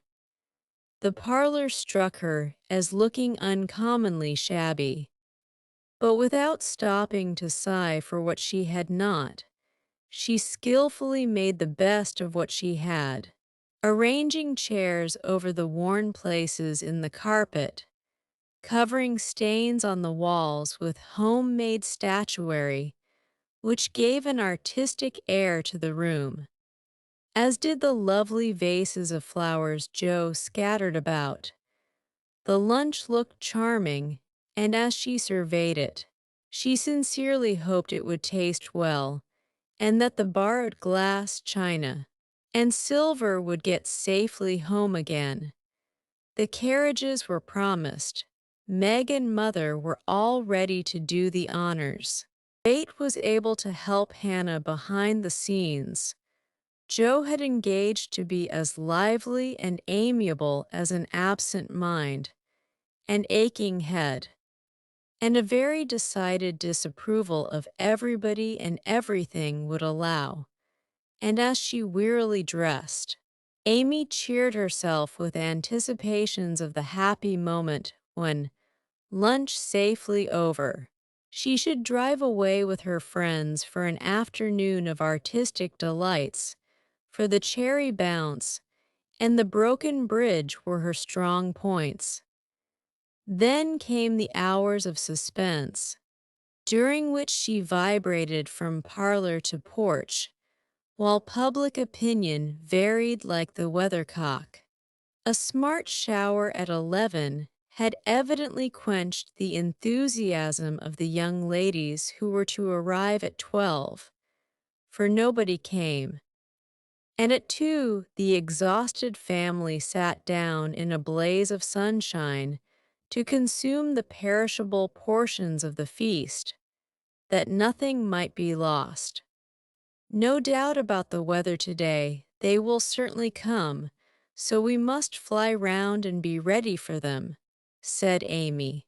As the sun woke her next morning, she spoke briskly, but in her secret soul she wished she had said nothing about Tuesday, for her interest, like her cake, was getting a little stale. I can't get any lobsters, so you will have to do without salad today, said Mr. March, coming in half an hour later with an expression of placid despair. Use the chicken then. The toughness won't matter in a salad, advised his wife. Hannah left it on the kitchen table a minute, and the kittens got at it. I'm very sorry, Amy, added Bate, who was still a patroness of cats. Then I must have a lobster, for tongue alone won't do, said Amy decidedly. Shall I rush into town and demand one? Asked Jo, with the magnanimity of a martyr. You'd come bringing it home under your arm without any paper, just to try me. I'll go myself, answered Amy, whose temper was beginning to fail. Shrouded in a thick veil and armed with a genteel traveling basket, she departed, feeling that a cool drive would soothe her ruffled spirit and fit her for the labors of the day. After some delay, the object of her desire was procured, likewise a bottle of dressing to prevent further loss of time at home, and off she drove again, well pleased with her own forethought. As the omnibus contained only one other passenger, a sleepy old lady, Amy pocketed her veil and beguiled the tedium of the way by trying to find out where all her money had gone to. So busy was she with her card full of refractory figures that she did not observe a newcomer, who entered without stopping the vehicle, till a masculine voice said, "Good morning, Miss March," and looking up, she beheld one of Laurie's most elegant college friends, fervently hoping that he would get out before she did. Amy utterly ignored the basket at her feet and congratulating herself that she had on her new traveling dress, returned the young man's greeting with her usual suavity and spirit. They got on excellently, for Amy's chief care was soon set at rest by learning that the gentleman would leave first, and she was chatting away in a peculiarly lofty strain. When the old lady got out, in stumbling to the door, she upset the basket and oh horror, M the lobster, in all its vulgar size and brilliancy, was revealed to the high-born eyes of a tutor. "By Jove, she's forgotten her dinner," cried the unconscious youth, poking the scarlet monster into its place with his cane, and preparing to hand out the basket after the old lady. "Please don't it's it's mine," murmured Amy with a face nearly as red as her fish. "Oh, really, I beg pardon. It's an uncommonly fine one, isn't it?" said Tudor with great presence of mind, and an air of sober interest that did credit to his breeding. Amy recovered herself in a breath, set her basket boldly on the seat, and said, laughing, "Don't you wish you were to have some of the salad he's going to make, and to see the charming young ladies who are to eat it?" Now that was tact, for two of the ruling foibles of the masculine mind were touched. The lobster was instantly surrounded by a halo of pleasing reminiscences, and curiosity about the charming young ladies diverted his mind from the comical mishap. "I suppose he'll laugh and joke over it with Laurie. But I shan't see them, that's a comfort," thought Amy, as Tudor bowed and departed. She did not mention this meeting at home, though she discovered that, thanks to the upset, her new dress was much damaged by the rivulets of dressing that meandered down the skirt, but went through with the preparations which now seemed more irksome than before, and at 12 o'clock all was ready again. Feeling that the neighbors were interested in her movements, she wished to efface the memory of yesterday's failure by a grand success today. So she ordered the cherry bounce and drove away in state to meet and escort her guests to the banquet. "There's the rumble, they're coming. I'll go on to the porch and meet them. It looks hospitable, and I want the poor child to have a good time after all her trouble," said Mrs. March, suiting the action to the word. But after one glance, she retired with an indescribable expression, for looking quite lost in the big carriage sat Amy and one young lady. "Run, Bate, and help Hannah clear half the things off the table. It will be too absurd to put a luncheon for 12 before a single girl," cried Joe, hurrying away to the lower regions, too excited to stop even for a laugh. In came Amy, quite calm and delightfully cordial to the one guest who had kept her promise. The rest of the family, being of a dramatic turn, played their parts equally well, and Miss Elliot found them a most hilarious set, for it was impossible to control entirely the merriment which possessed them.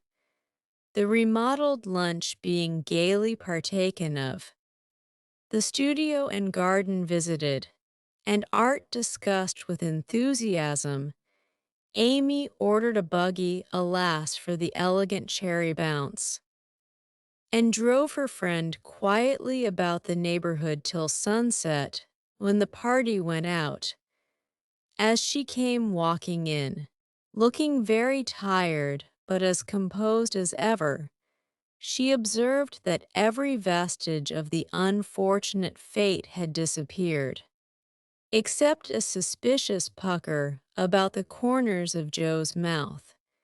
"You've had a lovely afternoon for your drive, dear," said her mother, as respectfully as if the whole 12 had come. "Miss Elliot is a very sweet girl, and seemed to enjoy herself."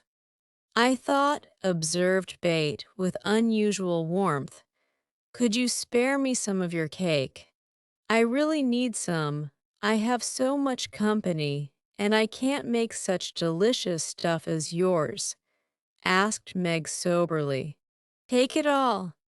I'm the only one here who likes sweet things, and it will mold before I can dispose of it," answered Amy, thinking with a sigh of the generous store she had laid in for such an end as this. "It's a pity Laurie isn't here to help us," began Joe, as they sat down to ice cream and salad for the second time in 2 days. A warning look from her mother checked any further remarks, and the whole family ate in heroic silence, till Mr. March mildly observed, "Salad was one of the favorite dishes of the ancients, and Evelyn." Here a general explosion of laughter cut short the history of salads, to the great surprise of the learned gentleman. "Bundle everything into a basket and send it to the Hummels. Germans like messes. I'm sick of the sight of this. And there's no reason you should all die of a surfeit because I've been a fool," cried Amy, wiping her eyes. "I thought I should have died when I saw you two girls rattling about in the what-you-call-it, like two little kernels in a very big nutshell, and Mother waiting in state to receive the throng," sighed Joe, quite spent with laughter. "I'm very sorry you were disappointed, dear, but we all did our best to satisfy you," said Mrs. March in a tone full of motherly regret. "I am satisfied. I've done what I undertook, and it's not my fault that it failed." "I comfort myself with that," said Amy with a little quiver in her voice. "I thank you all very much for helping me, and I'll thank you still more if you won't allude to it for a month, at least." No one did for several months, but the word fate always produced a general smile, and Laurie's birthday gift to Amy was a tiny coral lobster in the shape of a charm for her watch guard. Chapter II. 27 Literary Lessons. Fortune suddenly smiled upon Joe and dropped a good luck penny in her path. Not a golden penny, exactly, but I doubt if 500,000 would have given more real happiness than did the little sum that came to her in this wise. Every few weeks she would shut herself up in her room, put on her scribbling suit, and fall into a vortex, as she expressed it, writing away at her novel with all her heart and soul, for till that was finished she could find no peace. Her scribbling suit consisted of a black woolen pinafore on which she could wipe her pen at will, and a cap of the same material, adorned with a cheerful red bow, into which she bundled her hair when the decks were cleared for action. This cap was a beacon to the inquiring eyes of her family, who during these periods kept their distance, merely popping in their heads semi-occasionally to ask, with interest, "Does genius burn, Joe?" They did not always venture even to ask this question, but took an observation of the cap, and judged accordingly. If this expressive article of dress was drawn low upon the forehead, it was a sign that hard work was going on.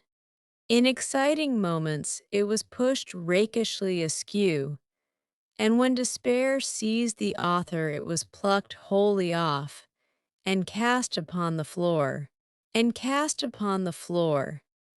At such times, the intruder silently withdrew, and not until the red bow was seen gaily erect upon the gifted brow did anyone dare address Jo. She did not think herself a genius by any means, but when the writing fit came on, she gave herself up to it with entire abandon, and led a blissful life, unconscious of want, care, or bad weather, while she sat safe and happy in an imaginary world, full of friends almost as real and dear to her as any in the flesh. Sleep forsook her eyes, meals stood untasted, day and night were all too short to enjoy the happiness which blessed her only at such times, and made these hours worth living, even if they bore no other fruit. The divine afflatus usually lasted a week or two, and then she emerged from her vortex, hungry, sleepy, cross, or despondent. She was just recovering from one of these attacks when she was prevailed upon to escort Miss Crocker to a lecture, and in return for her virtue was rewarded with a new idea. It was a people's course, the lecture on the pyramids, and Jo rather wondered at the choice of such a subject for such an audience, but took it for granted that some great social evil would be remedied, or some great want supplied, by unfolding the glories of the Pharaohs to an audience whose thoughts were busy with the price of coal and flour, and whose lives were spent in trying to solve harder riddles than that of the Sphinx. They were early, and while Miss Crocker set the heel of her stocking, Jo amused herself by examining the faces of the people who occupied the seat with them. On her left were two matrons, with massive foreheads and bonnets to match, discussing women's rights and making tatting. Beyond sat a pair of humble lovers, artlessly holding each other by the hand, a somber spinster eating peppermints out of a paper bag, and an old gentleman taking his preparatory nap behind a yellow bandana. On her right, her only neighbor was a studious-looking lad absorbed in a newspaper. It was a pictorial sheet, and Jo examined the work of art nearest her, idly wondering what fortuitous concatenation of circumstances needed the melodramatic illustration of an Indian in full war costume, tumbling over a precipice with a wolf at his throat, while two infuriated young gentlemen, with unnaturally small feet and big eyes, were stabbing each other close by, and a disheveled female was flying away in the background with her mouth wide open. Pausing to turn a page, the lad saw her looking and, with boyish good nature, offered half his paper, saying bluntly, "Want to read it? That's a first-rate story." Jo accepted it with a smile, for she had never outgrown her liking for lads, and soon found herself involved in the usual labyrinth of love, mystery, and murder, for the story belonged to that class of light literature in which the passions have a holiday, and when the author's invention fails, a grand catastrophe clears the stage of one half the dramatis personae, leaving the other half to exult over their downfall. Prime, isn't it? Asked the boy as her eye went down the last paragraph of her portion. I think you and I could do as well as that if we tried, returned Joe, amused at his admiration of the trash. I should think I was a pretty lucky chap if I could. She makes a good living out of such stories, they say. And he pointed to the name of Mrs. Slan. G. Northberry under the title of the tale. Do you know her? Asked Joe, with sudden interest. No, but I read all her pieces, and I know a fellow who works in the office where this paper is printed. Do you say she makes a good living out of stories like this? And Joe looked more respectfully at the agitated group and thickly sprinkled exclamation points that adorned the page. Guess she does. She knows just what folks like and gets paid well for writing it. Here the lecture began, but Joe heard very little of it. For while Professor Sands was prosing away about Belzoni, Cheops, Scarabaei, and hieroglyphics, she was covertly taking down the address of the paper and boldly resolving to try for the $100 prize offered in its columns for a sensational story. By the time the lecture ended and the audience awoke, she had built up a splendid fortune for herself, not the first founded on paper, and was already deep in the concoction of her story, being unable to decide whether the duel should come before the elopement or after the murder. She said nothing of her plan at home, but fell to work next day, much to the disquiet of her mother, who always looked a little anxious when genius took to burning. Jo had never tried this style before, contenting herself with very mild romances for the Spread Eagle. Her experience and miscellaneous reading were of service now, for they gave her some idea of dramatic effect, and supplied plot, language, and costumes. Her story was as full of desperation and despair as her limited acquaintance with those uncomfortable emotions enabled her to make it, and having located it in Lisbon, she wound up with an earthquake as a striking and appropriate denouement. The manuscript was privately dispatched, accompanied by a note modestly saying that if the tale didn't get the prize, which the writer hardly dared expect, she would be very glad to receive any sum it might be considered worth. 6 weeks is a long time to wait, and a still longer time for a girl to keep a secret, but Jo did both, and was just beginning to give up all hope of ever seeing her manuscript again, when a letter arrived which almost took her breath away. For on opening it, a check for $100 fell into her lap. For a minute she stared at it as if it had been a snake. Then she read her letter and began to cry. If the amiable gentleman who wrote that kindly note could have known what intense happiness he was giving a fellow creature, I think he would devote his leisure hours, if he has any, to that amusement. For Jo valued the letter more than the money, because it was encouraging. And after years of effort, it was so pleasant to find that she had learned to do something, though it was only to write a sensation story.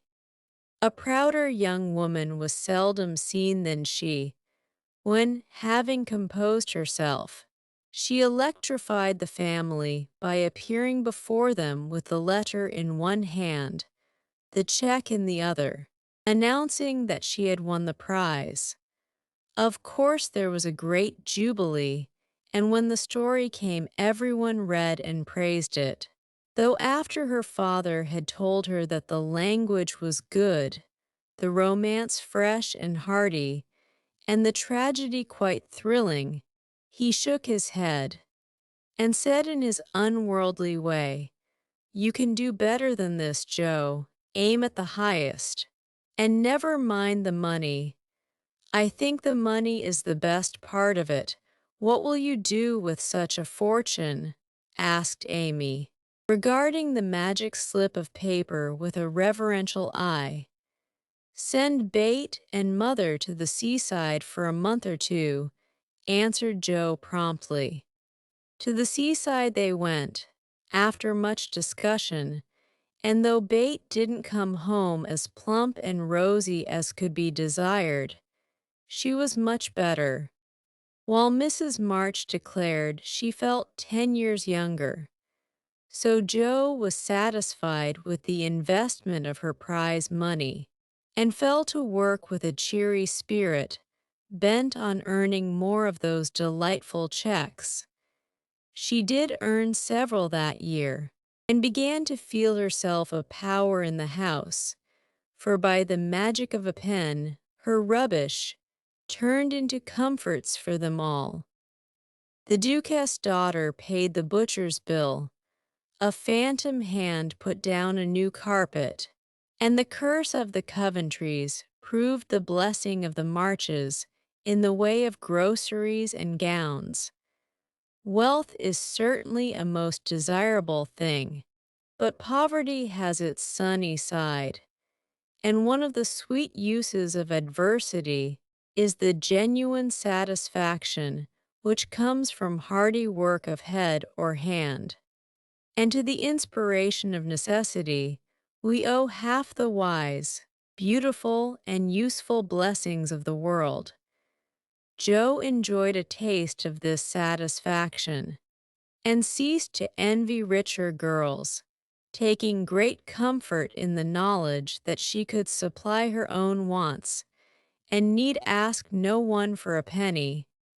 Little notice was taken of her stories, but they found a market, and encouraged by this fact, she resolved to make a bold stroke for fame and fortune. Having copied her novel for the 4th time, read it to all her confidential friends, and submitted it with fear and trembling to 3 publishers. She at last disposed of it, on condition that she would cut it down 1/3 and omit all the parts which she particularly admired. Now I must either bundle it back into my tin kitchen to mold, pay for printing it myself, or chop it up to suit purchasers and get what I can for it. Fame is a very good thing to have in the house, but cash is more convenient, so I wish to take the sense of the meeting on this important subject. Said Joe, calling a family council, "Don't spoil your book, my girl, for there is more in it than you know, and the idea is well worked out. Let it wait and ripen," was her father's advice, and he practiced what he preached. Having waited patiently 30 years for fruit of his own to ripen, and being in no haste to gather it even now when it was sweet and mellow, it seems to me that Joe will profit more by taking the trial than by waiting, said Mrs. March. Criticism is the best test of such work, for it will show her both unsuspected merits and faults, and help her to do better next time. We are too partial, but the praise and blame of outsiders will prove useful, even if she gets but little money. Yes, said Joe, knitting her brows, that's just it. I've been fussing over the thing so long. I really don't know whether it's good, bad, or indifferent. It will be a great help to have cool, impartial persons take a look at it. and tell me what they think of it. I wouldn't leave a word out of it. You'll spoil it if you do. For the interest of the story is more in the minds than in the actions of the people, and it will be all a muddle if you don't explain as you go on. Said Meg, who firmly believed that this book was the most remarkable novel ever written. But Mr.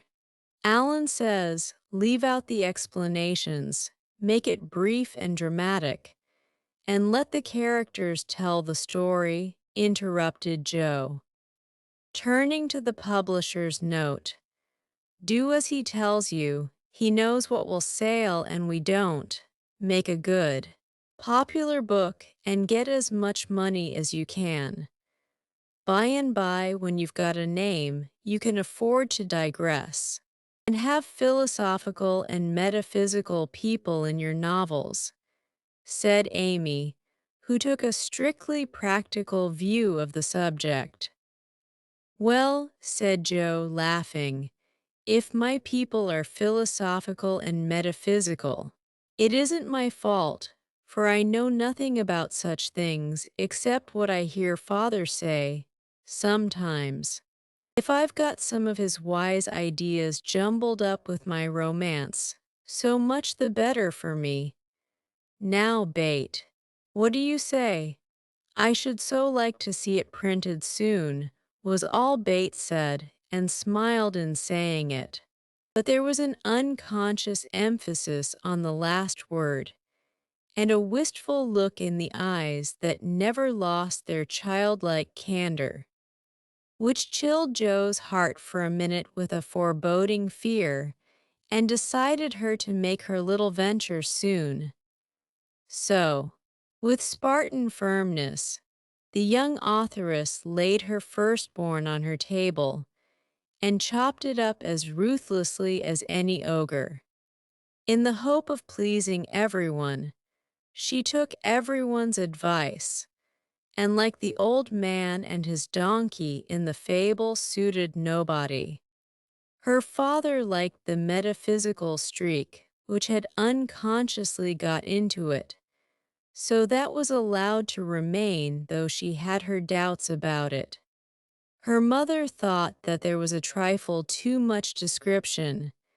Out, therefore, it came, and with it many necessary links in the story. Meg admired the tragedy, so Joe piled up the agony to suit her, while Amy objected to the fun. And with the best intentions in life, Joe quenched the spritly scenes which relieved the somber character of the story. Then, to complicate the ruin, she cut it down 1/3 and confidingly sent the poor little romance, like a picked robin, out into the big, busy world to try its fate. Well, it was printed, and she got $300 for it, likewise plenty of praise and blame, both so much greater than she expected that she was thrown into a state of bewilderment from which it took her some time to recover. You said, Mother, that criticism would help me, but how can it, when it's so contradictory that I don't know whether I've written a promising book or broken all the 10 Commandments? Cried poor Joe, turning over a heap of notices, the perusal of which filled her with pride and joy 1 minute, wrath and dismay the next. This man says, an exquisite book, full of truth, beauty, and earnestness. All is sweet, pure, and healthy, continued the perplexed authoress. The next, the theory of the book is bad, full of morbid fancies, spiritualistic ideas, and unnatural characters. Now, as I had no theory of any kind, don't believe in spiritualism, and copied my characters from life, I don't see how this critic can be right. Another says, it's one of the best American novels which has appeared for years. I know better than that, and the next asserts that though it is original, and written with great force and feeling, it is a dangerous book. 'Tisn't, some make fun of it, some overpraise, and nearly all insist that I had a deep theory to expound, when I only wrote it for the pleasure and the money. I wish I'd printed the whole or not at all, for I do hate to be so misjudged. Her family and friends administered comfort and commendation liberally. Yet it was a hard time for sensitive, high-spirited Jo, who meant so well and had apparently done so ill. But it did her good. For those whose opinion had real value gave her the criticism which is an author's best education, and when the first soreness was over, she could laugh at her poor little book, yet believe in it still, and feel herself the wiser and stronger for the buffeting she had received, not being a genius like Keats. "It won't kill me," she said stoutly, "and I've got the joke on my side after all." For the parts that were taken straight out of real life are denounced as impossible and absurd, and the scenes that I made up out of my own silly head are pronounced charmingly natural, tender, and true. So I'll comfort myself with that, and when I'm ready, I'll up again and take another. Chapter II. 28 Domestic Experiences. Like most other young matrons, Meg began her married life with the determination to be a model housekeeper. John should find home a paradise. He should always see a smiling face, should fare sumptuously every day, and never know the loss of a button.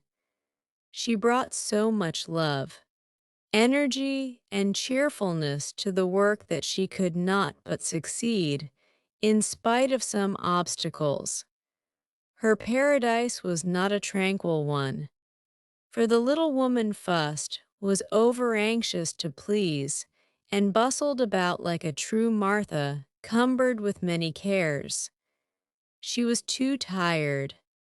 Sometimes, even to smile, John grew dyspeptic after a course of dainty dishes and ungratefully demanded plain fare.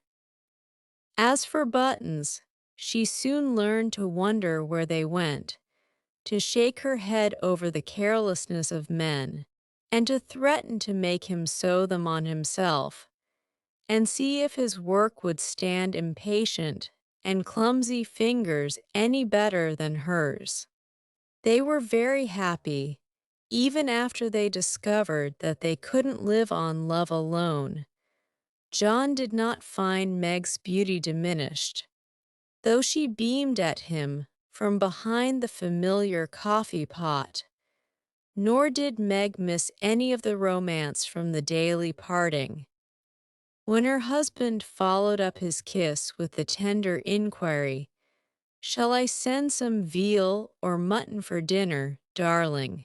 the little house ceased to be a glorified bower, but it became a home, and the young couple soon felt that it was a change for the better. At first they played keep house and frolicked over it like children. Then John took steadily to business, feeling the cares of the head of a family upon his shoulders. And Meg laid by her cambric wrappers, put on a big apron, and fell to work as before said, with more energy than discretion. While the cooking mania lasted, she went through Mrs. Cornelius's receipt book as if it were a mathematical exercise, working out the problems with patience and care.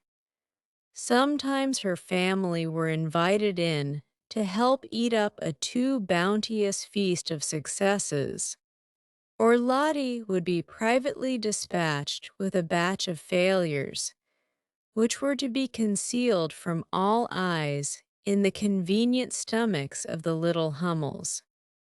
An evening with John over the account books usually produced a temporary lull in the culinary enthusiasm, and a frugal fit would ensue, during which the poor man was put through a course of bread pudding, hash, and warmed-over coffee, which tried his soul, although he bore it with praiseworthy fortitude. Before the golden mean was found, however, Meg added to her domestic possessions what young couples seldom get on long without: a family jar. Fired with housewifely wish to see her storeroom stocked with homemade preserves, she undertook to put up her own currant jelly. John was requested to order home a dozen or so of little pots and an extra quantity of sugar, for their own currants were ripe and were to be attended to at once. As John firmly believed that my wife was equal to anything and took a natural pride in her skill, he resolved that she should be gratified, and their only crop of fruit laid by in a most pleasing form for winter use. Home came 4 dozen delightful little pots, half a barrel of sugar, and a small boy to pick the currants for her, with her pretty hair tucked into a little cap, arms bared to the elbow, and a checked apron which had a coquettish look in spite of the bib. The young housewife fell to work, feeling no doubts about her success. For hadn't she seen Hannah do it hundreds of times? The array of pots rather amazed her at first, but John was so fond of jelly, and the nice little jars would look so well on the top shelf, that Meg resolved to fill them all, and spend a long day picking, boiling, straining, and fussing over her jelly. She did her best. She asked advice of Mrs. Cornelius. She racked her brain to remember what Hannah did that she left undone. She reboiled, resugared, and restrained. But that dreadful stuff wouldn't gel. She longed to run home, bib and all, and ask Mother to lend her a hand. But John and she had agreed that they would never annoy anyone with their private worries, experiments, or quarrels. They had laughed over that last word, as if the idea it suggested was a most preposterous one, but they had held to their resolve. And whenever they could get on without help they did so, and no one interfered, for Mrs. March had advised the plan. So Meg wrestled alone with the refractory sweetmeats all that hot summer day, and at 5 o'clock sat down in her topsy-turvy kitchen, wrung her bedaubed hands, lifted up her voice, and wept. Now, in the first flush of the new life, she had often said, "My husband shall always feel free to bring a friend home whenever he likes. I shall always be prepared. There shall be no flurry, no scolding, no discomfort, but a neat house, a cheerful wife, and a good dinner. John dear, never stop to ask my leave. Invite whom you please, and be sure of a welcome from me." How charming that was, to be sure! John quite glowed with pride to hear her say it, and felt what a blessed thing it was to have a superior wife. But although they had had company from time to time, it never happened to be unexpected, and Meg had never had an opportunity to distinguish herself till now. It always happens so in this vale of tears. There is an inevitability about such things which we can only wonder at, deplore, and bear as we best can.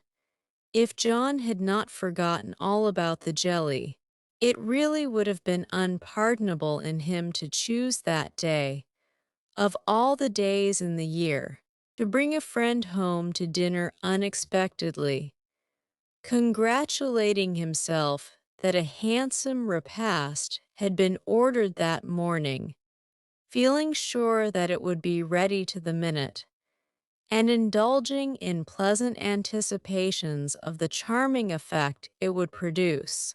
When his pretty wife came running out to meet him, he escorted his friend to his mansion with the irrepressible satisfaction of a young host and husband. It is a world of disappointments, as John discovered when he reached the Dovecote.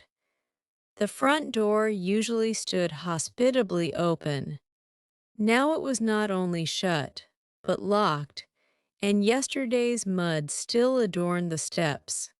The parlor windows were closed and curtained. No picture of the pretty wife sewing on the piazza, in white, with a distracting little bow in her hair, or a bright-eyed hostess, smiling a shy welcome as she greeted her guest.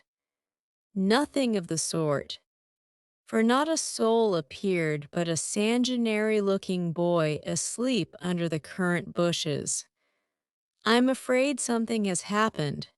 Step into the garden, Scott, while I look up Mrs. Brooke," said John, alarmed at the silence and solitude. Round the house he hurried, led by a pungent smell of burned sugar, and Mr. Scott strolled after him, with a queer look on his face. He paused discreetly at a distance when Brooke disappeared, but he could both see and hear, and being a bachelor, enjoyed the prospect mightily. In the kitchen reigned confusion and despair. One edition of jelly was trickled from pot to pot. Another lay upon the floor, and a third was burning gaily on the stove. Lottie, with Teutonic phlegm, was calmly eating bread and currant wine, for the jelly was still in a hopelessly liquid state, while Mrs. Brooke, with her apron over her head, sat sobbing dismally. "My dearest girl, what is the matter?" cried John, rushing in with awful visions of scalded hands, sudden news of affliction, and secret consternation at the thought of the guest in the garden. "Oh, John, I am so tired and hot and cross and worried. I've been at it till I'm all worn out. Do come and help me, or I shall die." And the exhausted housewife cast herself upon his breast, giving him a sweet welcome in every sense of the word, for her pinafore had been baptized at the same time as the floor. "What worries you, dear? Has anything dreadful happened?" asked the anxious John, tenderly kissing the crown of the little cap, which was all askew. "Yes," sobbed Meg despairingly. "Tell me quick then, don't cry. I can bear anything better than that. Out with it. Love, the jelly won't gel and I don't know what to do." John Brooke laughed then as he never dared to laugh afterward, and the derisive Scot smiled involuntarily as he heard the hearty peal, which put the finishing stroke to poor Meg's woe. "Is that all? Fling it out of the window and don't bother any more about it. I'll buy you quarts if you want it. But for heaven's sake don't have hysterics, for I've brought Jack Scott home to dinner." Indeed, John got no further, for Meg cast him off, and clasped her hands with a tragic gesture as she fell into a chair, exclaiming in a tone of mingled indignation, reproach, and dismay, "A man to dinner and everything in a mess. John Brooke, how could you do such a thing?" "Hush, he's in the garden. I forgot the confounded jelly, but it can't be helped now." said John, surveying the prospect with an anxious eye. You ought to have sent word or told me this morning, and you ought to have remembered how busy I was, continued Meg petulantly, for even turtle doves will peck when ruffled. I didn't know it this morning, and there was no time to send word, for I met him on the way out. I never thought of asking leave. When you have always told me to do as I liked, I never tried it before, and hang me if I ever do again, added John, with an aggrieved air. I should hope not. Take him away at once. I can't see him, and there isn't any dinner. Well, I like that. Where's the beef and vegetables I sent home, and the pudding you promised? Cried John, rushing to the larder. I hadn't time to cook anything. I meant to dine at Mother's, I'm sorry. But I was so busy, and Meg's tears began again. John was a mild man, but he was human, and after a long day's work to come home tired, hungry, and hopeful, to find a chaotic house, an empty table, and a cross wife was not exactly conducive to repose of mind or manner. He restrained himself, however, and the little squall would have blown over but for one unlucky word. It's a scrape, I acknowledge, but if you will lend a hand, we'll pull through and have a good time yet. Don't cry, dear, but just exert yourself a bit and fix us up something to eat. We're both as hungry as hunters, so we shan't mind what it is. Give us the cold meat. And bread and cheese. We won't ask for jelly. He meant it to be a good-natured joke, but that one word sealed his fate. Meg thought it was too cruel to hint about her sad failure, and the last atom of patience vanished as he spoke. You must get yourself out of the scrape as you can. I'm too used up to exert myself for anyone. It's like a man to propose a bone and vulgar bread and cheese for company. I won't have anything of the sort in my house. Take that Scot up to Mother's, and tell him I'm away, sick, dead, anything. I won't see him. And you two can laugh at me and my jelly as much as you like. You won't have anything else here. And having delivered her defiance all on one breath, Meg cast away her pinafore and precipitately left the field to bemoan herself in her own room. What those two creatures did in her absence, she never knew, but Mr. Scott was not taken up to Mother's, and when Meg descended, after they had strolled away together, she found traces of a promiscuous lunch which filled her with horror. Lottie reported that they had eaten a much and greatly laughed, and the master bid her throw away all the sweet stuff and hide the pots. Meg longed to go and tell Mother, but a sense of shame at her own shortcomings, of loyalty to John, who might be cruel but nobody should know it, restrained her, and after a summary cleaning up, she dressed herself prettily and sat down to wait for John to come and be forgiven. Unfortunately, John didn't come, not seeing the matter in that light. He had carried it off as a good joke with Scott, excused his little wife as well as he could, and played the host so hospitably that his friend enjoyed the impromptu dinner, and promised to come again. But John was angry, though he did not show it. He felt that Meg had deserted him in his hour of need. It wasn't fair to tell a man to bring folks home any time, with perfect freedom, and when he took you at your word, to flame up and blame him. and leave him in the lurch to be laughed at or pitied. No, by George, it wasn't. And Meg must know it. He had fumed inwardly during the feast, but when the flurry was over and he strolled home after seeing Scott off, a milder mood came over him. Poor little thing, it was hard upon her when she tried so heartily to please me. She was wrong. Of course, but then she was young. I must be patient and teach her. He hoped she had not gone home M-dash. He hated gossip and interference.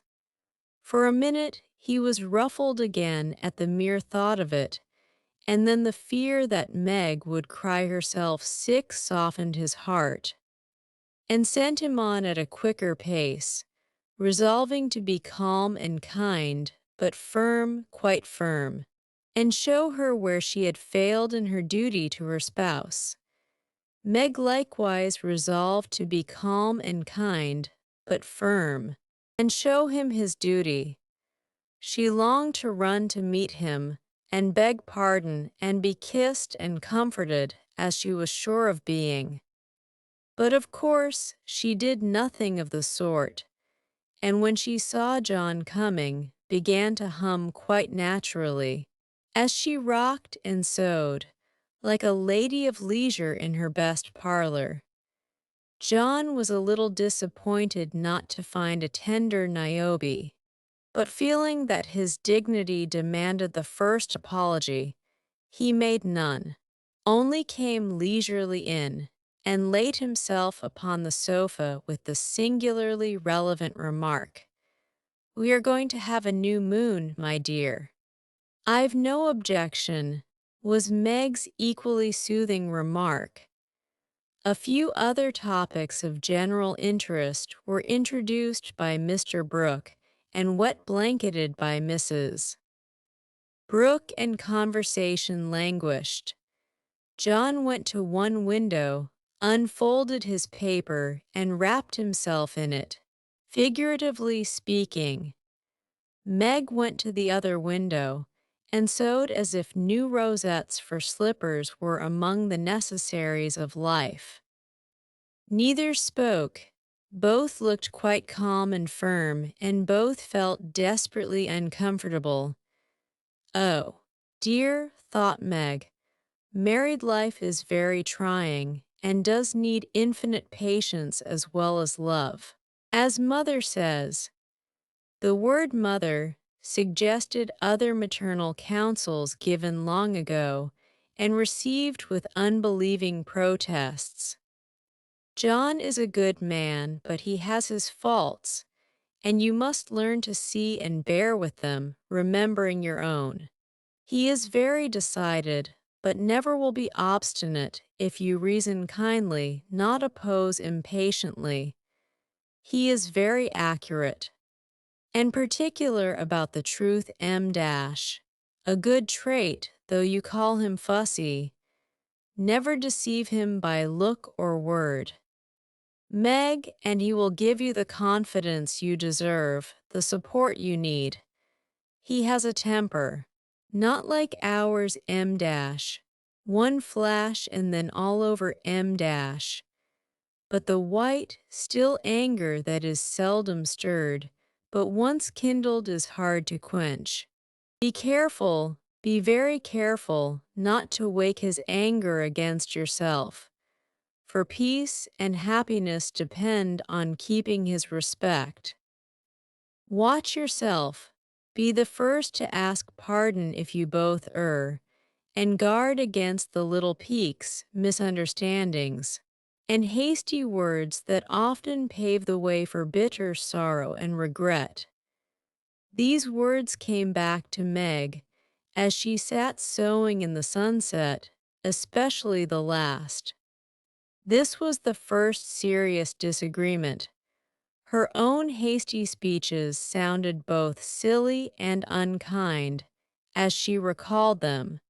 Her own anger looked childish now, and thoughts of poor John coming home to such a scene quite melted her heart.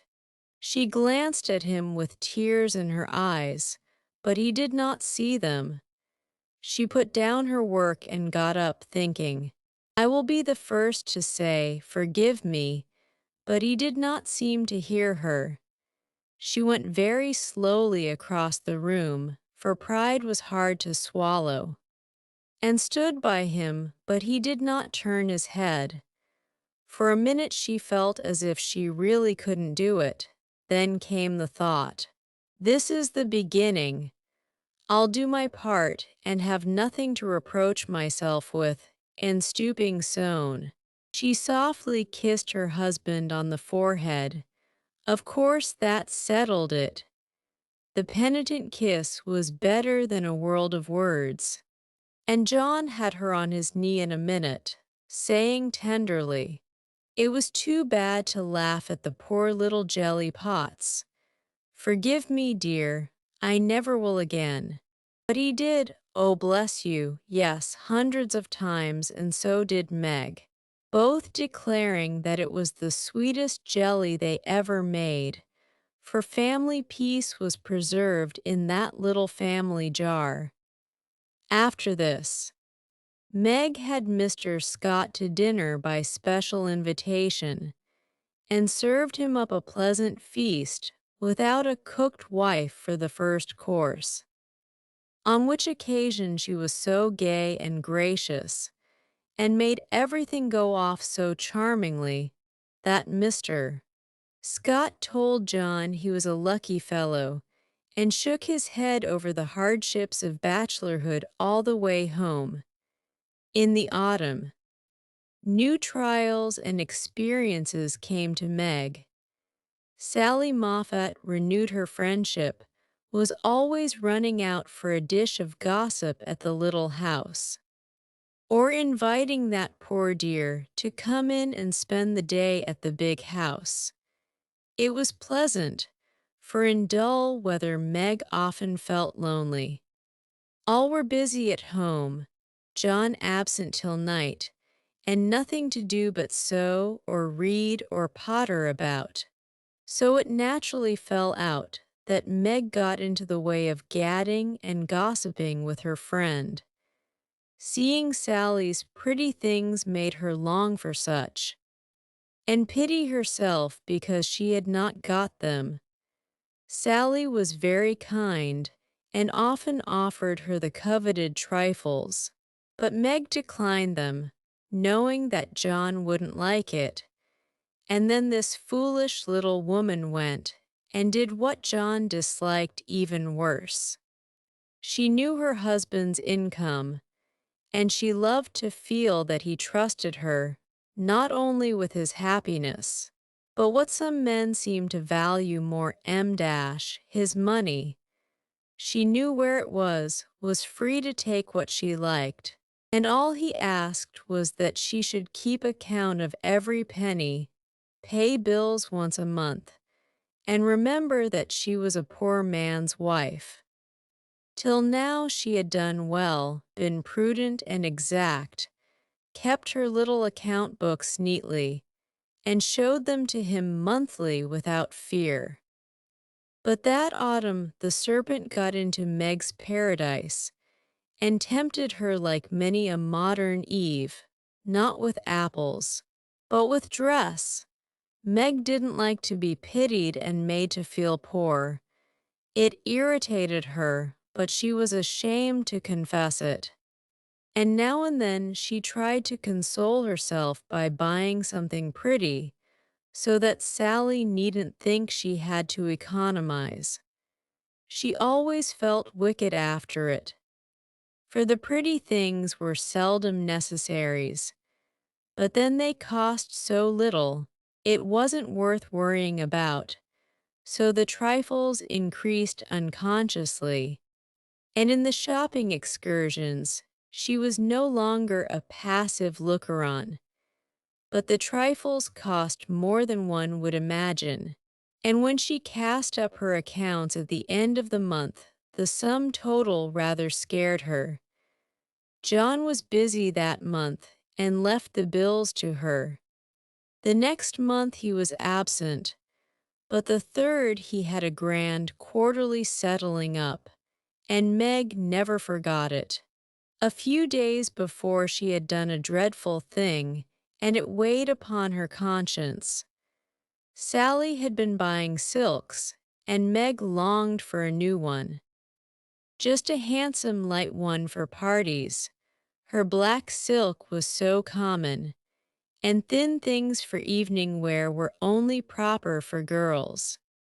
Aunt March usually gave the sisters a present of $25 apiece at New Year's.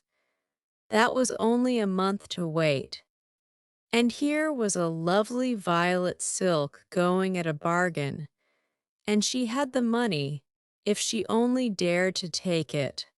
John always said what was his was hers, but would he think it right to spend not only the prospective 5 and 20, but another 5 and 20 out of the household fund? That was the question. Sally had urged her to do it, had offered to lend the money, and with the best intentions in life, had tempted Meg beyond her strength. In an evil moment, the shopman held up the lovely, shimmering folds, and said, "A bargain, I assure you, ma'am."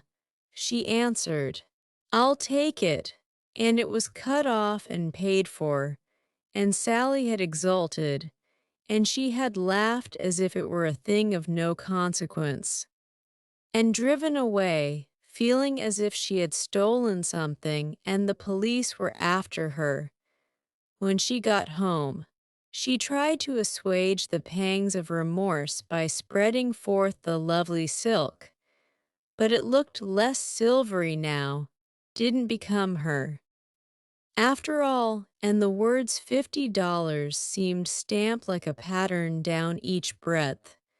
She put it away, but it haunted her, not delightfully as a new dress should, but dreadfully like the ghost of a folly that was not easily laid. When John got out his books that night, Meg's heart sank, and for the first time in her married life, she was afraid of her husband. The kind, brown eyes looked as if they could be stern, and though he was unusually merry, she fancied he had found her out, but didn't mean to let her know it. The house bills were all paid, the books all in order. John had praised her, and was undoing the old pocketbook which they called the bank, when Meg, knowing that it was quite empty, stopped his hand, saying nervously, "You haven't seen my private expense book yet." John never asked to see it, but she always insisted on his doing so, and used to enjoy his masculine amazement at the queer things women wanted, and made him guess what piping was, demand fiercely the meaning of a hug-me-tight, or wonder how a little thing composed of 3 rosebuds, a bit of velvet, and a pair of strings could possibly be a bonnet, and cost $6. That night he looked as if he would like the fun of quizzing her figures, and pretending to be horrified at her extravagance, as he often did, being particularly proud of his prudent wife. The little book was brought slowly out and laid down before him. Meg got behind his chair under pretense of smoothing the wrinkles out of his tired forehead, and standing there she said, with her panic increasing with every word, "John dear, I'm ashamed to show you my book, for I've really been dreadfully extravagant lately. I go about so much I must have things, you know. And Sally advised my getting it, so I did, and my New Year's money will partly pay for it. But I was sorry after I had done it, for I knew you'd think it wrong in me." John laughed and drew her round beside him, saying good-humoredly, "Don't go and hide. I won't beat you if you have got a pair of killing boots. I'm rather proud of my wife's feet, and don't mind if she does pay $8 or $9 for her boots. If they are good ones. That had been one of her last trifles, and John's eye had fallen on it as he spoke. Oh, what will he say when he comes to that awful $50? Thought Meg with a shiver. It's worse than boots. It's a silk dress, she said, with the calmness of desperation, for she wanted the worst over. Well, dear, what is the dem total, as Mr. Manalini says? That didn't sound like John, and she knew he was looking up at her with the straightforward look that she had always been ready to meet, and answer with one as frank till now. She turned the page and her head at the same time, pointing to the sum which would have been bad enough without the 50, but which was appalling to her with that added. For a minute the room was very still. Then John said slowly M dash. But she could feel it cost him an effort to express no displeasure M dash. Well, I don't know that 50 is much for a dress. With all the furbelows and notions you have to finish it off these days. It isn't made or trimmed. Sighed Meg faintly, for a sudden recollection of the cost still to be incurred quite overwhelmed her. 25 yards of silk seems a good deal to cover one small woman, but I've no doubt my wife will look as fine as Ned Moffat's when she gets it on. Said John dryly, I know you are angry, John, but I can't help it. I don't mean to waste your money, and I didn't think those little things would count up so. I can't resist them when I see Sally buying all she wants and pitying me because I don't. I try to be contented, but it is hard, and I'm tired of being poor. The last words were spoken so low she thought he did not hear them. But he did, and they wounded him deeply, for he had denied himself many pleasures for Meg's sake. She could have bitten her tongue out the minute she had said it, for John pushed the books away and got up, saying with a little quiver in his voice, I was afraid of this. I do my best, Meg. If he had scolded her or even shaken her, it would not have broken her heart like those few words. She ran to him and held him close, crying with repentant tears, Oh, John, my dear, kind, hard-working boy, I didn't mean it. It was so wicked, so untrue and ungrateful, how could I say it? Oh, how could I say it? He was very kind, forgave her readily, and did not utter one reproach. But Meg knew that she had done, and said a thing which would not be forgotten soon, although he might never allude to it again. She had promised to love him for better or worse, and then she, his wife, had reproached him with his poverty, after spending his earnings recklessly. It was dreadful, and the worst of it was John went on so quietly afterward, just as if nothing had happened, except that he stayed in town later and worked at night when she had gone to cry herself to sleep. A weak or remorse nearly made Meg sick, and the discovery that John had countermanded the order for his new greatcoat reduced her to a state of despair which was pathetic to behold. He had simply said, in answer to her surprised inquiries as to the change, I can't afford it, my dear. Meg said no more. But a few minutes after he found her in the hall with her face buried in the old greatcoat, crying as if her heart would break. They had a long talk that night. And Meg learned to love her husband better for his poverty, because it seemed to have made a man of him, given him the strength and courage to fight his own way, and taught him a tender patience with which to bear and comfort the natural longings and failures of those he loved. Next day she put her pride in her pocket, went to Sally, told the truth, and asked her to buy the silk as a favor. The good-natured Mrs. Moffat willingly did so, and had the delicacy not to make her a present of it immediately afterward. Then Meg ordered home the greatcoat, and when John arrived, she put it on and asked him how he liked her new silk gown. One can imagine what answer he made, how he received his present, and what a blissful state of things ensued. John came home early, Meg gadded no more, and that greatcoat was put on in the morning by a very happy husband, and taken off at night by a most devoted little wife. So the year rolled round, and at midsummer there came to Meg a new experience, the deepest and tenderest of a woman's life. Laurie came sneaking into the kitchen of the Dovecote one Saturday with an excited face, and was received with the clash of cymbals. For Hannah clapped her hands with a saucepan in one and the cover in the other. "How's the little mama? Where is everybody? Why didn't you tell me before I came home?" began Laurie in a loud whisper.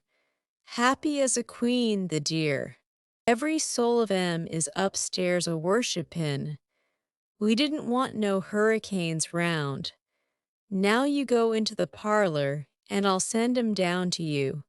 With which somewhat involved reply Hannah vanished, chuckling ecstatically. Presently Joe appeared, proudly bearing a flannel bundle laid forth upon a large pillow. Joe's face was very sober, but her eyes twinkled, and there was an odd sound in her voice of repressed emotion of some sort. "Shut your eyes and hold out your arms," she said invitingly. Laurie backed precipitately into a corner and put his hands behind him with an imploring gesture. "No, thank you, I'd rather not. I shall drop it or smash it as sure as fate." "Then you shan't see your nevy," said Joe decidedly, turning as if to go. "I will, I will. Only you must be responsible for damages." And obeying orders, Laurie heroically shut his eyes while something was put into his arms. A peal of laughter from Joe, Amy, Mrs. March, Hannah, and John caused him to open them the next minute, to find himself invested with two babies instead of one. No wonder they laughed, for the expression of his face was droll enough to convulse a Quaker, as he stood and stared wildly from the unconscious innocents to the hilarious spectators, with such dismay that Joe sat down on the floor and screamed. "Twins, by Jupiter," was all he said for a minute. Then turning to the women with an appealing look that was comically piteous, he added, "Take him quick, somebody. I'm going to laugh and I shall drop him." Joe rescued his babies and marched up and down, with one on each arm, as if already initiated into the mysteries of baby tending, while Laurie laughed till the tears ran down his cheeks. "It's the best joke of the season, isn't it? I wouldn't have told you, for I set my heart on surprising you, and I flatter myself I've done it," said Joe when she got her breath. "I never was more staggered in my life. Isn't it fun? Are they boys? What are you going to name them? Let's have another look. Hold me up, Joe, for upon my life it's one too many for me," returned Laurie, regarding the infants with the air of a big, benevolent Newfoundland looking at a pair of infantile kittens. "Boy and girl, aren't they beauties?" said the proud papa, beaming upon the little red squirmers as if they were unfledged angels. "Most remarkable children I ever saw. Which is which?" And Laurie bent like a well sweep to examine the prodigies. Amy put a blue ribbon on the boy and a pink on the girl, French fashion, so you can always tell. Besides, one has blue eyes and one brown. "Kiss them, Uncle Teddy," said Wicked Joe. "I'm afraid they mightn't like it," began Laurie with unusual timidity in such matters. "Of course they will, they are used to it now. Do it this minute." "Sir," commanded J.O., fearing he might propose a proxy. Laurie screwed up his face and obeyed with a gingerly peck at each little cheek that produced another laugh and made the babies squeal. There I knew they didn't like it. That's the boy, see him kick. He hits out with his fists like a good one. Now then, young Brooke, pitch into a man of your own size. "Will you?" cried Laurie, delighted with a poke in the face from a tiny fist, flapping aimlessly about. "He's to be named John Lawrence, and the girl Margaret, after mother and grandmother. We shall call her Daisy, so as not to have two Megs. And I suppose the Manny will be Jack, unless we find a better name," said Amy with ant-like interest. "Name him Demijohn." "And call him Demi for short," said Laurie. "Daisy and Demi, just the thing." "I knew Teddy would do it," cried Joe, clapping her hands.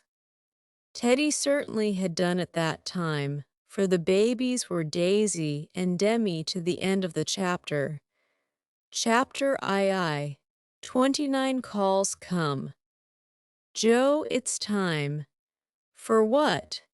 You don't mean to say you have forgotten that you promised to make half a dozen calls with me today?"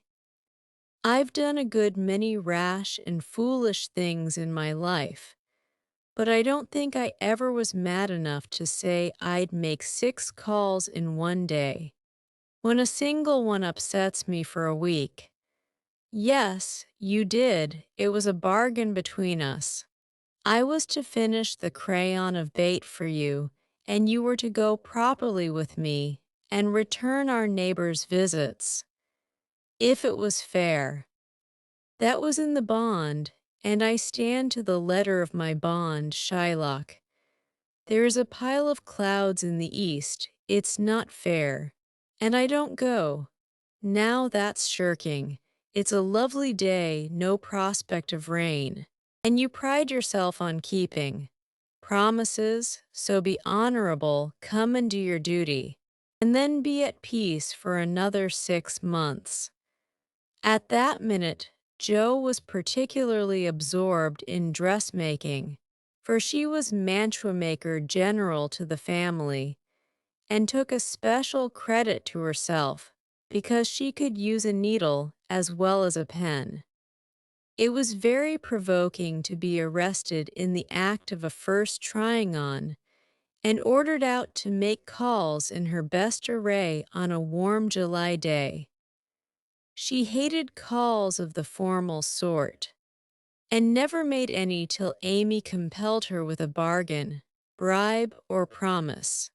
In the present instance, there was no escape, and having clashed her scissors rebelliously, while protesting that she smelled thunder, she gave in, put away her work, and taking up her hat and gloves with an air of resignation, told Amy the victim was ready.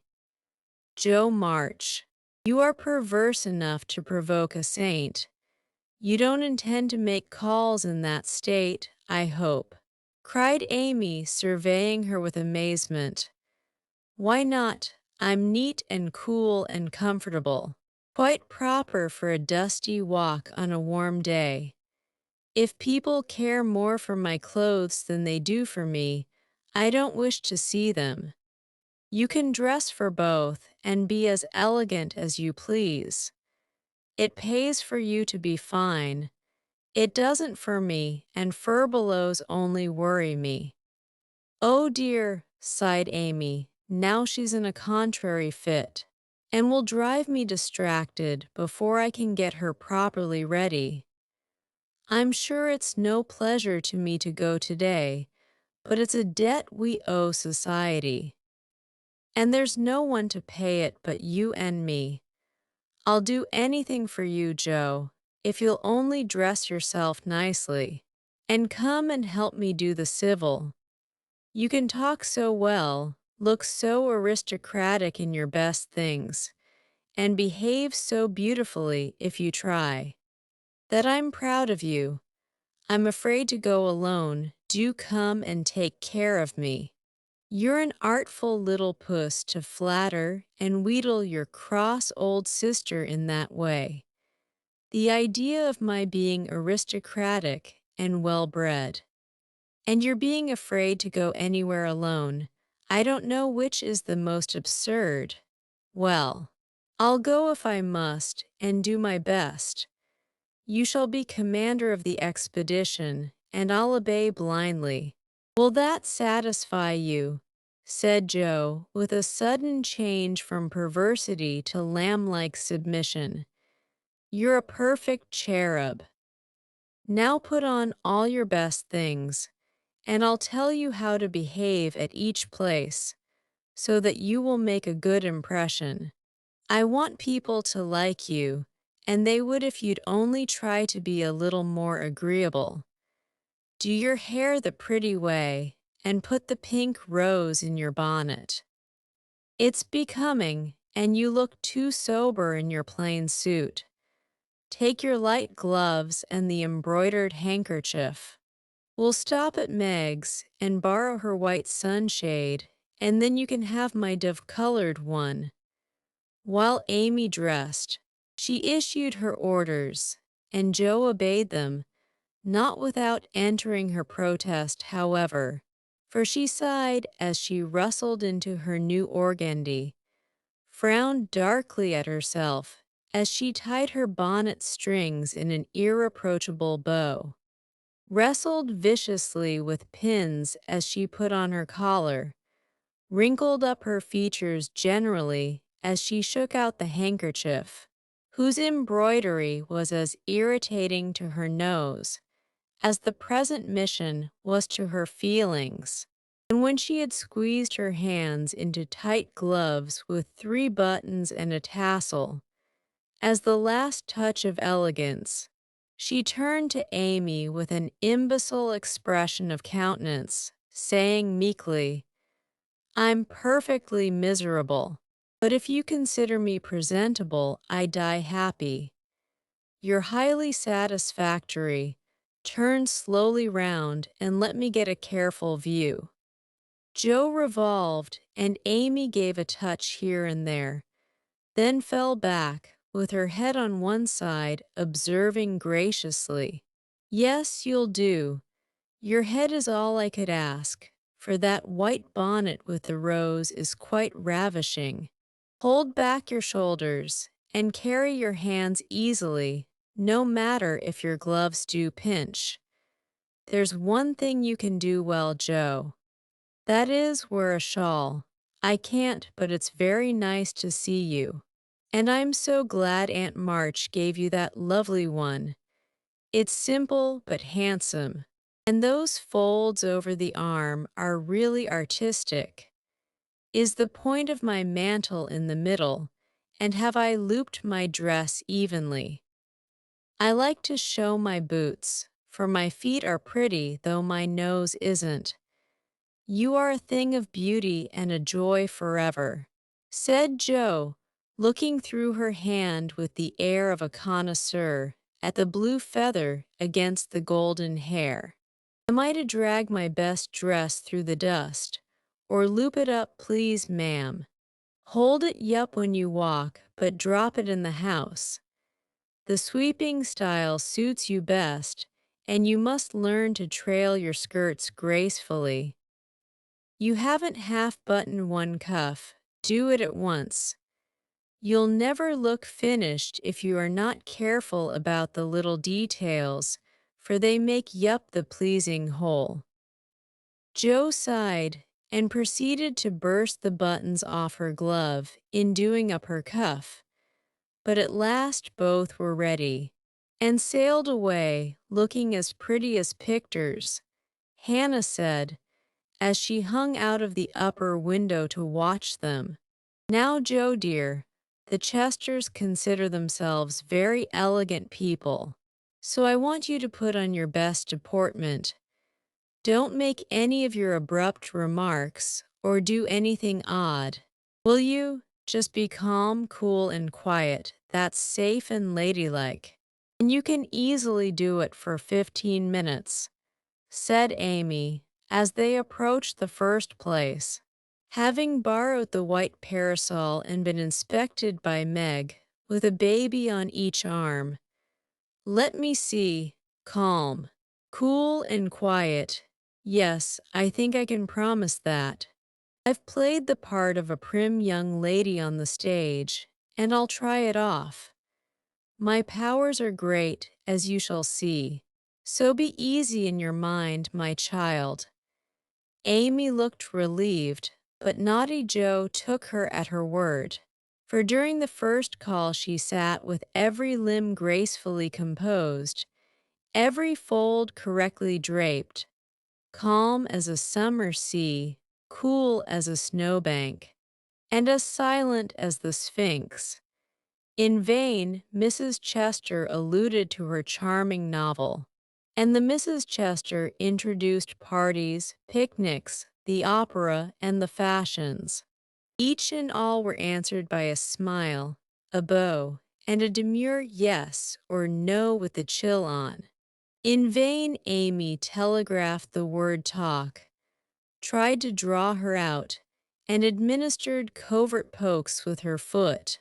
Joe sat as if blandly unconscious of it all, with deportment like Maud's face, icily regular, splendidly null.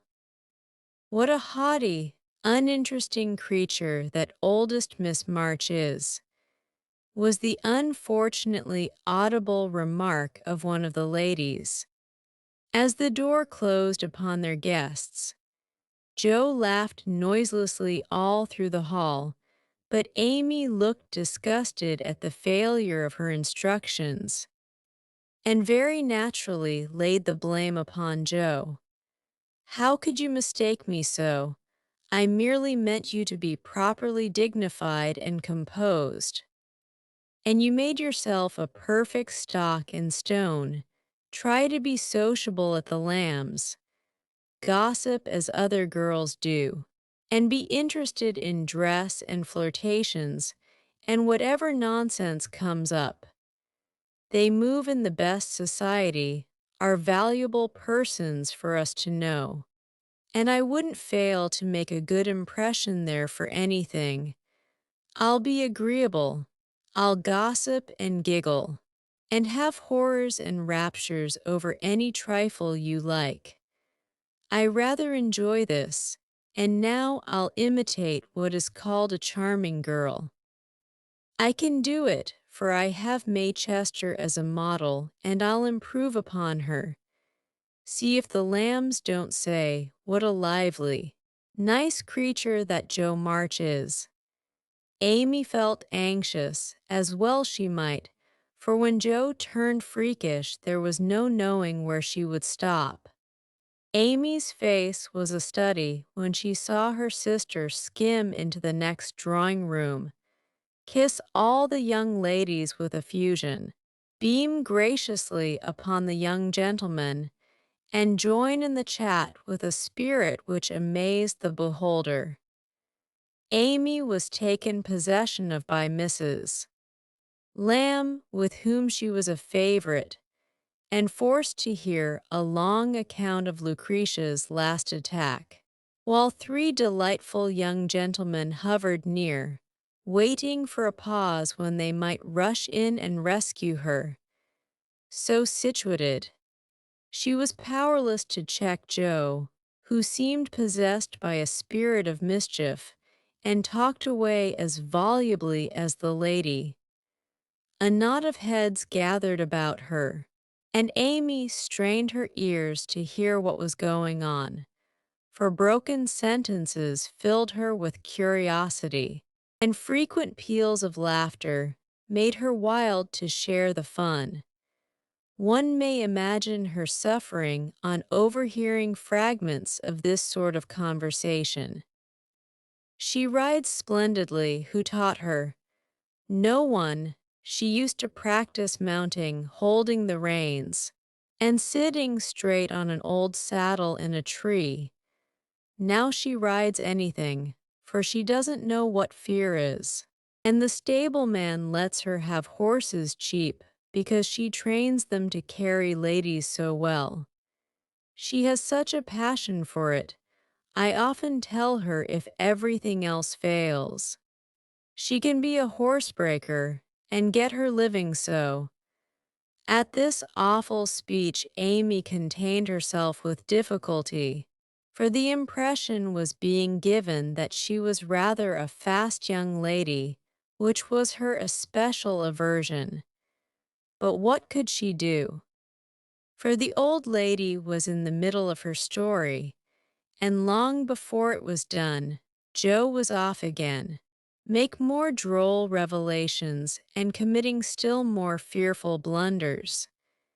Yes, Amy was in despair that day, for all the good beasts were gone. And of three left, one was lame, one blind, and the other so balky that you had to put dirt in his mouth before he would start. Nice animal for a pleasure party, wasn't it? Which did she choose? Asked one of the laughing gentlemen, who enjoyed the subject. None of them. She heard of a young horse at the farmhouse over the river, and though a lady had never ridden him, she resolved to try, because he was handsome and spirited. Her struggles were really pathetic. There was no one to bring the horse to the saddle, so she took the saddle to the horse. My dear creature, she actually rode it over the river, put it on her head, and marched up to the barn to the utter amazement of the old man. Did she ride the horse? Of course she did, and had a capital time. I expected to see her brought home in fragments, but she managed him perfectly, and was the life of the party. Well, I call that plucky, and young Mr. Lamb turned an approving glance upon Amy, wondering what his mother could be saying to make the girl look so red and uncomfortable. She was still redder and more uncomfortable a moment after, when a sudden turn in the conversation introduced the subject of dress. One of the young ladies asked Joe where she got the pretty drab hat she wore to the picnic, and stupid Joe, instead of mentioning the place where it was bought 2 years ago, must needs answer with unnecessary frankness, "Oh, Amy painted it. You can't buy those soft shades, so we paint ours any color we like. It's a great comfort to have an artistic sister." "Isn't that an original idea?" cried Miss Lamb, who found Joe great fun. "That's nothing compared to some of her brilliant performances. There's nothing the child can't do." Why? She wanted a pair of blue boots for Sally's party, so she just painted her soiled white ones the loveliest shade of sky blue you ever saw.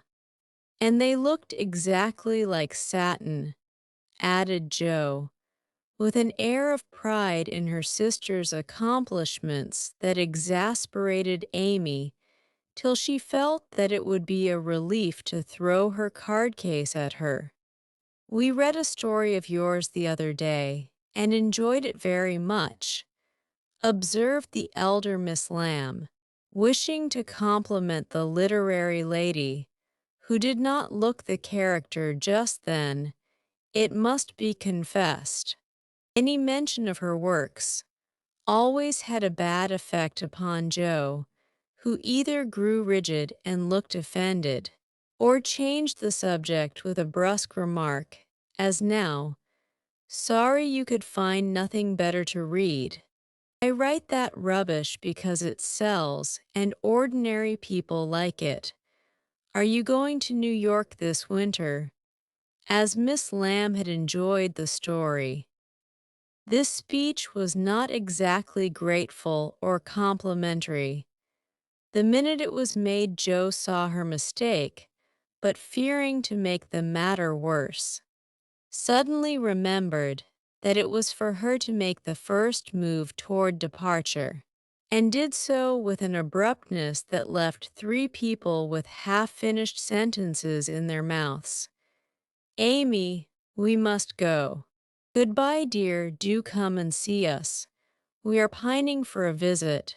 I don't dare to ask you, Mr. Lamb, but if you should come, I don't think I shall have the heart to send you away." Joe said this with such a droll imitation of Maychester's gushing style that Amy got out of the room as rapidly as possible, feeling a strong desire to laugh and cry at the same time. "Didn't I do well?" asked Joe, with a satisfied air as they walked away. "Nothing could have been worse," was Amy's crushing reply. "What possessed you to tell those stories about my saddle, and the hats and boots and all the rest of it?" "Why, it's funny and amuses people. They know we are poor, so it's no use pretending that we have grooms. Buy 3 or 4 hats a season, and have things as easy and fine as they do. You needn't go and tell them all our little shifts, and expose our poverty in that perfectly unnecessary way. You haven't a bit of proper pride, and never will learn when to hold your tongue and when to speak," said Amy despairingly. Poor Joe looked abashed, and silently chafed the end of her nose with the stiff handkerchief, as if performing a penance for her misdemeanors. "How shall I behave here?" she asked as they approached the third mansion. "Just as you please. I wash my hands of you," was Amy's short answer. "Then I'll enjoy myself. The boys are at home and will have a comfortable time. Goodness knows I need a little change, for elegance has a bad effect upon my constitution," returned Joe gruffly, being disturbed by her failure to suit. An enthusiastic welcome from 3 big boys and several pretty children speedily soothed her ruffled feelings, and leaving Amy to entertain the hostess and Mr. Tudor, who happened to be calling likewise, Jo devoted herself to the young folks and found the change refreshing. She listened to college stories with deep interest, caressed pointers and poodles without a murmur, agreed heartily that Tom Brown was a brick, regardless of the improper form of praise, and when one lad proposed a visit to his turtle tank, she went with an alacrity which caused Mamma to smile upon her, as that motherly lady settled the cap which was left in a ruinous condition by filial hugs, bear-like but affectionate, and dearer to her than the most faultless coiffure from the hands of an inspired Frenchwoman. Leaving her sister to her own devices, Amy proceeded to enjoy herself to her heart's content. Mr. Tudor's uncle had married an English lady who was third cousin to a living lord, and Amy regarded the whole family with great respect.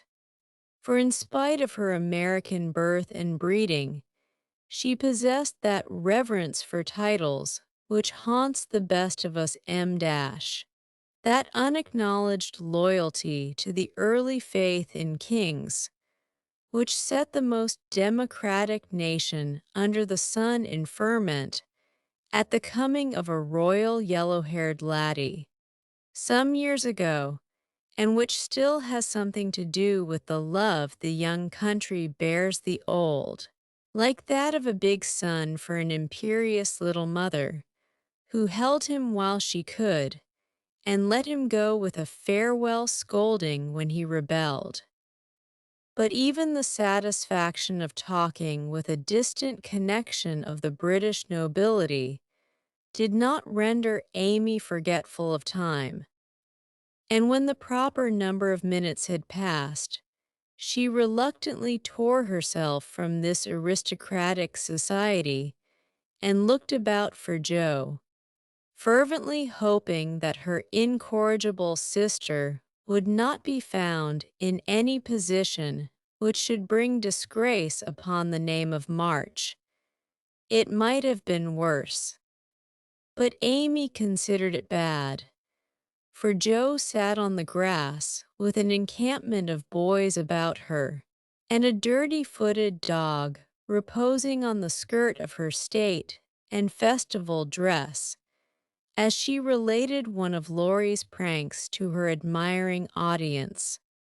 One small child was poking turtles with Amy's cherished parasol. A second was eating gingerbread over Joe's best bonnet, and a third playing ball with her gloves. But all were enjoying themselves, and when Joe collected her damaged property to go, her escort accompanied her, begging her to come again. It was such fun to hear about Laurie's larks. Capital boys. Aren't they? I feel quite young and brisk again after that, said Joe, strolling along with her hands behind her, partly from habit, partly to conceal the bespattered parasol. Why do you always avoid Mr. Tudor? Asked Amy, wisely refraining from any comment upon Joe's dilapidated appearance. Don't like him, he puts on airs, snubs his sisters, worries his father, and doesn't speak respectfully of his mother. Laurie says he is fast, and I don't consider him a desirable acquaintance, so I let him alone. You might treat him civilly at least. You gave him a cool nod. And just now you bowed and smiled in the politest way to Tommy Chamberlain, whose father keeps a grocery store. If you had just reversed the nod and the bow, it would have been right, said Amy reprovingly. No, it wouldn't, returned Joe. I neither like respect nor admire Tudor, though his grandfather's uncle's nephew's niece was a third cousin to a lord. Tommy is poor and bashful and good and very clever. I think well of him and like to show that I do, for he is a gentleman in spite of the brown paper parcels. It's no use trying to argue with you, began Amy. Not the least, my dear, interrupted Joe, so let us look amiable. And drop a card here, as the kings are evidently out, for which I'm deeply grateful. The family card case having done its duty, the girls walked on, and Joe uttered another thanksgiving on reaching the fifth house, and being told that the young ladies were engaged. Now let us go home, and never mind Aunt March today. We can run down there any time, and it's really a pity to trail through the dust in our best bibs and tuckers when we are tired and cross. Speak for yourself, if you please. Aunt March likes to have us pay her the compliment of coming in style and making a formal call.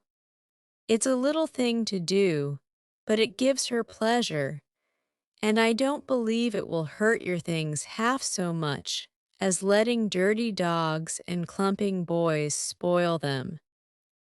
Stoop down and let me take the crumbs off of your bonnet.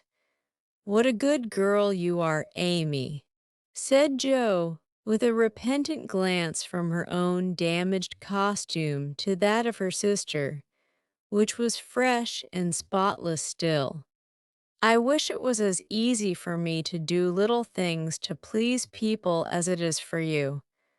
I think of them, but it takes too much time to do them, so I wait for a chance to confer a great favor and let the small ones slip.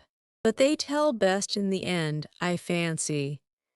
Amy smiled and was mollified at once, saying with a maternal air, "Women should learn to be agreeable, particularly poor ones, for they have no other way of repaying the kindnesses they receive.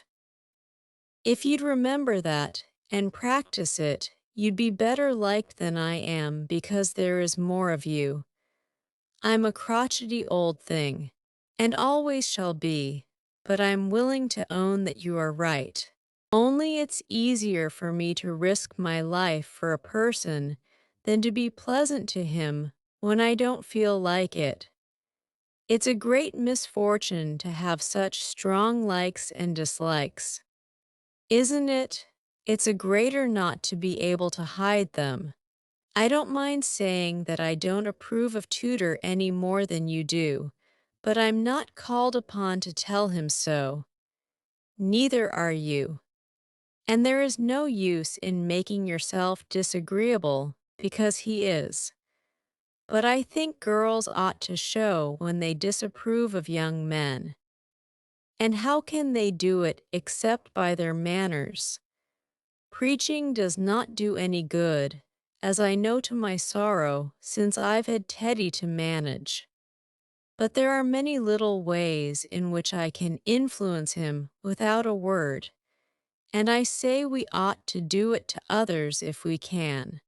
Teddy is a remarkable boy and can't be taken as a sample of other boys, said Amy, in a tone of solemn conviction, which would have convulsed the remarkable boy if he had heard it. If we were belles, or women of wealth and position, we might do something.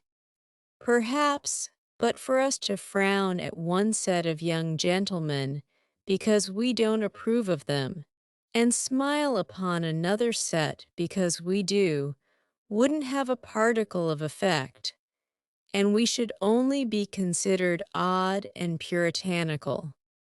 So we are to countenance things and people which we detest, merely because we are not belles and millionaires, are we? That's a nice sort of morality. I can't argue about it.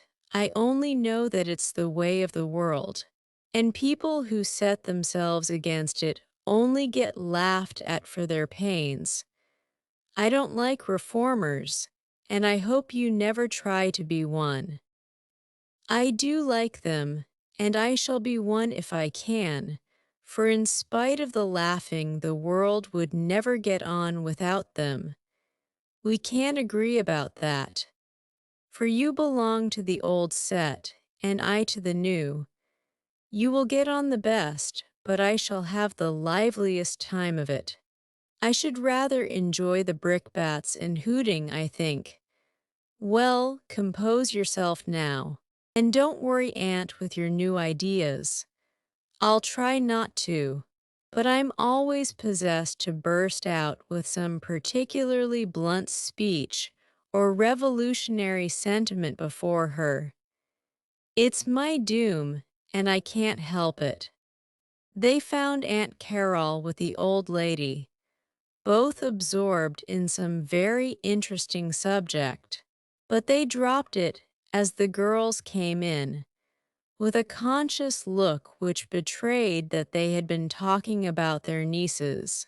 Joe was not in a good humor, and the perverse fit returned, but Amy, who had virtuously done her duty, kept her temper and pleased everybody, was in a most angelic frame of mind. This amiable spirit was felt at once, and both aunts my deared her affectionately, looking what they afterward said emphatically, "That child improves every day." "Are you going to help about the fair, dear?"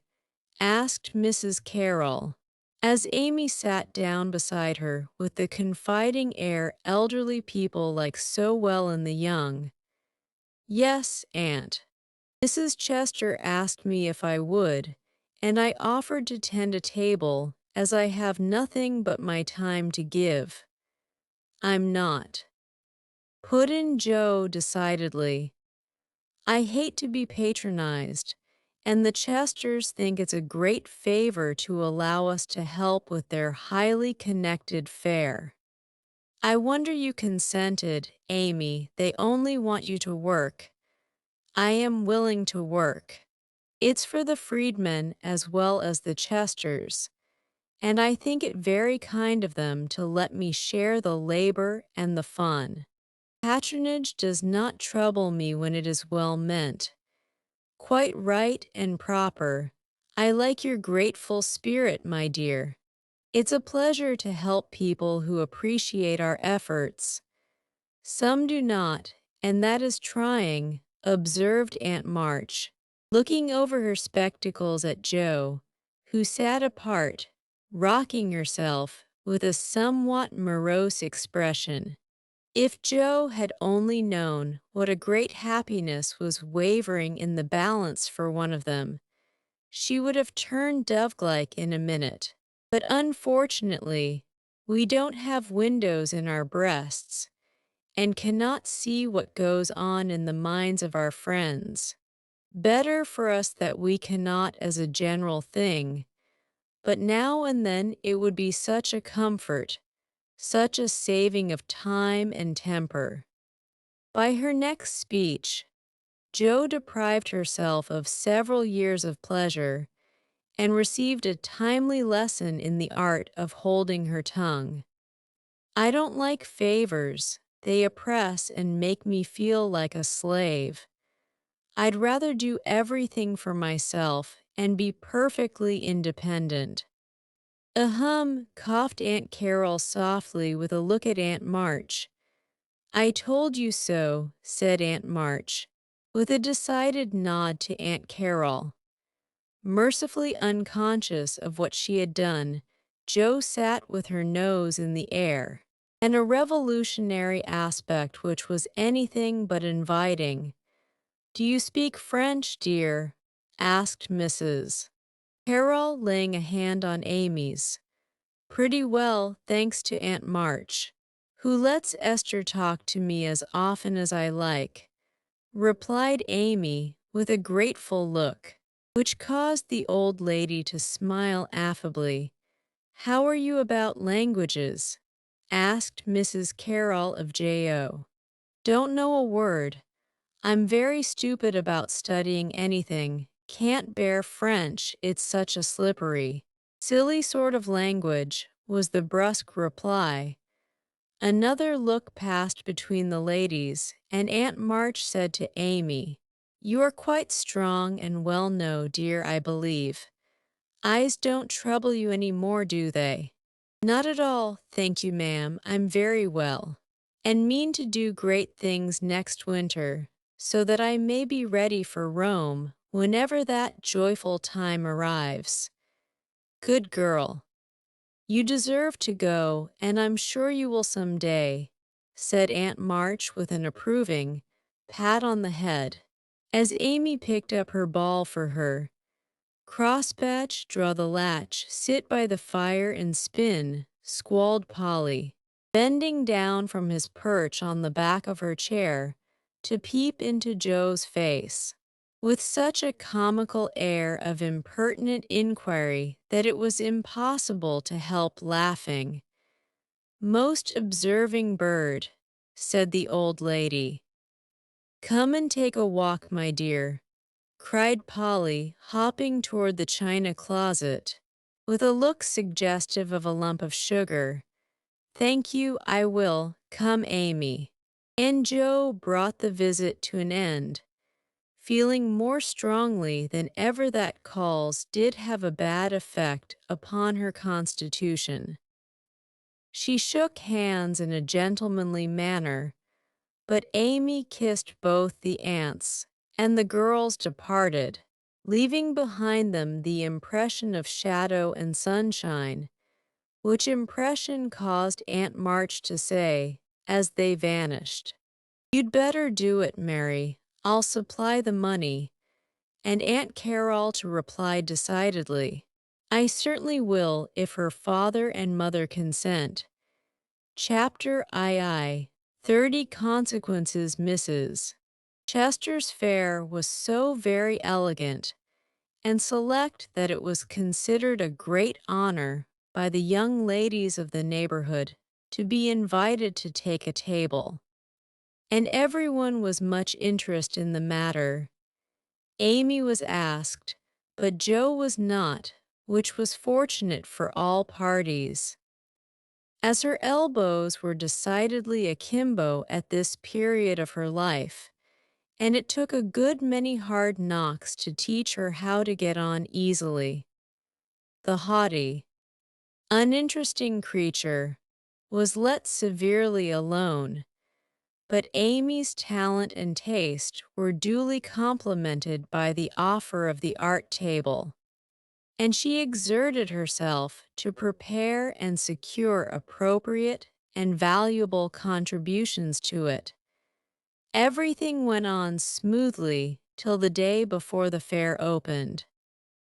Then there occurred one of the little skirmishes which it is almost impossible to avoid, when some 25 women, old and young, with all their private piques and prejudices, try to work together. May Chester was rather jealous of Amy, because the latter was a greater favorite than herself. And just at this time, several trifling circumstances occurred to increase the feeling. Amy's dainty pen and ink work entirely eclipsed May's painted vases, that was one thorn. Then the all-conquering tutor had danced 4 times with Amy at a late party, and only once with May That was thorn number 2. But the chief grievance that rankled in her soul, and gave an excuse for her unfriendly conduct, was a rumor which some obliging gossip had whispered to her, that the March girls had made fun of her at the Lambs. All the blame of this should have fallen upon Joe, for her naughty imitation had been too lifelike to escape detection, and the frolicsome Lambs had permitted the joke to escape. No hint of this had reached the culprits, however, and Amy's dismay can be imagined when, the very evening before the fair, as she was putting the last touches to her pretty table, Mrs. Chester, who of course resented the supposed ridicule of her daughter, said in a bland tone but with a cold look, "I find, dear, that there is some feeling among the young ladies about my giving this table to anyone but my girls, as this is the most prominent, and some say the most attractive table of all, and they are the chief getters-up of the fair. It is thought best for them to take this place. I'm sorry, but I know you are too sincerely interested in the cause to mind a little personal disappointment, and you shall have another table if you like." Mrs. Chester fancied beforehand that it would be easy to deliver this little speech, but when the time came, she found it rather difficult to utter it naturally, with Amy's unsuspicious eyes looking straight at her full of surprise and trouble. Amy felt that there was something behind this, but would not guess what, and said quietly, feeling hurt, and showing that she did, "Perhaps you had rather I took no table at all. Now, my dear, don't have any ill feeling, I beg. It's merely a matter of expediency, you see. My girls will naturally take the lead, and this table is considered their proper place. I think it very appropriate to you, and feel very grateful for your efforts to make it so pretty.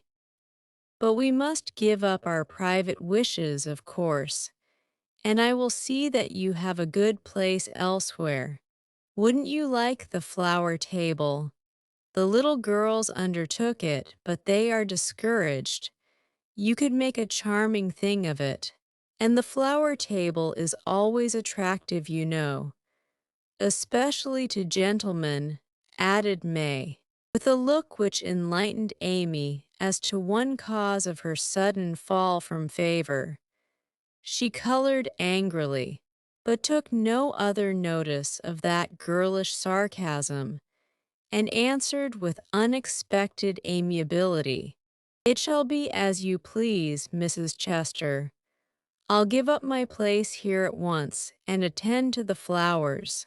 If you like, you can put your own things on your own table, if you prefer," began May, feeling a little conscience-stricken as she looked at the pretty racks, the painted shells, and quaint illuminations Amy had so carefully made and so gracefully arranged. She meant it kindly, but Amy mistook her meaning, and said quickly, "Oh, certainly, if they are in your way." And sweeping her contributions into her apron, pell-mell, she walked off, feeling that herself and her works of art had been insulted past forgiveness. "Now she's mad. Oh, dear, I wish I hadn't asked you to speak, Mamma," said May, looking disconsolately at the empty spaces on her table. "Girls' quarrels are soon over," returned her mother, feeling a trifle ashamed of her own part in this one, as well she might. The little girls hailed Amy and her treasures with delight, which cordial reception somewhat soothed her perturbed spirit, and she fell to work, determined to succeed florally if she could not artistically. But everything seemed against her. It was late, and she was tired. Everyone was too busy with their own affairs to help her, and the little girls were only hindrances, for the dears fussed and chattered like so many magpies, making a great deal of confusion in their artless efforts to preserve the most perfect order. The evergreen arch wouldn't stay firm after she got it up, but wiggled and threatened to tumble down on her head when the hanging baskets were filled. Her best tile got a splash of water, which left a sepia tear on the Cupid's cheek. She bruised her hands with hammering and got cold working in a draught, which last affliction filled her with apprehensions for the morrow. Any girl reader who has suffered like afflictions will sympathize with poor Amy and wish her well through her task. There was great indignation at home when she told her story that evening. Her mother said it was a shame, but told her she had done right. Bate declared she wouldn't go to the fair at all, and Joe demanded why she didn't take all her pretty things and leave those mean people to get on without her. "Because they are mean is no reason why I should be. I hate such things, and though I think I've a right to be hurt, I don't intend to show it. They will feel that more than angry speeches or huffy actions, won't they, Marmee? That's the right spirit, my dear. A kiss for a blow is always best, though it's not very easy to give it sometimes, said her mother, with the air of one who had learned the difference between preaching and practicing. In spite of various very natural temptations to resent and retaliate, Amy adhered to her resolution all the next day. Bent on conquering her enemy by kindness, she began well, thanks to a silent reminder that came to her unexpectedly, but most opportunely, as she arranged her table that morning while the little girls were in the anteroom filling the baskets. She took up her pet production, a little book, the antique cover of which her father had found among his treasures, and in which on leaves of vellum she had beautifully illuminated different texts. As she turned the pages rich in dainty devices with very pardonable pride, her eye fell upon one verse that made her stop and think, framed in a brilliant scrollwork of scarlet, blue, and gold, with little spirits of good will helping one another up and down among the thorns and flowers, were the words, "Thou shalt love thy neighbor as thyself." I ought, but I don't, thought Amy, as her eye went from the bright page to May's discontented face behind the big vases that could not hide the vacancies her pretty work had once filled. Amy stood a minute, turning the leaves in her hand, reading on each some sweet rebuke for all heartburnings and uncharitableness of spirit. Many wise and true sermons are preached us every day by unconscious ministers in street, school, office, or home. Even a fair table may become a pulpit if it can offer the good and helpful words which are never out of season. Amy's conscience preached her a little sermon from that text, then and there, and she did what many of us do not always do, took the sermon to heart, and straightway put it in practice. A group of girls were standing about May's table, admiring the pretty things, and talking over the change of saleswomen. They dropped their voices, but Amy knew they were speaking of her.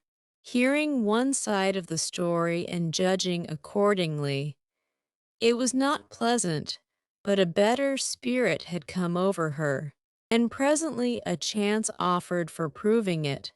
She heard May say sorrowfully, "It's too bad, for there is no time to make other things, and I don't want to fill up with odds and ends." The table was just complete then. Now it's spoiled. I dare say she'd put them back if you asked her, suggested someone. How could I after all the fuss? Began May, but she did not finish, for Amy's voice came across the hall, saying pleasantly, "You may have them, and welcome without asking if you want them. I was just thinking I'd offer to put them back, for they belong to your table rather than mine. Here they are. Please take them, and forgive me if I was hasty in carrying them away last night." As she spoke, Amy returned her contribution, with a nod and a smile, and hurried away again, feeling that it was easier to do a friendly thing than it was to stay and be thanked for it. "Now I call that lovely of her, don't you?" cried one girl. May's answer was inaudible, but another young lady, whose temper was evidently a little soured by making lemonade, added, with a disagreeable laugh.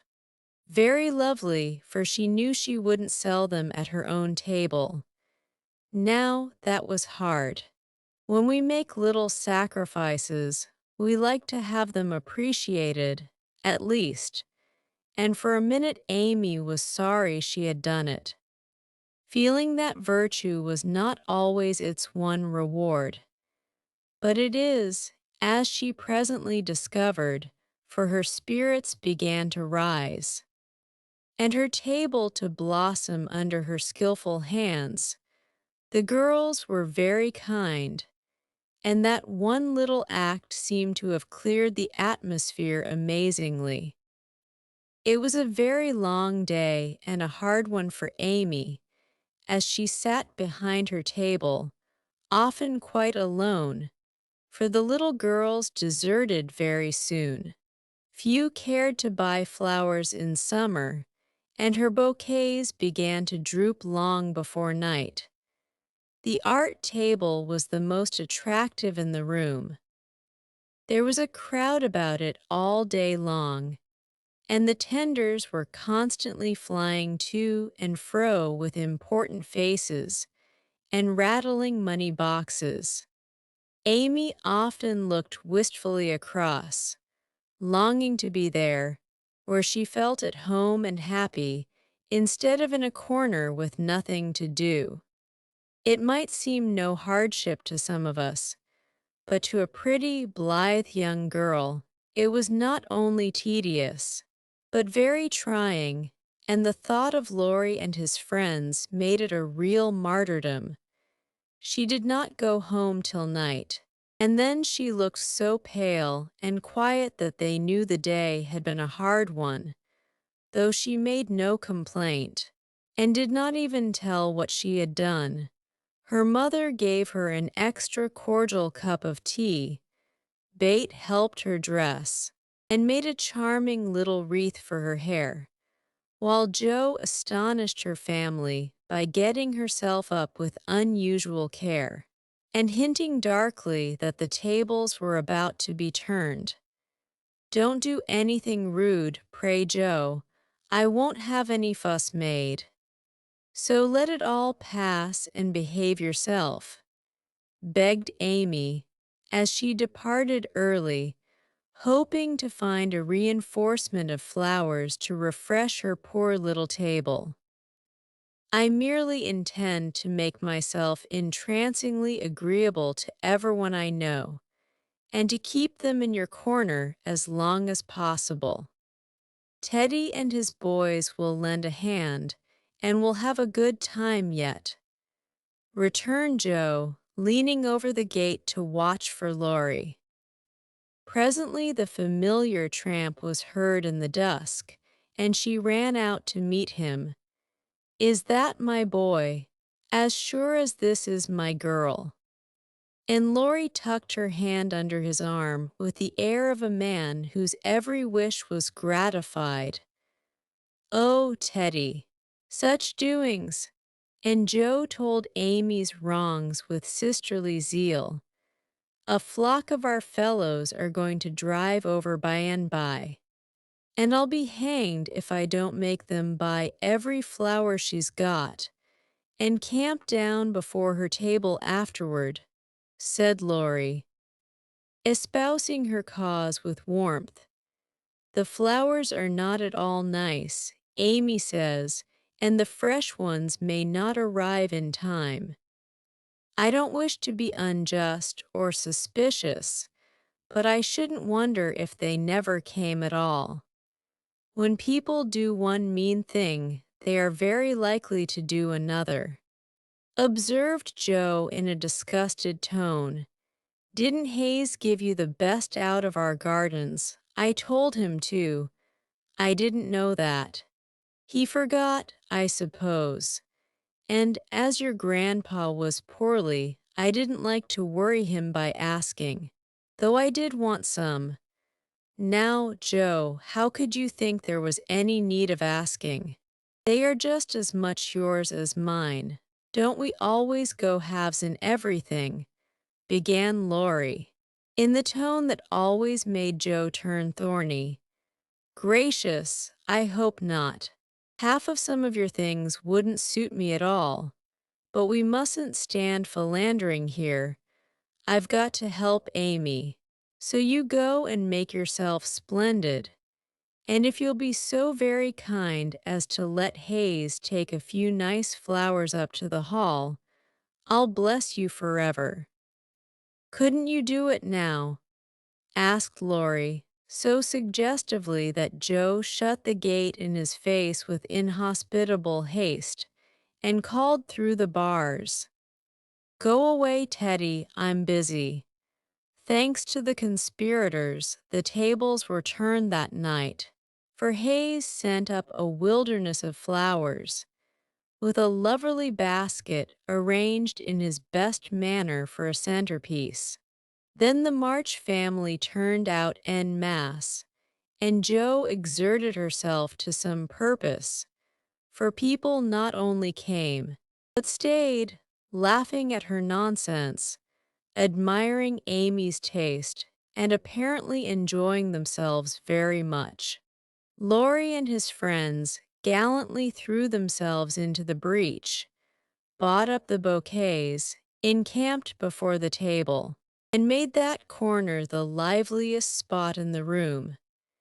Amy was in her element now, and out of gratitude, if nothing more, was as sprightly and gracious as possible, coming to the conclusion, about that time, that virtue was its own reward.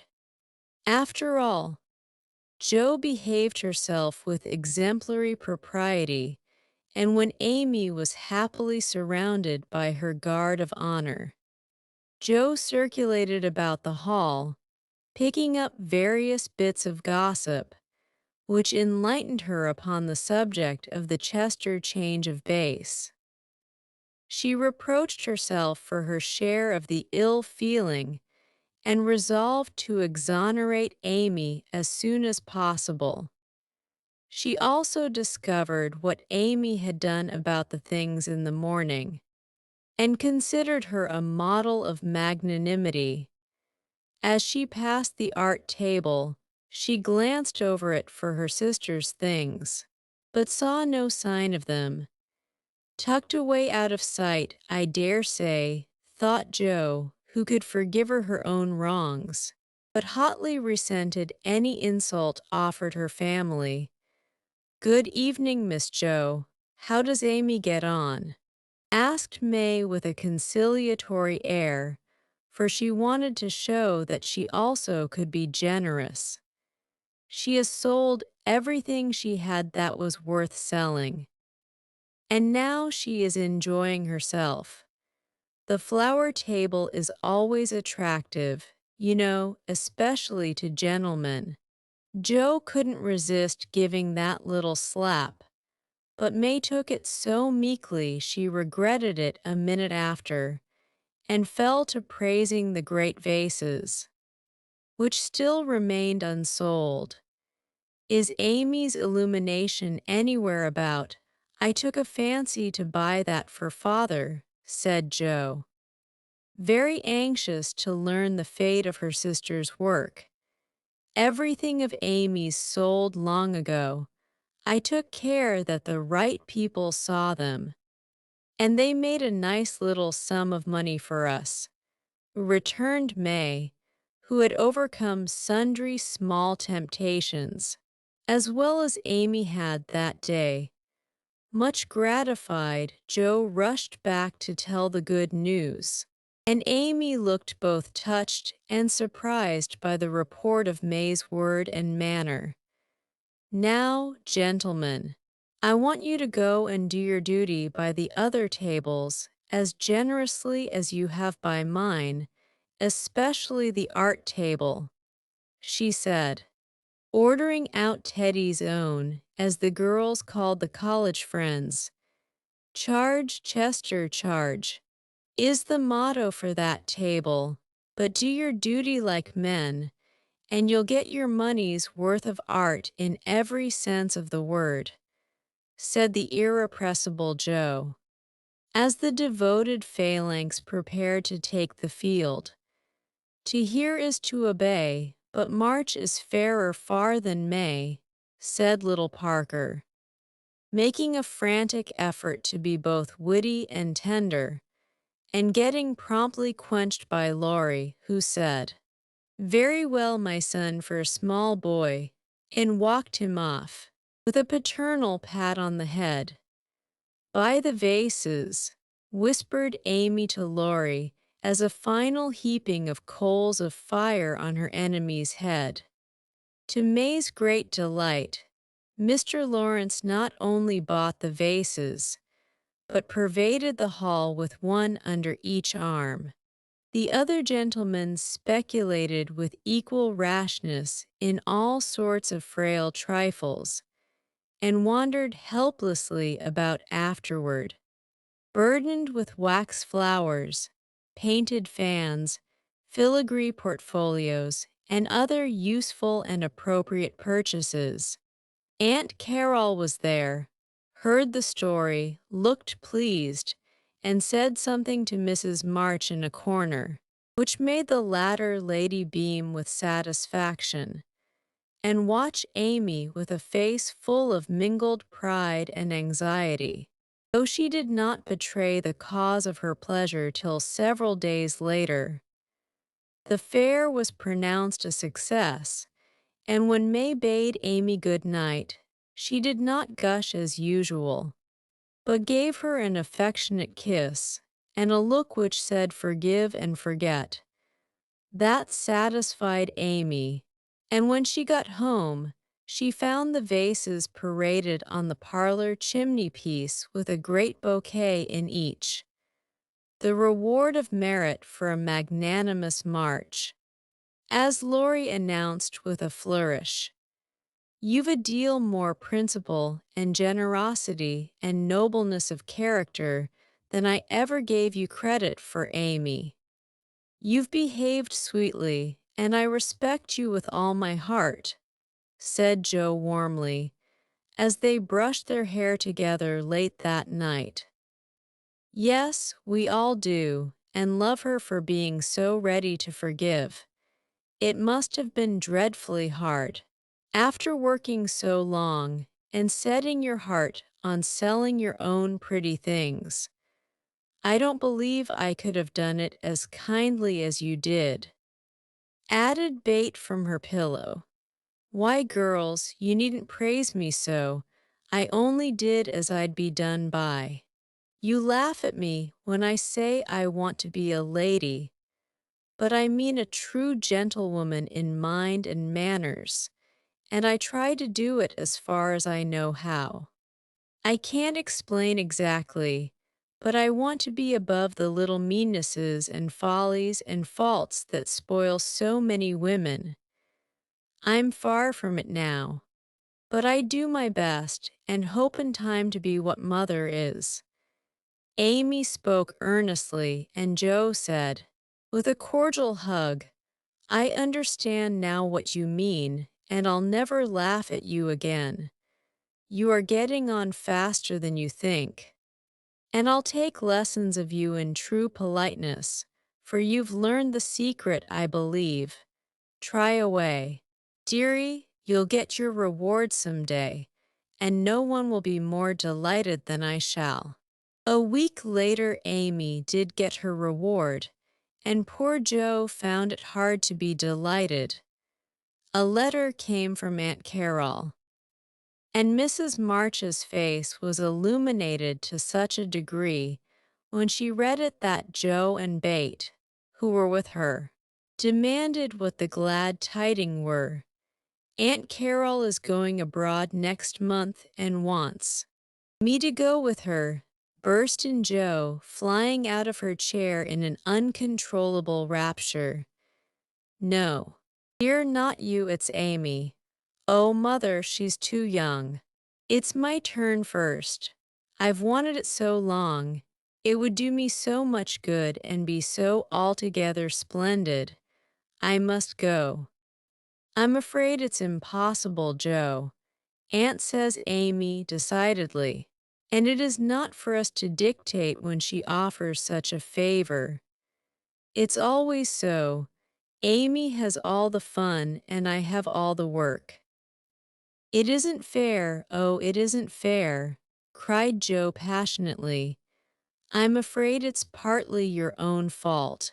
Dear, when Aunt spoke to me the other day, she regretted your blunt manners and too independent spirit. And here she writes, as if quoting something you had said, I planned at first to ask Joe, but as favors burden her. And she hates French. I think I won't venture to invite her.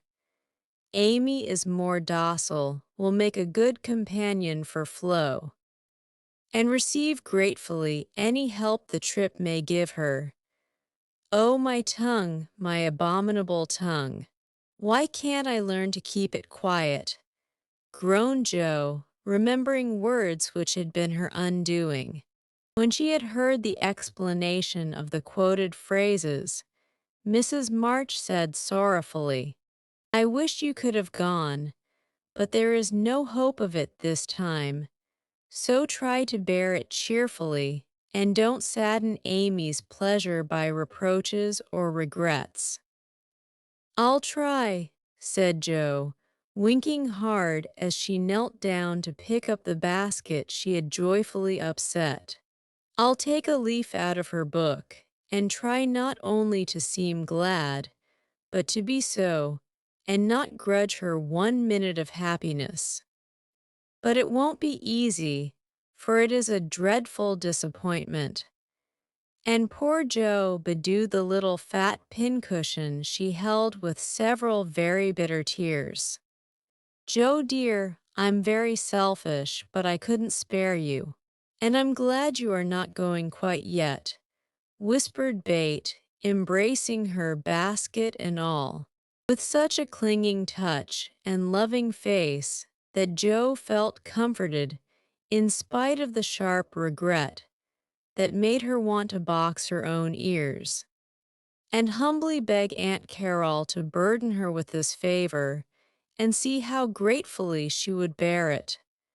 By the time Amy came in, Joe was able to take her part in the family jubilation, not quite as heartily as usual, perhaps, but without repinings at Amy's good fortune.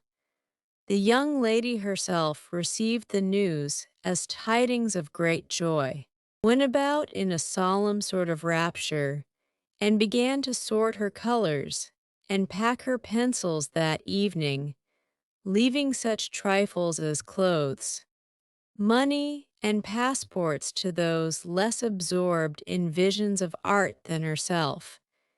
It isn't a mere pleasure trip to me, girls, she said impressively as she scraped her best palette. It will decide my career, for if I have any genius, I shall find it out in Rome, and will do something to prove it. Suppose you haven't, said Joe, sewing away with red eyes at the new collars which were to be handed over to Amy. Then I shall come home and teach drawing for my living, replied the aspirant for fame, with philosophically composure, but she made a wry face at the prospect, and scratched away at her palette as if bent on vigorous measures before she gave up her hopes. No, you won't. You hate hard work, and you'll marry some rich man and come home to sit in the lap of luxury all your days, said Joe. Your predictions sometimes come to pass, but I don't believe that one will. I'm sure I wish it would, for if I can't be an artist myself, I should like to be able to help those who are, said Amy, smiling, as if the part of Lady Bountiful would suit her better than that of a poor drawing teacher. Said Joe, with a sigh. If you wish it, you'll have it, for your wishes are always granted, mine never. Would you like to go? Asked Amy, thoughtfully patting her nose with her knife. Rather. Well, in a year or two I'll send for you, and we'll dig in the forum for relics and carry out all the plans we've made so many times. Thank you. I'll remind you of your promise when that joyful day comes, if it ever does, returned Joe, accepting the vague but magnificent offer as gratefully as she could. There was not much time for preparation, and the house was in a ferment till Amy was off. Joe bore up very well till the last flutter of blue ribbon vanished, when she retired to her refuge, the garret, and cried till she couldn't cry any more. Amy likewise bore up stoutly till the steamer sailed. Then, just as the gangway was about to be withdrawn, it suddenly came over her that a whole ocean was soon to roll between her and those who loved her best. And she clung to Laurie, the last lingerer, saying with a sob, "Oh, take care of them for me, and if anything should happen—" "I will, dear. I will, and if anything happens, I'll come and comfort you," whispered Laurie, little dreaming that he would be called upon to keep his word. So Amy sailed away to find the old world, which is always new and beautiful to young eyes, while her father and friend watched her from the shore, fervently hoping that none but gentle fortunes would befall the happy-hearted girl, who waved her hand to them till they could see nothing but the summer sunshine dazzling on the sea. Chapter II. 31. Our Foreign Correspondent, London. Dearest people, here I really sit at a front window of the Bath Hotel, Piccadilly. It's not a fashionable place, but Uncle stopped here years ago and won't go anywhere else. However, we don't mean to stay long, so it's no great matter. Oh, I can't begin to tell you how I enjoy it all. I never can. So I'll only give you bits out of my notebook, for I've done nothing but sketch and scribble since I started. I sent a line from Halifax, when I felt pretty miserable, but after that I got on delightfully, seldom ill, on deck all day, with plenty of pleasant people to amuse me. Everyone was very kind to me, especially the officers. Don't laugh. Joe, gentlemen really are very necessary aboard ship, to hold on to, or to wait upon one, and as they have nothing to do, it's a mercy to make them useful. Otherwise they would smoke themselves to death, I'm afraid. Aunt and Flo were poorly all the way, and liked to be let alone, so when I had done what I could for them, I went and enjoyed myself. Such walks on deck, such sunsets, such splendid air and waves. It was almost as exciting as riding a fast horse. When we went rushing on so grandly, I wish Bate could have come, it would have done her so much good.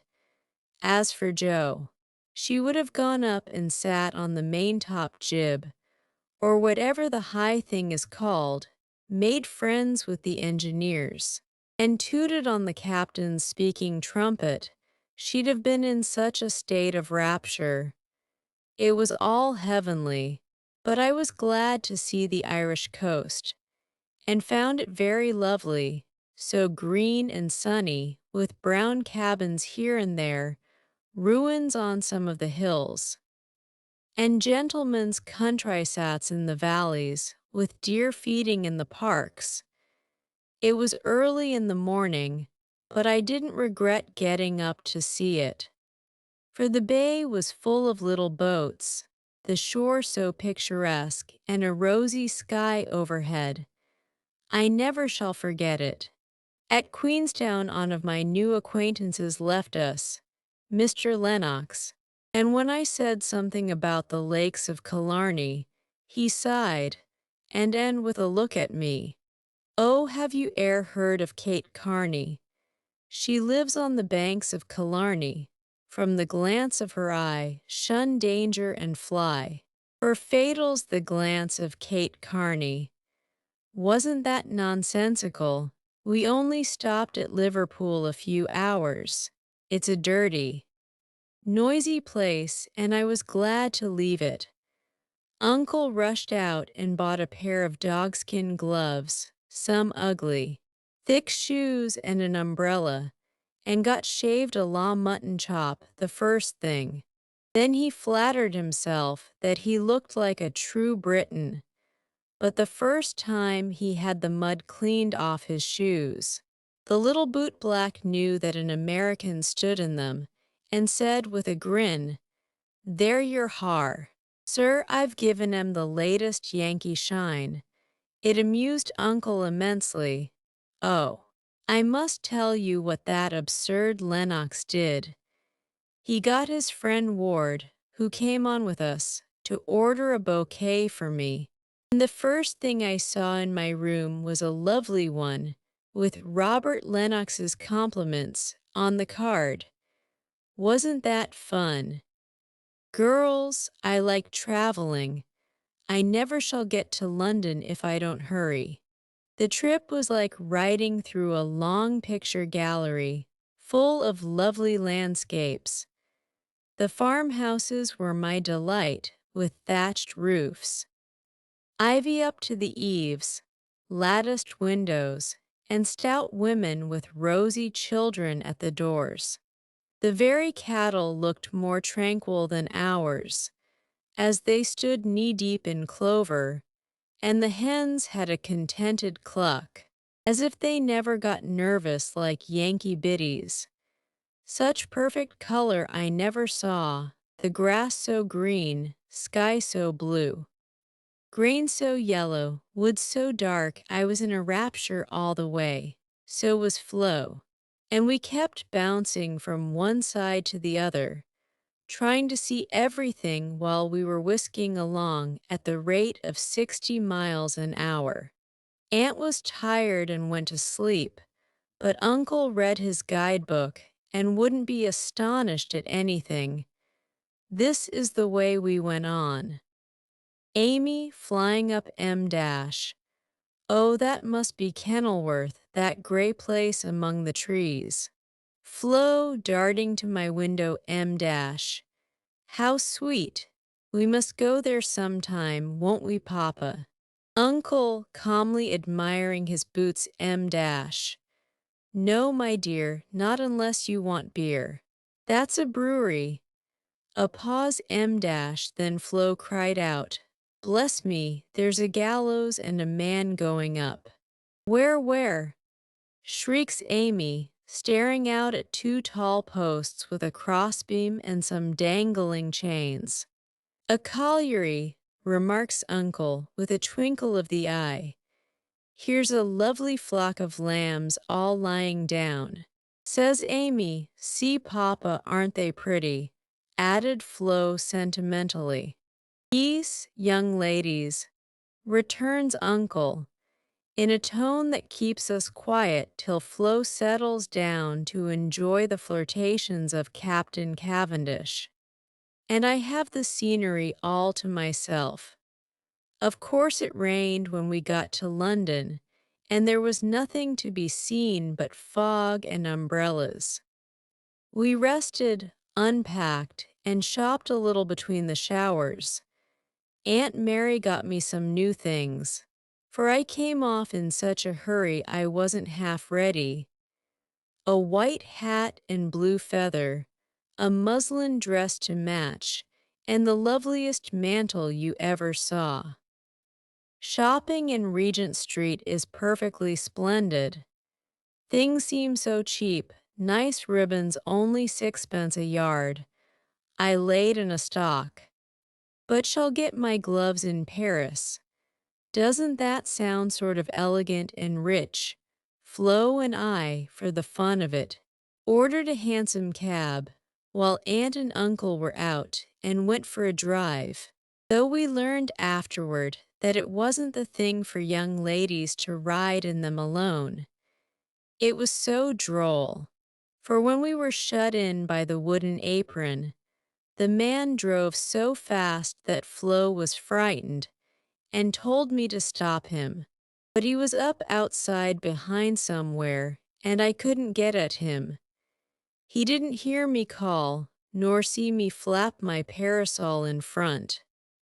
And there we were, quite helpless, rattling away and whirling around corners at a breakneck pace.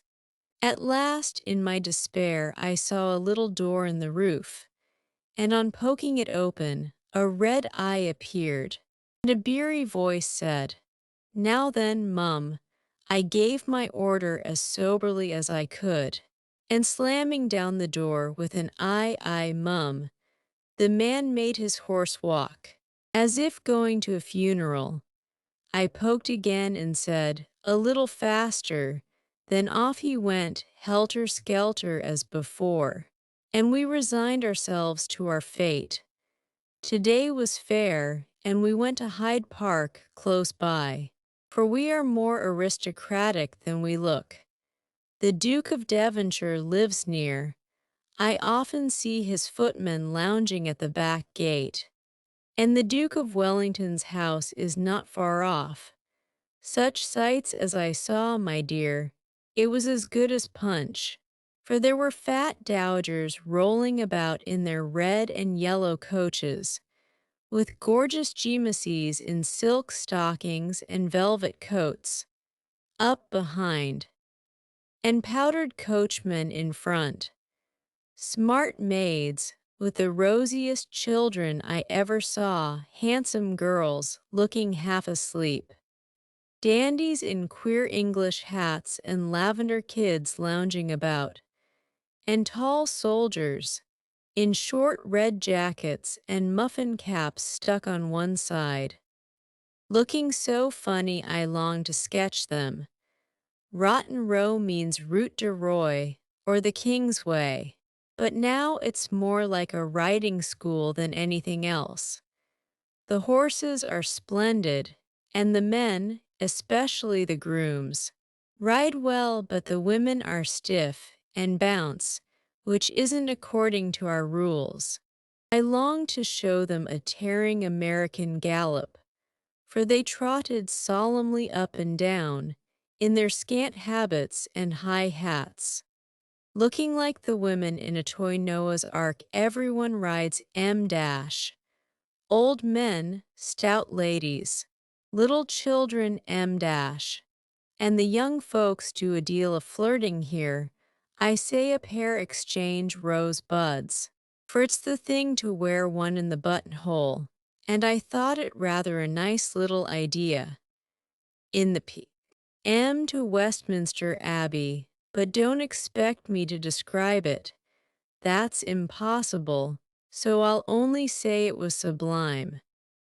This evening we are going to see Fetchter, which will be an appropriate end to the happiest day of my life. It's very late, but I can't let my letter go in the morning without telling you what happened last evening. Who do you think came in, as we were at tea? Laurie's English friends, Fred and Frank Vaughan. I was so surprised, for I shouldn't have known them but for the cards. Both are tall fellows with whiskers, Fred handsome in the English style and Frank much better, for he only limps slightly and uses no crutches.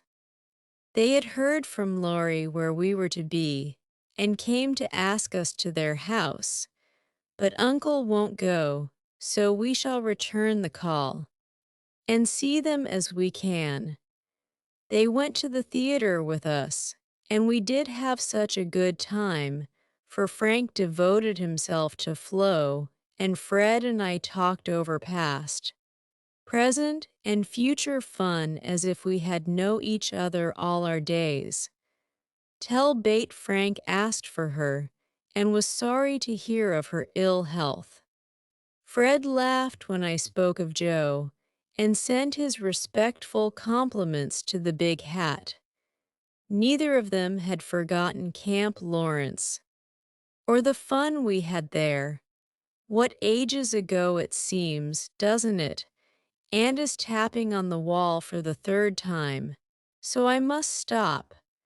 I really feel like a dissipated London fine lady, writing here so late, with my room full of pretty things, and my head a jumble of parks, theaters, new gowns, and gallant creatures who say ah, and twirl their blonde mustaches with the true English lordliness. I long to see you all, and in spite of my nonsense am, as ever, your loving, Amy Paris. Dear girls, in my last I told you about our London visit, how kind the Vaughans were, and what pleasant parties they made for us. I enjoyed the trips to Hampton Court and the Kensington Museum more than anything else, for at Hampton I saw Raphael's cartoons, and at the museum, rooms full of pictures by Turner, Lawrence, Reynolds, Hogarth, and the other great creatures. The day in Richmond Park was charming, for we had a regular English picnic, and I had more splendid oaks and groups of deer than I could copy, also heard a nightingale, and saw larks go up. We did London to our heart's content, thanks to Fred and Frank, and were sorry to go away. For though English people are slow to take you in, when they once make up their minds to do it, they cannot be outdone in hospitality. I think the Vaughans hope to meet us in Rome next winter, and I shall be dreadfully disappointed if they don't. For Grace and I are great friends, and the boys very nice fellows, especially Fred. Well, we were hardly settled here, when he turned up again, saying he had come for a holiday and was going to Switzerland. Aunt looked sober at first, but he was so cool about it she couldn't say a word. And now we get on nicely and are very glad he came, for he speaks French like a native, and I don't know what we should do without him. Uncle doesn't know 10 words and insists on talking English very loud, as if it would make people understand him. Aunt's pronunciation is old-fashioned, and Flo and I, though we flattered ourselves that we knew a good deal, find we don't, and are very grateful to have Fred do the parley-vooing, as Uncle calls it. Such delightful times as we are having, sightseeing from morning till night, stopping for nice lunches in the gay cafes, and meeting with all sorts of droll adventures. Rainy days I spend in the Louvre, reveling in pictures. Jo would turn up her naughty nose at some of the finest, because she has no soul for art, but I have. And I'm cultivation eye and taste as fast as I can. She would like the relics of great people better, for I've seen her Napoleon's cocked hat and gray coat, his baby's cradle and his old toothbrush, also Marie Antoinette's little shoe, the ring of Saint Denis, Charlemagne's sword, and many other interesting things. I'll talk for hours about them when I come, but haven't time to write. The Palais Royal is a heavenly place, so full of bijouterie and lovely things that I'm nearly distracted because I can't buy them. Fred wanted to get me some, but of course I didn't allow it. Then the boys and Champs-Élysées are très magnifiques. I've seen the imperial family several times. The emperor an ugly, hard-looking man, the empress pale and pretty, but dressed in bad taste. I thought purple dress, green hat, and yellow gloves.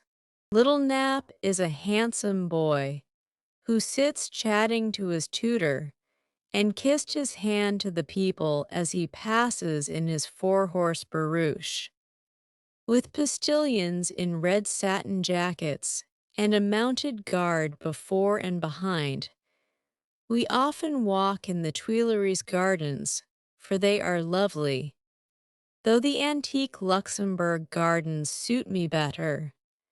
Père Lachaise is very curious, for many of the tombs are like small rooms. And looking in, one sees a table, with images or pictures of the dead, and chairs for the mourners to sit in when they come to lament. That is so Frenchy. Our rooms are on the Rue de Rivoli, and sitting on the balcony, we look up and down the long, brilliant street. It is so pleasant that we spend our evenings talking there when too tired with our day's work to go out. Fred is very entertaining, and is altogether the most agreeable young man I ever knew except Laurie, whose manners are more charming. I wish Fred was dark. For I don't fancy light men, however. The Vaughns are very rich and come of an excellent family, so I won't find fault with their yellow hair, as my own is yellower.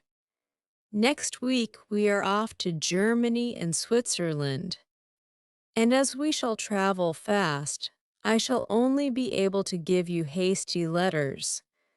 I keep my diary, and try to remember correctly and describe clearly all that I see and admire, as father advised.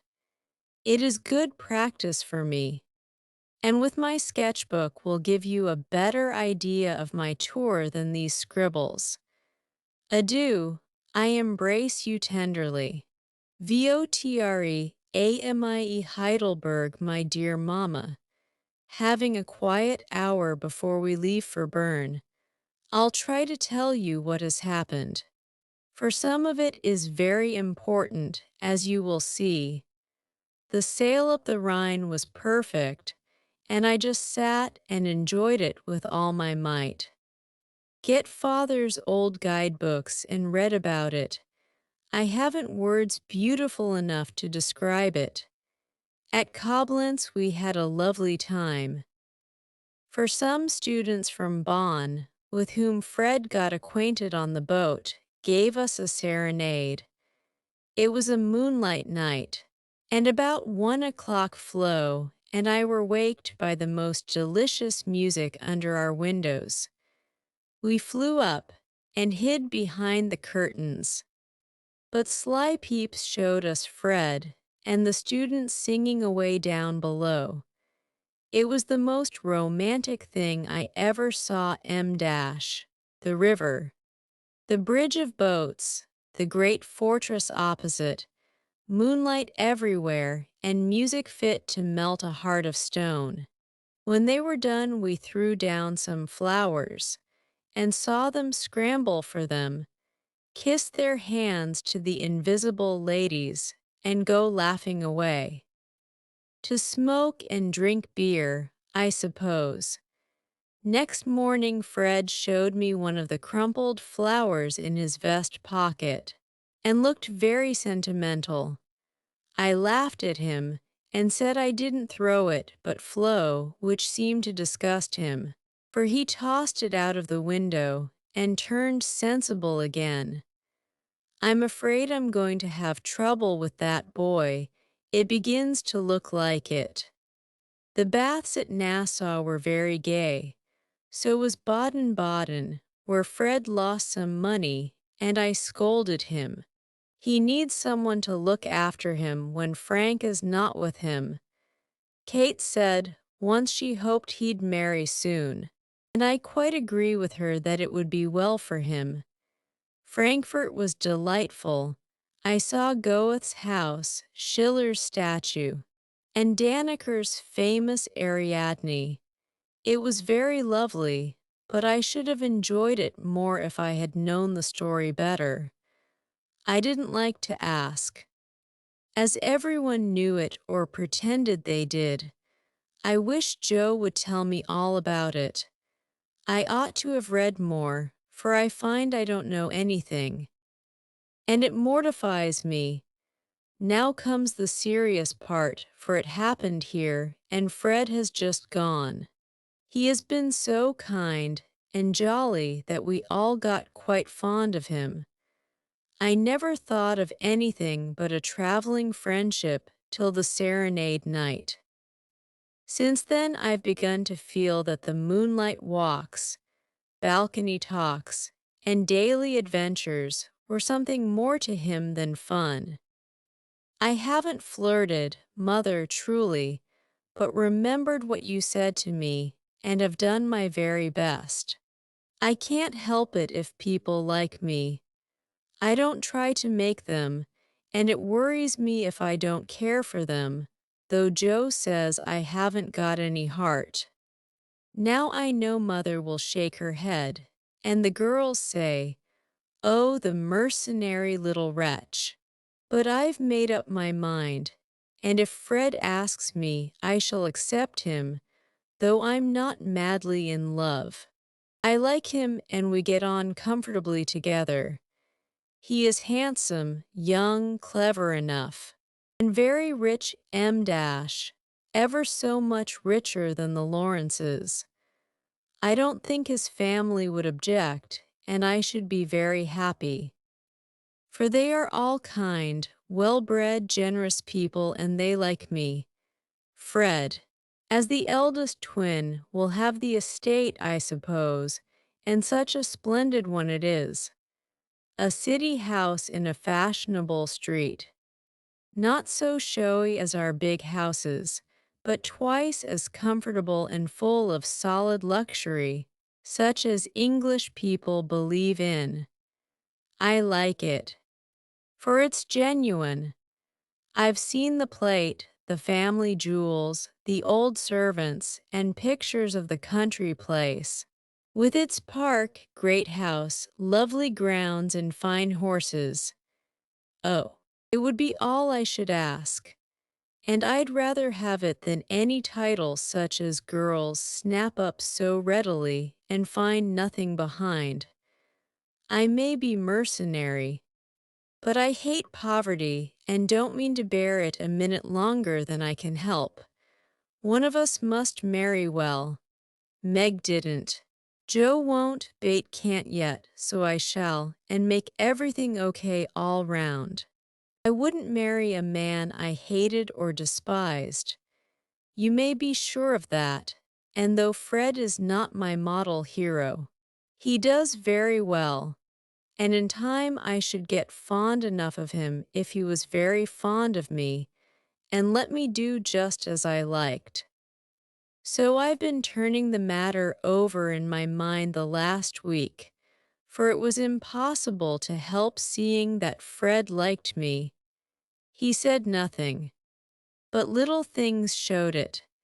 He never goes with Flo, always gets on my side of the carriage, table, or promenade, looks sentimental when we are alone, and frowns at anyone else who ventures to speak tome. Yesterday at dinner, when an Austrian officer stared at us, and then said something to his friend, a rakish-looking baron, about Ein Wunderschönes Blndchen, Fred looked as fierce as a lion, and cut his meat so savagely it nearly flew off his plate.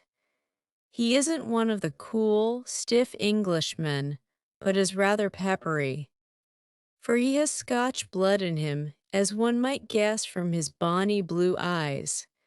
Well, last evening we went up to the castle about sunset, at least all of us but Fred, who was to meet us there after going to the poste restante for letters.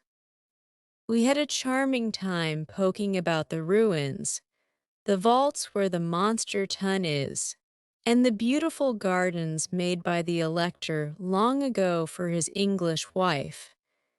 I liked the great terrace best, for the view was divine. So while the rest went to see the rooms inside, I sat there trying to sketch the gray stone lion's head on the wall, with scarlet woodbine sprays hanging round it. I felt as if I'd got into a romance, sitting there, watching the Mekar rolling through the valley, listening to the music of the Austrian band below, and waiting for my lover. Like a real storybook girl, I had a feeling that something was going to happen and I was ready for it. I didn't feel blushy or quaky, but quite cool and only a little excited. By and by I heard Fred's voice, and then he came hurrying through the great arch to find me. He looked so troubled that I forgot all about myself, and asked what the matter was. He said he'd just got a letter begging him to come home, for Frank was very ill. So he was going at once on the night train and only had time to say goodbye. I was very sorry for him and disappointed for myself, but only for a minute because he said, as he shook hands, and said it in a way that I could not mistake, "I shall soon come back. You won't forget me, Amy." I didn't promise, but I looked at him, and he seemed satisfied. And there was no time for anything but messages and goodbyes, for he was off in an hour, and we all miss him very much. I know he wanted to speak, but I think, from something he once hinted, that he had promised his father not to do anything of the sort yet a while, for is a rash boy. And the old gentleman dreads a foreign daughter-in-law. We shall soon meet in Rome, and then, if I don't change my mind, I'll say yes, thank you, when he says, will you please? Of course this is all very private, but I wished you to know what was going on.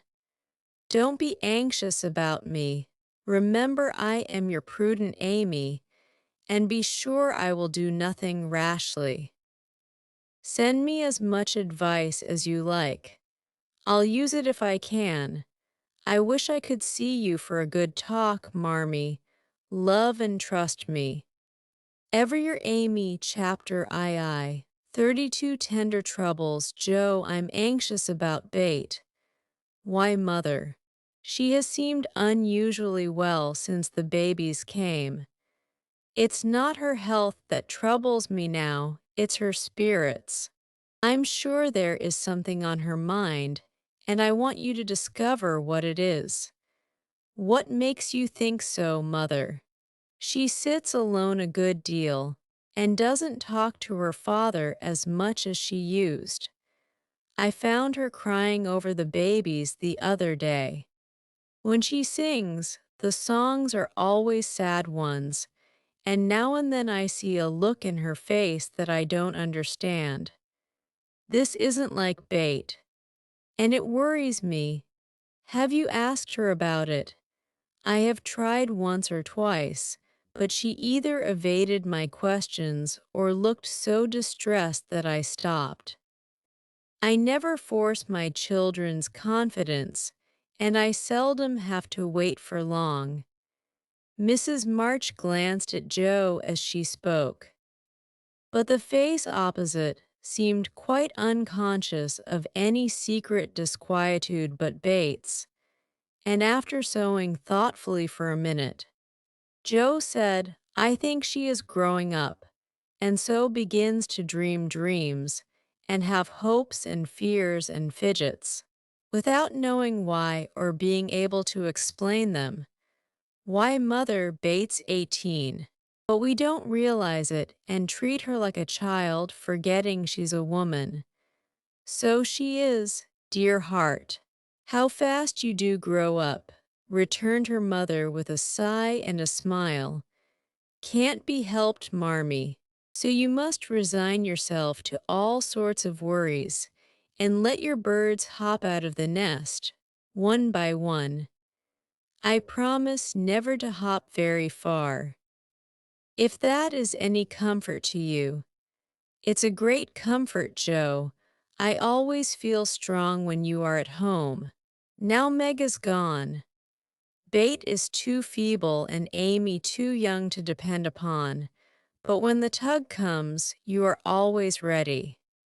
Why, I don't mind hard jobs much, and there must always be one scrub in a family. Amy is splendid in fine works and I'm not, but I feel in my element when all the carpets are to be taken up, or half the family fall sick at once. Amy is distinguishing herself abroad, but if anything is amiss at home, I'm your man. I leave Bate to your hands then, for she will open her tender little heart to her Joe sooner than to anyone else. Be very kind, and don't let her think anyone watches or talks about her. If she only would get quite strong and cheerful again, I shouldn't have a wish in the world. Happy woman, I've got heaps. My dear, what are they? I'll settle Bethy's troubles, and then I'll tell you mine. They are not very wearing, so they'll keep. And Joe stitched away, with a wise nod, which set her mother's heart at rest about her for the present at least, while apparently absorbed in her own affairs. Joe watched Bate, and after many conflicting conjectures, finally settled upon one which seemed to explain the change in her. A slight incident gave Joe the clue to the mystery, she thought, and lively fancy, loving heart did the rest. She was affecting to write busily one Saturday afternoon, when she and Bate were alone together. Yet as she scribbled, she kept her eye on her sister, who seemed unusually quiet. Sitting at the window, Bates' work often dropped into her lap, and she leaned her head upon her hand, in a dejected attitude, while her eyes rested on the dull, autumnal landscape. Suddenly someone passed below, whistling like an operatic blackbird, and a voice called out, all serene, coming in tonight. Bates started, leaned forward, smiled and nodded, watched the passerby till his quick tramp died away, then said softly as if to herself, "How strong and well and happy that dear boy looks." Said Joe, still intent upon her sister's face, for the bright color faded as quickly as it came, the smile vanished, and presently a tear lay shining on the window ledge. Bate whisked it off, and in her half-averted face read a tender sorrow that made her own eyes fill. Fearing to betray herself, she slipped away, murmuring something about needing more paper. "Mercy on me, Bate loves Laurie," she said, sitting down in her own room, pale with the shock of the discovery which she believed she had just made. "I never dreamed of such a thing. What will mother say? I wonder if her—" There Joe stopped and turned scarlet with a sudden thought. If he shouldn't love back again, how dreadful it would be. I'll make him.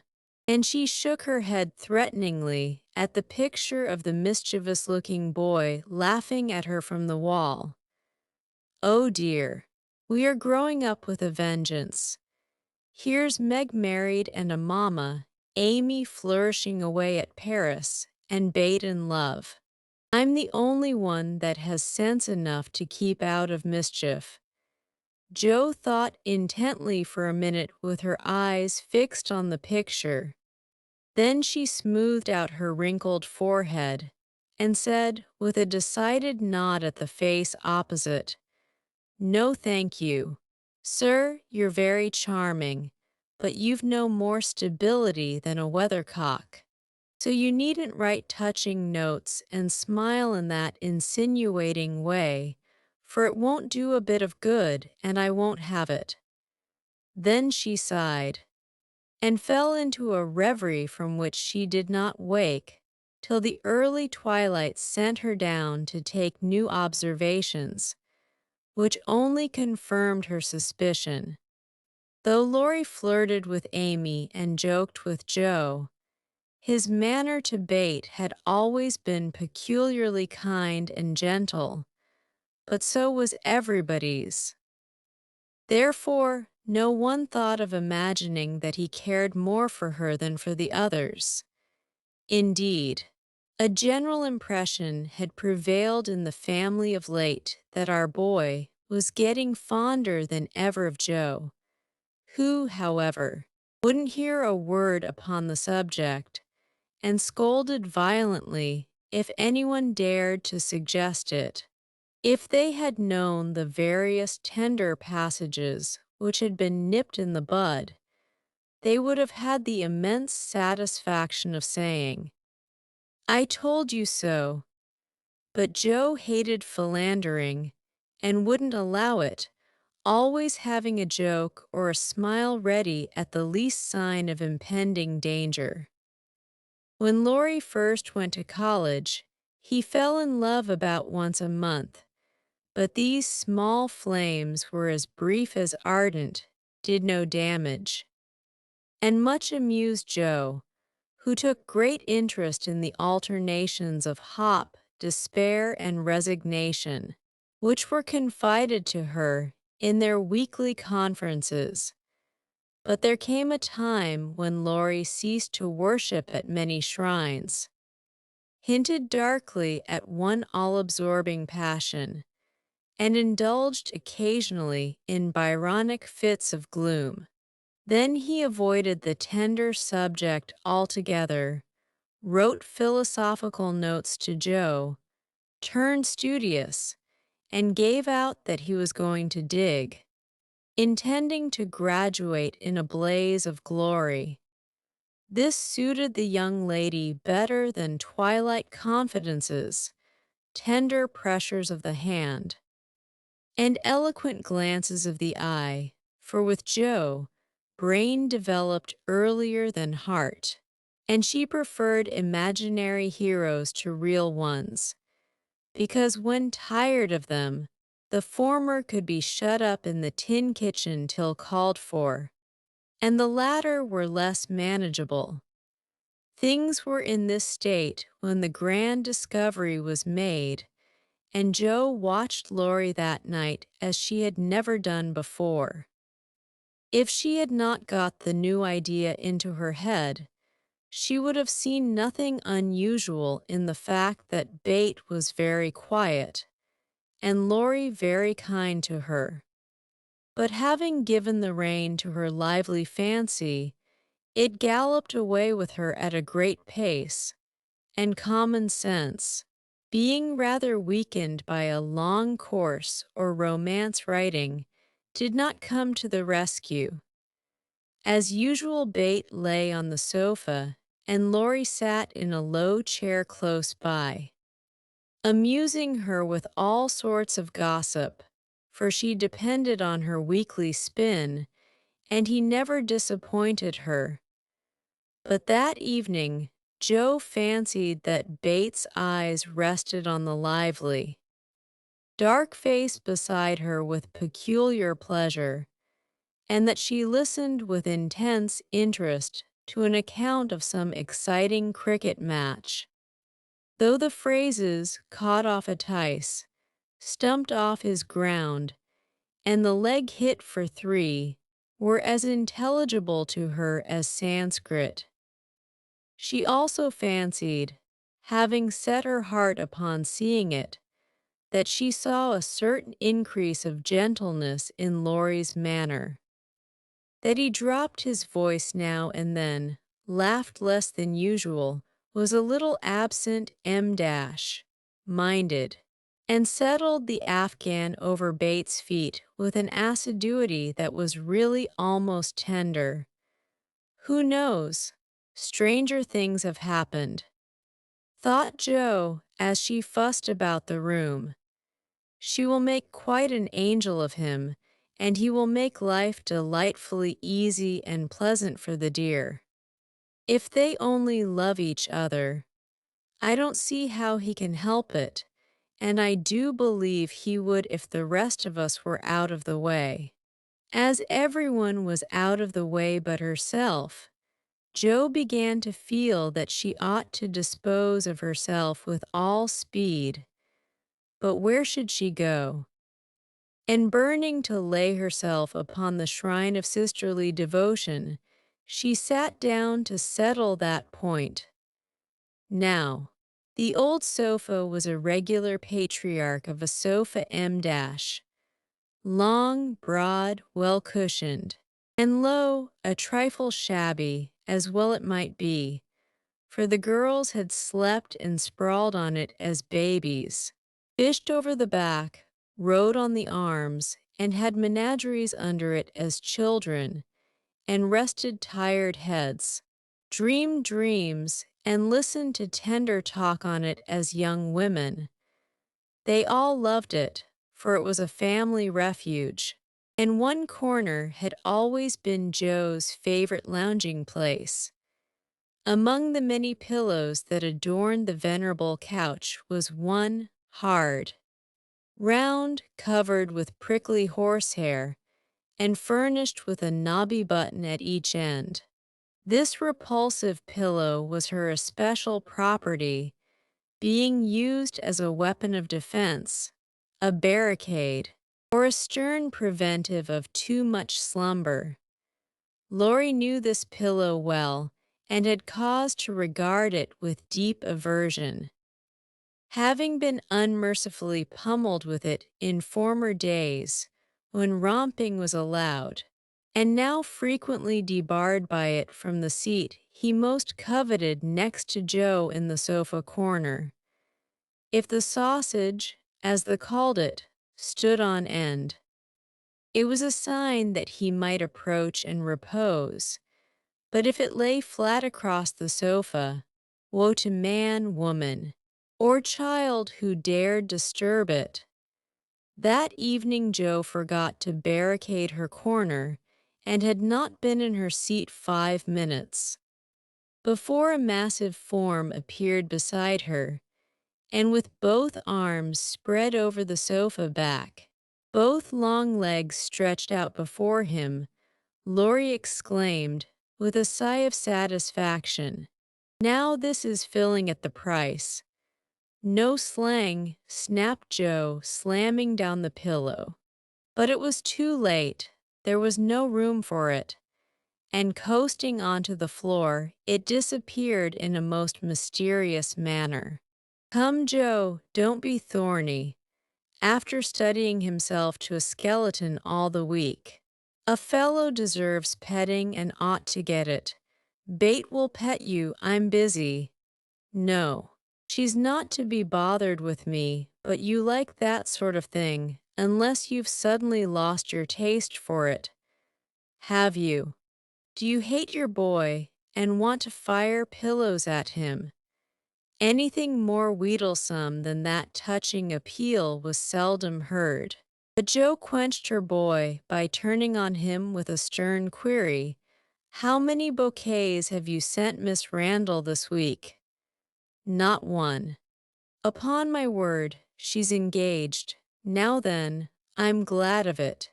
That's one of your foolish extravagances, sending flowers and things to girls for whom you don't care 2 pins," continued Jo reprovingly. "Sensible girls for whom I do care whole papers of pins won't let me send them flowers and things. So what can I do? My feelings need a vent. Mother doesn't approve of flirting even in fun, and you do flirt desperately, Teddy. I'd give anything if I could answer. So do you. As I can't, I'll merely say that I don't see any harm in that pleasant little game. If all parties understand that it's only play, well, it does look pleasant, but I can't learn how it's done. I've tried. because one feels awkward in company not to do as everybody else is doing, but I don't seem to get on," said Joe, forgetting to play mentor. "Take lessons of Amy, she has a regular talent for it." "Yes. She does it very prettily, and never seems to go too far. I suppose it's natural to some people to please without trying, and others to always say and do the wrong thing in the wrong place. I'm glad you can't flirt. It's really refreshing to see a sensible, straightforward girl who can be jolly and kind without making a fool of herself. Between ourselves, Joe, some of the girls I know really do go on at such a rate I'm ashamed of them. They don't mean any harm, I'm sure. But if they knew how we fellows talked about them afterward, they'd mend their ways, I fancy. They do the same. And as their tongues are the sharpest, you fellows get the worst of it, for you are as silly as they, every bit. If you behaved properly, they would, but knowing you like their nonsense, they keep it up, and then you blame them. Much you know about it. "Ma'am," said Laurie in a superior tone, "we don't like romps and flirts, though we may act as if we did sometimes. The pretty, modest girls are never talked about, except respectfully among gentlemen. Bless your innocent soul. If you could be in my place for a month, you'd see things that would astonish you a trifle. Upon my word, when I see one of those harum-scarum girls, I always want to say with our friend Cock Robin, 'Out upon you, fie upon you, bold-faced jig.'" It was impossible to help laughing at the funny conflict between Laurie's chivalrous reluctance to speak ill of womankind and his very natural dislike of the unfeminine folly of which fashionable society showed him many samples. Joe knew that young Lawrence was regarded as a most eligible party by worldly mammas, was much smiled upon by their daughters, and flattered enough by ladies of all ages to make a coxcomb of him, so she watched him rather jealously, fearing he would be spoiled, and rejoiced more than she confessed to find that he still believed in modest girls. Returning suddenly to her admonitory tone, she said, dropping her voice, "If you must have a went, Teddy, go and devote yourself to one of the pretty, modest girls, whom you do respect, and not waste your time with the silly ones. You really advise it."